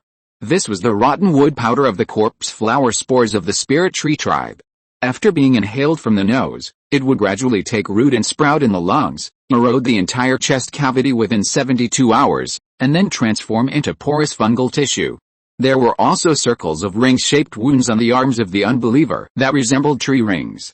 This was a special kind of mental punishment magic that would make the prisoner repeatedly experience the most painful moments of his life until he had a mental breakdown. A black plant also grew in the left eye and right ear of the unbeliever, and a few sporadic green leaves grew on the branches. This is a twisted tree. It buries its seeds in people's 5 sense organs and continuously extracts and eats human tissue. Its roots will continue to explore downward until they eat the heart. And the tree spirit will break out of the body. The tortured person will turn into hollow tree man trunk and continue to survive. Thorn hanging, rotten wood, annual ring curse, dead leaf punishment, and tree spirit parasitism. 5 of the most severe punishments appeared on a wizard at the same time, but he has not died yet. Moon didn't know whether to admire the good fortune of this unbeliever or the superb craftsmanship of Lu Shaman. When the tribal wizards who lived with Lu Shaman day and night saw this scene, their breathing became rapid and their chests were stuffy. There were even 2 young witches who vomited in the room before they walked out of the door. Moon cast a clean up to make the smell in the room better. The pupils of the 2 spellcasters standing at the back of the team, who were closest to the unbeliever, also shrank sharply. Although they had experienced many battles on the battlefield, this was the first time they had seen such a horrible scene. I think the federal parliament should permanently terminate the motion to retake Xinjiang Island. Gulp. After Vice Admiral Xilin finished speaking, Leighton did not reply. But the sound of him swallowing saliva seemed to have made his position clear. Moon could still bear it. He had seen similar scenes on the Montoya ship. It was just that the bodies of animals were implanted in ordinary people, and now the characteristics of plants appeared in wizards. Seeing Moon slowly approaching him, the tortured unbeliever tried to open his eyes. Although one of his eyes had been covered by twisted leaves, it did not prevent him from showing his desire to survive. It seems that he can still speak. Yes, as long as I don't promote the growth of these plants, he is very capable of speaking. Hearing Moon's question, Shaman Lu answered respectfully beside him. Moon had no sympathy for these unbelievers. He nodded and then raised his wand to remove the throat lock. I say everything because of the torture. The voice of the unbeliever became muffled, but he could still speak clearly. Before Moon asked any questions, he spilled all the secrets of the faithless. I won't go back. Please, give me a quick death. 2 hours later, the faithless was pushed down again. But this time Moon didn't use throat lock on him again. This was to scare the faithless minions imprisoned with him, and to comfort the gospel church members outside. After all, the screams of the enemy are a good healing medicine. Okay, just as we said just now, set off immediately tonight, try to end the battles everywhere tomorrow, and then meet outside Fort Colin. Attacking or occupying an island is never as simple as ordinary people think. From the faithless just now, Moon got more detailed information. In the 4 main cities on Andros Island, the faithless have a lot of wizards and guards. In addition to the city of Mel, the faithless are stationed in the city of Anato in the north, the city of Basio in the west, and the Xianxia fortress in the south. In order to ensure that the faithless have no way to retreat and to weaken the enemy's strength in advance, Moon arranged for 3 shamans to take 100 tribal warriors each and take a boat to control these 3 places. As for him and the great witch Xilin, they went to Colin Castle in the center of the island first. This is the base camp of the faithless and also the evil place where they conduct secret experiments. According to the account of the captives just now, thousands of ordinary people are detained here for experiments, including more than 300 children. In addition, after the failure of the last island capture battle, except for the external garrison personnel, all the faithless are recuperating in this castle. This is a good opportunity to annihilate them, but before that, we must find a way to deal with the magic pet of the faithless leader. Molten Scale Sea Serpent. Chapter 272 Freezing Curse Trap. From the captured unbelievers, we learned that the leader of the unbelievers and another high-ranking official were all in Fort Colin. The high-ranking official was also proficient in transformation magic. After taking a special potion, he would transform into a monster that merged crabs, turtles and other creatures. He also raised a magic pet named Crystal Turtle. This magical creature has very few ways to attack, but its defense is very strong. Therefore, this high-ranking official of the Unbelievers usually stays in Fort Colin, even though he did not participate in the last battle to seize the island. As for the leader of the Unbelievers, Guy Cooper, his transformation magic strength should be the highest among the Unbelievers, and he taught the transformation magic of the other high-ranking officials. In addition, he also mastered a magic that could confuse others, which could make the opponent unguarded silently and then complete the attack. The magic pet raised by this leader is the molten scale sea serpent. It is very large in size, and its nearly 30-meter body makes it the biological overlord on this island. In addition, since this sea snake lives in an underwater volcanic area full of magical energy all year round, its scales are filled with rich fire magic and strong defense. The venom of this snake is also very strong. Once the venom is injected into the target, it will spread rapidly. This powerful fire poison can completely burn all the body tissues in the target within a few minutes. In comparison, the threat of this magical creature is greater than that of the two high-ranking believers. It is worth mentioning that Moon also learned from the captives that the fire snake in Montoya's hand that he killed last time was actually the offspring of this molten scale sea snake. Moreover, this creature is very vengeful. Once a ship enters its territory at sea, the molten scale sea snake will immediately attack, overturn the ship, and devour the sailors. Moon still clearly remembers that the little sea snake he killed Montoya last time was only 5 or 6 meters long, which was already very difficult to deal with. It will obviously be more difficult to kill this one. However, Moon also got the disadvantage of the molten scale sea snake. It is very afraid of ice magic. This can be used to good effect, and perhaps there will be a better way to deal with the other party. In order to ensure the accuracy of the information, after taking the Unbelievers away, Moon interrogated the military and political leaders here one after another. After integrating all the information, Moon's plan gradually took shape. After the 3 shamans led their troops away, Moon discussed the latest battle plan with the Great Witch Xilin and the rest of the tribal wizards. It's best for us to set up a trap here, lure out this strange snake first, and then use ice magic to kill it. Moon pointed to the foot of the mountain about 20 kilometers away from Fort Colin. According to the confessions of those people just now, there is a pool of water here with a very low water temperature, which is most suitable for making traps. This place is good, but we are not very proficient in ice magic, and the body of this sea snake is too big, so we may not have enough time to freeze it. The Great Witch Xilin touched his beard and pondered. As the most skilled witch on Xingjian Island, most of the witchcraft he mastered was related to wind, water, and sand. And very few were related to ice. Moon nodded helplessly. He had actually browsed through all the witchcraft on Xingjian Island. There were indeed very few ice witchcraft. According to the explanation of the Great Witches, the tribesmen in the past were composed of 7 tribes. Among them, the Ice Flame and Snow Mist tribes were very good at ice magic, but when they left their ancestral land, they went north and there is no news about them now. In fact, Moon also mastered a kind of ice magic, freezing spell. However, he just learned this spell last week, and now it is impossible to freeze all the water in the pool with his own ability. I wonder if the wizards of the Spirit Tree tribe have any thorny magical plants with imprisonment effects. After seeing that the wizards next to him were silent, Xilin made his own suggestion at the right time. What can we do if we bring it? This monster is covered with magical flames, and the plants will be burned immediately when they approach. A wizard of the Spirit Tree tribe just expressed his opinion. Moon slammed the table. Maybe it won't burn so fast in the water. Hearing Moon's words, Xilin smiled and nodded.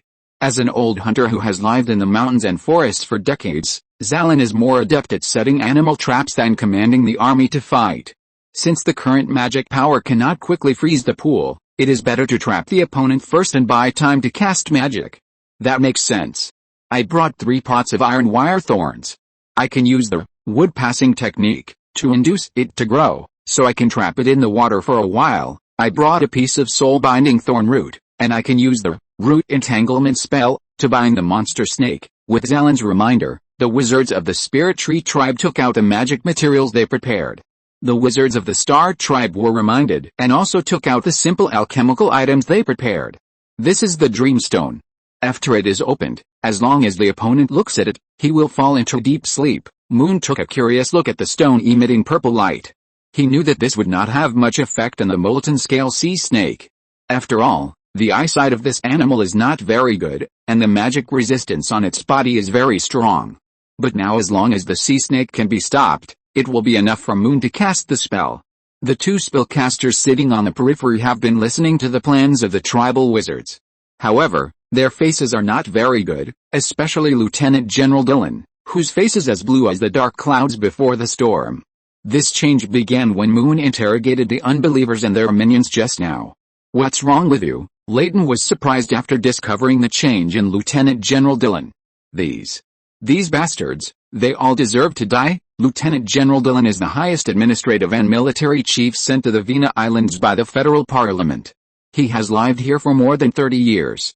Even on Andros Island, which is now occupied by the unbelievers, many people still remember his name.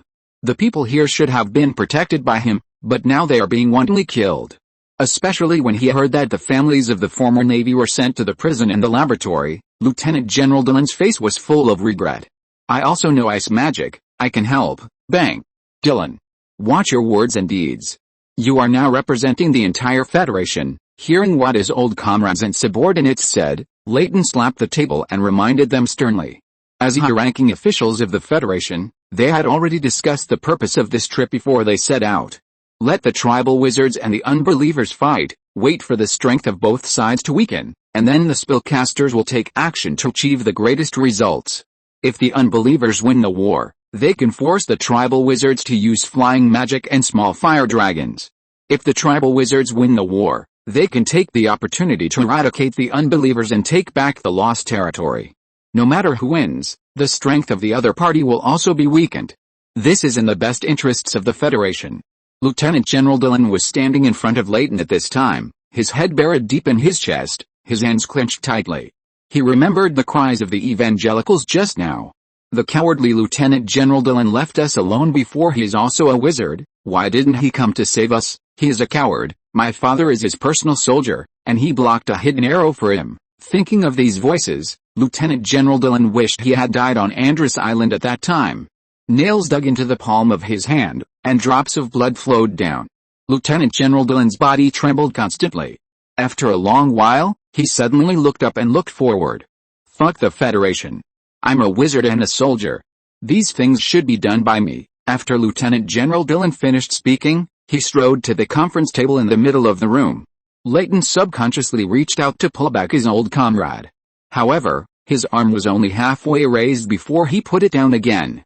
I have mastered a magic called Ice Shield, which can create a half-meter thick solid ice shield in a short period of time, which can also be used to freeze the pool. Okay, welcome to join. Seeing the resolute expression on Lieutenant General Xillin's face, Moon nodded calmly. Great Wizard Xilin had seen Lieutenant General Xillin's ice magic, and with this person joining, he felt much more at ease. Now the success rate of our trap is much higher, but how do we lure this strange snake out? Of course I will do it, High Priest. You? Just as Great Wizard Xilin was about to dissuade him, Moon raised his hand and interrupted him directly. Don't worry, since this strange snake is very vengeful, it's most appropriate for me to come forward. That night, the tribal wizards took a brief rest in the city of Mel. Before dawn, they immediately headed towards the center of the island. Under the guidance of the locals, they soon found the cold pool, and then the tribal wizards began to set traps. Moon rode on a flying broom and flew towards Colin Castle. The weather today was very bad, and there was no sun since morning. When we arrived at the destination at noon, the clouds became thicker and thicker, and it was dark and seemed to be pressing down on the earth. However, with these clouds and fog blocking the view, it was very helpful for Moon to observe the situation of the entire castle. After roughly grasping the distribution of troops outside the castle, Moon took out the spine of the sea snake he had killed before. There were some runes of fire magic on the spine, but they had all been recorded by Moon. Now it is not very useful. Just enough to be used as bait. After crushing the spine, Moon scattered it around the castle. Just before he scattered less than half of it, he found a huge fire snake drilled out of the small earth slope on the northwest side of the castle. The triangular snake had a pair of sharp eyes, and the golden pupils pierced through the clouds in an instant and fixed their eyes on the enemy in the air. Moon did not stay for long. and in order not to attract the attention of the enemies in the castle, he quickly flew towards the trap. Smelling that the enemy in front was still scattering the bone meal of his children, the molten scale sea snake was completely furious. Raging fire seeped out from the gaps between its scales, and its body rushed forward fiercely, like a fiery red lightning. The trees were broken in half, and the leaves turned to ashes. The stones on the road were smashed and splashed everywhere, but it did not affect its fast speed. Seeing the sea snake getting closer and closer, Moon suddenly descended towards the pool of water not far away, and then quickly pulled up. Here it comes, get ready. Chapter 273 Sea Snake Mutation. Among all the magical animals that Moon had seen, the molten sea serpent was the strongest one besides the black lake giant squid. The huge body of this giant snake swung wildly on the ground, leaving nothing intact wherever it passed. Towering ancient trees were broken, boulders were knocked away, and even the ground trembled slightly. Moon was very confident in the speed of the flying broom, but after seeing this giant snake, he knew that this was far from enough. If there were no trees and boulders blocking the ground, he might have become the sea snake's lunch.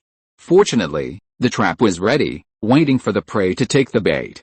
When Moon was close to the water surface, he quickly pulled up the broom and flew vertically into the sky. The sea snake chased closely, raised its huge head, straightened its body, opened its mouth and bit towards Moon. Only the tail of the molten sea serpent touched the ground, and its body was raised high, like a steep peak. But even so, it was still a little short. When the giant snake closed its mouth, it only pulled off a wooden stick at the end of the broom.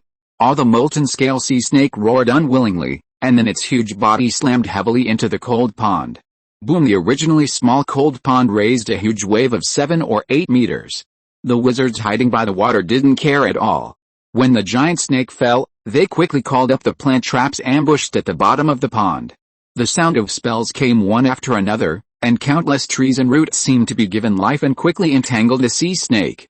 However, the molten scale sea snake was full of anger at the moment, and its powerful magic made it ignore these obstacles.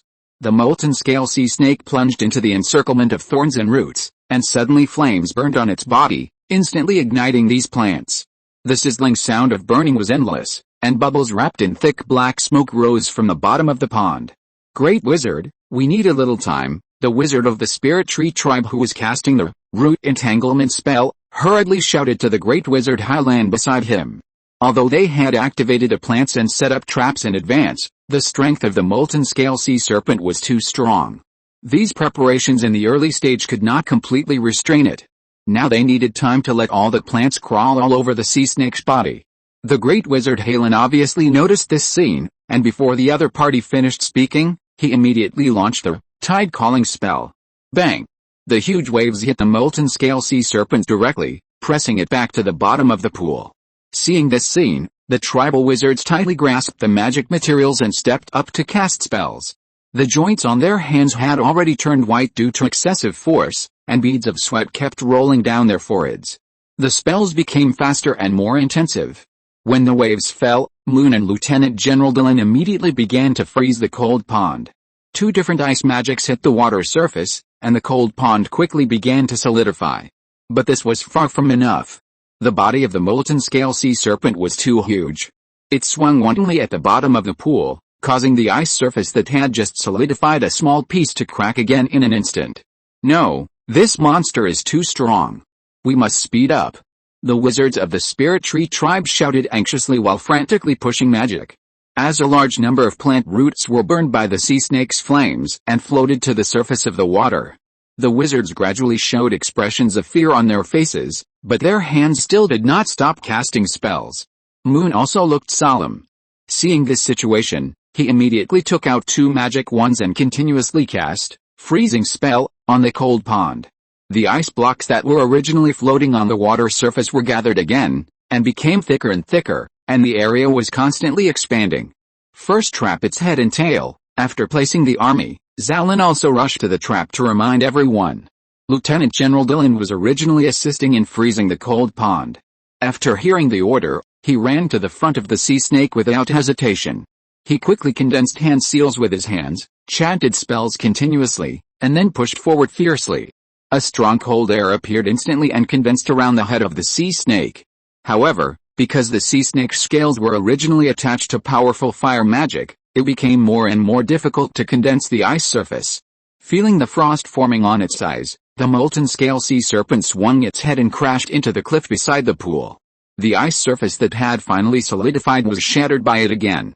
Just when Vice Admiral Xilin was about to make another move, the sea serpent had already opened its mouth and spewed out a red and black flame. Be careful. Although Leighton had not thought of taking action, he immediately cast a spell and pushed Vice Admiral Xilin away when he saw his old comrade in danger. However, the plan to imprison the sea serpent's head was completely bankrupt. The flames spewed by the sea serpent attacked other wizards on the shore again. Get out of the way, get out of the way. Moon pushed away the wizard closest to him, and the great wizard Xilin immediately summoned another wave to block the flames. No one told Moon that this sea serpent would spray flames. Or rather, this was originally a killer trick buried by the leader of the Faithless. It's just that Moon and his team encountered it in advance. Without the blessing of wizard magic, the plant roots wrapped around the molten sea snake could not last long. The roots of various plants broke, burned, and then floated to the surface of the water.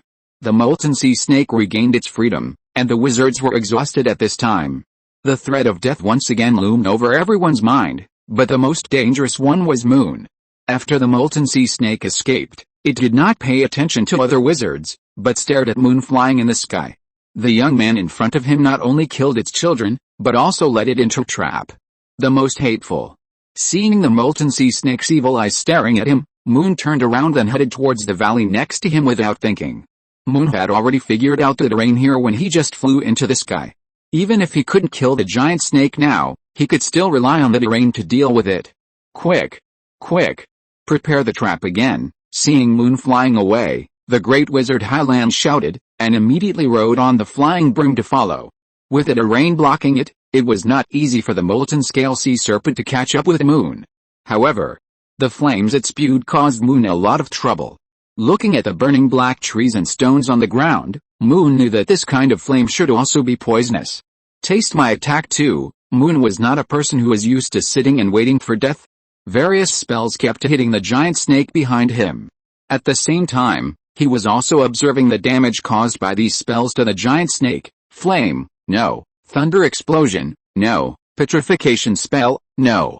With the advantage in the sky, Moon tried more than a dozen spells. God's Edge without shadow, eh? After learning this black magic from Professor Snape, Moon has been practicing it. Now each spell can emit 3 invisible blades. Just now, it was these 3 wind blades that opened the 3 fire scales on the giant snake's head. All the molten scale sea serpent felt the pain and finally let out a scream.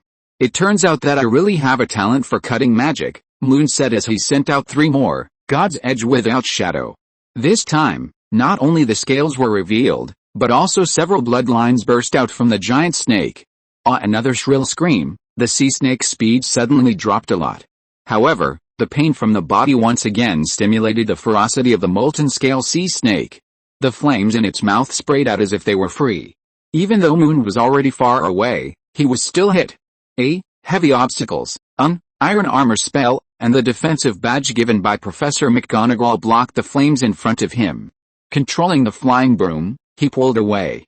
This time, Moon decided to fight a war of attrition with the opponent. After the molten scale sea snake's speed slowed down, Moon's safety was guaranteed, and various means of defeating the enemy could be tried again.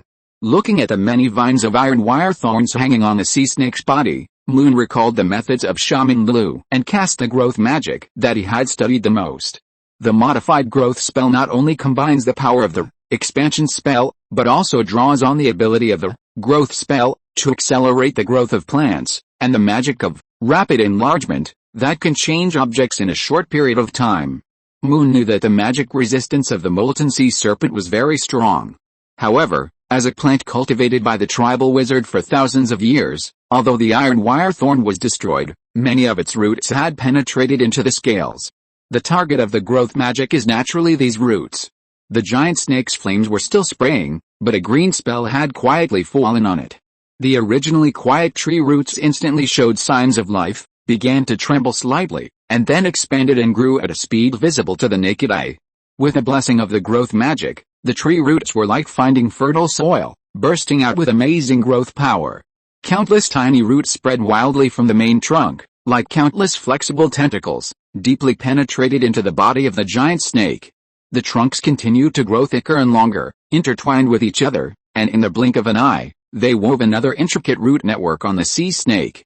The molten scale sea serpent felt the sudden restraint and became more violent. It shook its body vigorously, trying to break free from the entanglement of the roots. The flames on its body burned more vigorously, turning some tree trunks into ashes.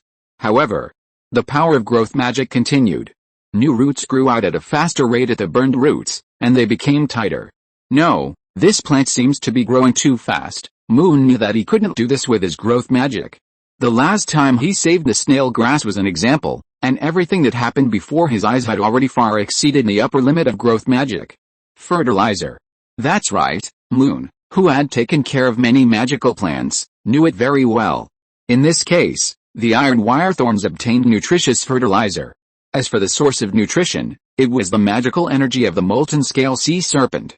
The giant snake, which had been tossed around for a long time, finally realized the danger. It turned around and sprayed flames at the roots of the iron wire thorns. Moon took this opportunity to launch multiple, God's Edge Shadowless. The two kinds of magic with huge damage finally made the molten scale sea serpent afraid. It finally stopped paying attention to Moon, who was flying high in the sky, and turned around and ran quickly in the direction of Fort Colin. Moon took the opportunity to catch up, and kept activating spells. High Priest, you didn't. After hearing the sound of fighting, the great wizard Xilin quickly rode over on his flying broom. However, he had just turned a ridge when he ran into the molten scale sea serpent head-on. He quickly controlled the broom to avoid the bloody mouth of the giant snake.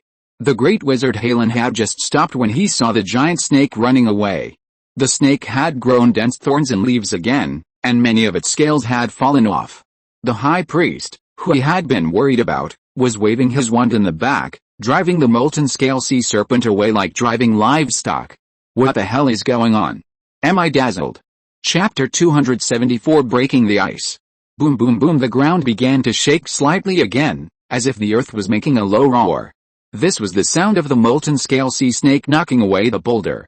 The tribal wizard, who was still nervously setting traps, turned pale as paper in an instant.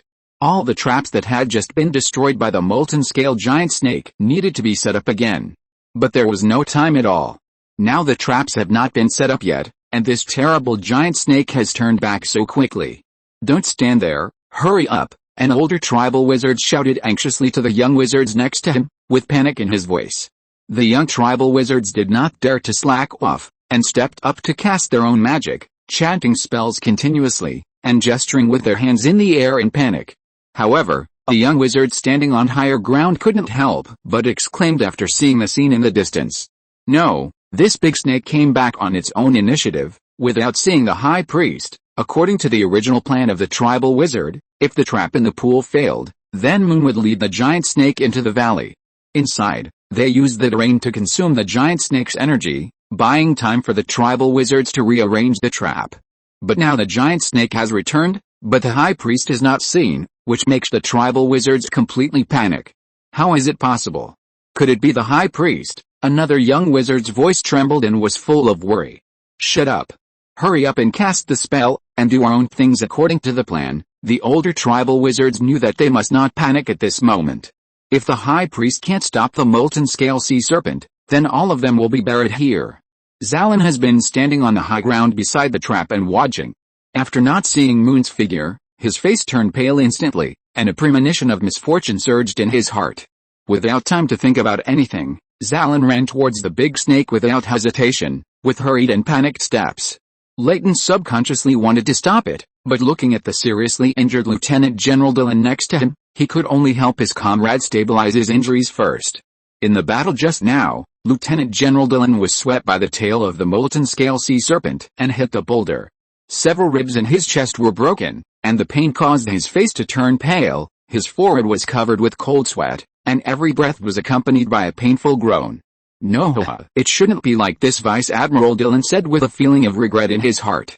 In the previous battle, he had already been infected by the firm determination of Moon and the tribal wizards. Especially when he saw Moon leading the molten scale sea serpent away alone, he was full of regret. He knew that this should have been done by him. And the reason for this situation now is that he just failed to trap the molten scale sea serpent's head. Leighton did not respond to Vice Admiral Dillon's words, and he was slightly relieved in his heart.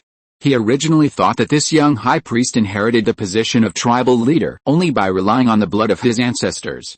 But now it seems that it is far from what he thought. In the previous battle, Moon's magic power was completely beyond his imagination, and he was able to make the decision to lead the molten scale sea serpent away alone at a critical moment, which surprised him and worried him secretly. Although the young high priest is young, he will definitely become a strong enemy of the Federation in the future. Now if the other party really dies under the magic of the molten scale sea serpent, it may be a lot of benefits for the Federation. As for this big snake, although the caster does not have the strength to deal with it now, as long as they can repel the attack of the Manila Empire, they will be able to mobilize more gunpowder. When the time comes, the entire castle will be completely covered, and I believe that the sea snake can be sent to see the young high priest. However, Lieutenant General Leighton's idea is obviously too advanced. When he was helping Lieutenant General Dillon check the injury, Xilin had already discovered a clue. No, there seems to be someone behind the big snake. The huge body of the molten scale sea serpent completely obscured Moon's figure. When Xilin approached, he saw the boy riding on the flying broom, who was intact and constantly throwing spells at the giant snake. Not only did the big snake have many more wounds on its body, but many scales also fell off. The most conspicuous thing was that a huge thorn plant was still growing, as if it was wearing a layer of green clothes on the sea snake. But everyone knew that this was the thorn cage that the tribal wizard had used to set up the trap. "I knew you could do it," Xilin shouted excitedly, and then quickly hid behind a boulder on the side of the road. He knew that he must not cause trouble for Moon now. The originally panicked tribal wizards turned their heads after hearing Xilin's voice. They were surprised to find that the high priest was driving the giant snake alone. Is the molten scale sea snake running for its life? How is this possible? So many of us just now couldn't subdue it. Such an absurd idea was born in the minds of the tribal wizards at the same time, but they were not too sure. But looking at the molten scale sea snake hurriedly avoiding the spell and the high priest's calm expression, the tribal wizards gradually realized the current situation. Attack and defense have changed. I knew that the stone prophecy in the tribe is true, and the high priest is the chosen one. The young tribal wizards were shocked by the event in front of them, and their eyes were full of admiration and disbelief. The two spellcasters also saw Moon's figure. Lieutenant General Dillon endured the pain and slapped the ground happily. Good. Great, we must kill this guy this time. Lieutenant General Leighton kept staring at Moon's figure in the sky. He said nothing, and there was a trace of worry in his eyes besides shock. Don't just stand there, we can't let it run back to the castle. Hurry up and make a trap. I want to drive it back to the beach, Moon shouted loudly in the sky, his voice firm and powerful. Then he immediately urged the broom to fly in front of the giant snake. Although this would face the sea snake's fire attack, it was also the only way to prevent the sea snake from running back to the castle for help. Moon had already torn off hundreds of scales from the molten scale sea snake, but this was nothing for the huge and powerful body of the sea snake. Boom boom, two groups of flames sprayed by the sea snake flew past his ears, and Moon kept casting God's Edge without shadow. In order to ensure that the molten scale sea snake could turn around, Moon kept casting spells on the weakest eyes on the sea snake's head. However, this was all dodged by the opponent's random swings. Especially the spell was close to the eyes, but it was all blocked by the sea snake's eyelids. Fortunately, the power of God's Shadowless was strong enough. After opening a lot of scales, the molten scale sea snake finally changed its direction. Especially the iron wire thorn growing on the sea snake, it not only restricted the sea snake's ability to move, making it unable to swim as freely as before. It was also constantly extracting the magical energy in the body of the lava sea snake, and the giant snake gradually became weaker. Moon's spell could achieve such an effect. When the molten scale sea snake was forced back to the pool, the great witch Xilin also happened to rush back. As soon as he arrived, he immediately cast Tide Calling spell. A surging wave of more than 10 meters, like a beast, roared and slapped the molten scale sea snake into the pool again. This time, various magical plants trapped the molten scale sea snake more thoroughly. Countless vines and thorns tightly wrapped around its body, gradually binding it tighter and tighter. The sea snake twisted its body crazily, and its powerful force knocked many wizards out again. Moon took this opportunity to cast the freezing spell again. Fortunately, the last magic had already condensed a lot of the water in the pond, although the ice had broken. But this time only a small amount of magic energy was needed to make the ice condense quickly again. Lieutenant General Xilin stood up with the help of the boulder behind him and began to cast ice magic again. Layton glanced at his old comrade, then stood up helplessly and cast the same ice magic. "Why are you willing to do it?" Lieutenant General Xilin looked at Layton in surprise and said with a hint of ridicule. "I just think it's a good deal for us to destroy this big guy now." Layton cast the ice shield and quickly wrapped the head of the molten scale sea snake tightly. As Lieutenant General Xilin Sr., the types of magic he mastered were obviously more comprehensive and more powerful than the latter. Although Layton had already started, he couldn't help but be shocked at this time. He originally thought that the young high priest of the tribe would be killed, but he didn't expect that he would return safely. Now that the tribesman's strength has not suffered major casualties, the most advantageous thing for the Federation is to destroy the sea snake in front of them. In this way, even if the Federation needs to take over the Vina Islands in the future, it will not have to consume too much power. As for this mysterious high priest, he will have to fight against the unfortunate one next, and the strength of both sides will inevitably be reduced. At that time, the real winner will only be the Federation caster. With the three of them casting ice magic together, powerful magic gathered above the pool and soon completely froze the pool. Moreover, the molten scale sea snake had also consumed a lot of physical strength by Moon's black magic and iron wire thorns. As the water temperature gradually dropped, the molten scale sea snake gradually stopped swinging, and then slowly was completely solidified in the ice. The molten scale sea snake's vitality is extremely strong. Even if it is frozen in the ice, it still wants to struggle. Moon fell from the air and came to the head of the molten scale sea snake, and found that the sea snake's eyes were still moving around. Without thinking, Moon continuously sent out God's Edge Shadowless. The sharp magic blade cut a crack in the ice, and then continued to fly in, piercing into the sea snake's eyes through this crack. The first blade hit the sea snake's eyelid, leaving a bloody mark. The second and third blades cut through the hard eyelid. The fourth blade had already penetrated into the molten scale sea snake's eyes. The pain made the molten scale sea snake struggle again, and the huge ice block also vibrated with its shaking. Fortunately, the ice block had not yet broken, and Moon's magic spells had been cast continuously. The fifth and sixth blades finally pierced the eyeball. The ninth blade, God's Edge Shadowless, shot out from the ice block on the other side and hit the opposite cliff. Chapter 275, Taking Stock of Harvest. A hole was punched through the eyes of the molten scale sea snake. However, Moon still felt unsafe, so he asked the wizards of the Spirit Tree tribe to control the plants to drill into the eye holes and crush the brain of the giant snake. After the molten scale sea snake's nerve reflexes completely disappeared, the huge ice block also calmed down and fell into the pool. After confirming that there were no enemies coming to Colin Castle, Xilin asked the tribal warriors to use rope hooks to drag up the huge snake corpse. "This big guy's really a surprise," the great wizard Xilin kept stroking the thawed sea snake corpse. Although he had seen many huge marine creatures on the island, it was still rare to see such a huge creature with magical energy. Especially this time, the tribal wizards lost a lot of magic materials in order to deal with the molten scale sea snake, and now they all hoped to harvest some from the snake corpse. Moon naturally would not stop him, especially because he knew that he would get the largest share of these spoils. The scales of the molten scale sea snake are undoubtedly one of its most eye-catching features. Each scale is extremely hard, with sharp edges and serrations, and it flashes orange-red light. If you touch it, you can feel the burning energy of fire magic. Although the Star Wizard who is proficient in alchemy is not here, many young wizards of the Star tribe who followed Moon are salivating over these scales. According to them, these scales can not only be used as carriers of magic arrays. They can also be used to create extremely hard armor, which not only has the effect of heat preservation, but also can isolate fire. The tribal wizards carefully pulled off these scales one by one, with excitement flashing in their eyes. As for the snake skin of the molten scale sea snake, it can be used to refine magic cloaks or magic robes.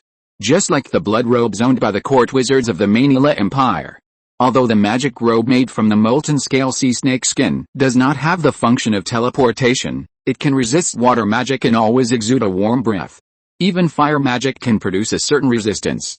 This kind of magic robe is very suitable for tribal wizards. Because they didn't know whether the court mage would send people to steal or take revenge.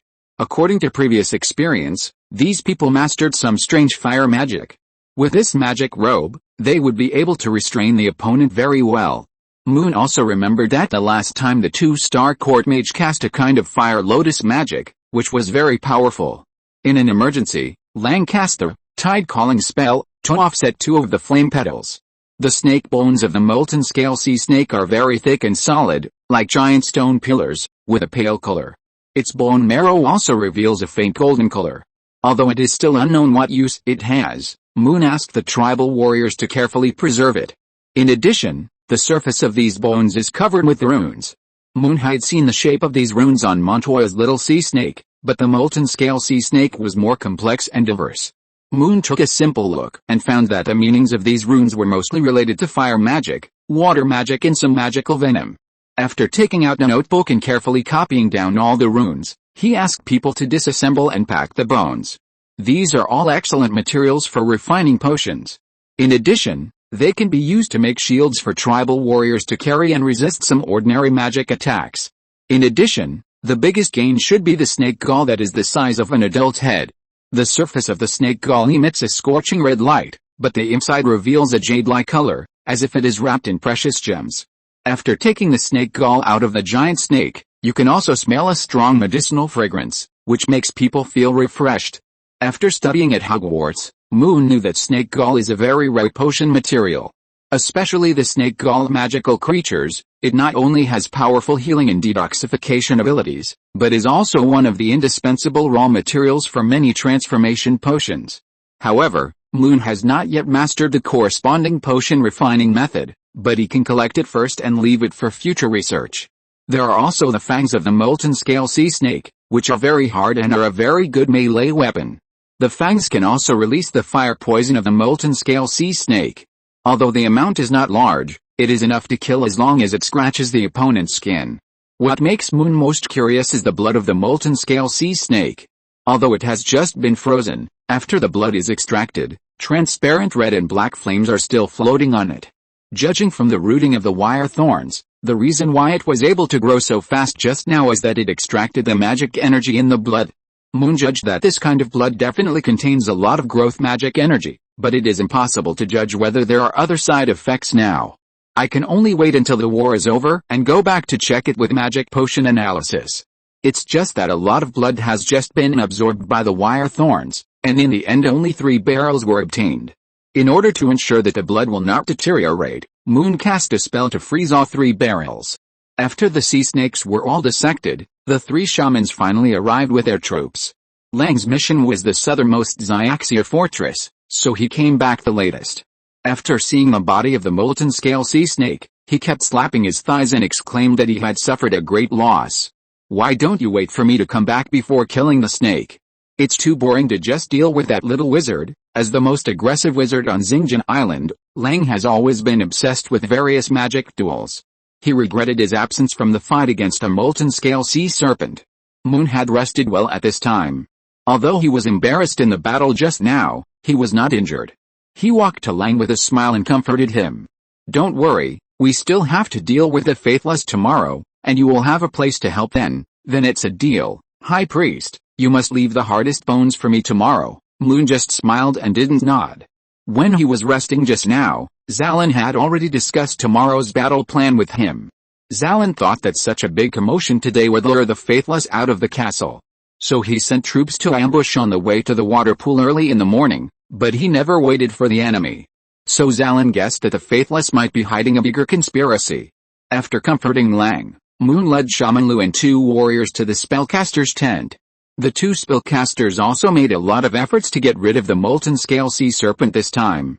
Moon naturally would not take the harvest alone, so he also prepared scales that could be made into 2 sets of armor for them. High Priest, we can't take it. Lieutenant General Xilin was still a little embarrassed. After thinking about some things, he understood more and more that these things should have been done by him. Especially after learning that this molten scale sea serpent had killed many people on the island, he wanted revenge even more. Although the molten scale sea serpent is dead now, it has not played a big role, so he wants to refuse. However, Moon did not want to owe the spellcasters a favor, and insisted on putting these things in their tent. Thank you, High Priest, you're welcome. The other 2 are injured today. I'll let Shaman Lu take a look at you. Hurry up and take the potion. There will be a tough battle tomorrow, okay? Lieutenant General Xilin was attacked by molten scale sea serpent twice today, and Leighton was also knocked out. Now both of them were wrapped in bandages. They did not bring a military doctor with them this time, so they could only ask the tribal wizard to check first. The wood-passing technique of the spirit tree tribe must be learned from a young age. After gradually becoming proficient, one can understand the conditions inside the plants. When this magic becomes more advanced, it can be used to check the diseases and injuries inside the tribesmen. On Xilin Island, only the spirit tree great wizard and Lu shaman have this ability. High Priest, Lieutenant General Xilin has 11 broken bones, his internal organs are displaced by 3 centimeters, and there are 5 external injuries. Lieutenant General Leighton has 2 broken ribs and a dislocated arm, and the position is not right when it is reattached. After hearing the words of the female wizard in front of him, Leighton's old face flushed. He originally wanted to refuse help. After all, he had already used the Federation's magic medicine for injuries, and his dislocated arm had already been reattached. These injuries are nothing to a soldier. However, after hearing the other party's detailed diagnosis, he immediately laughed at himself.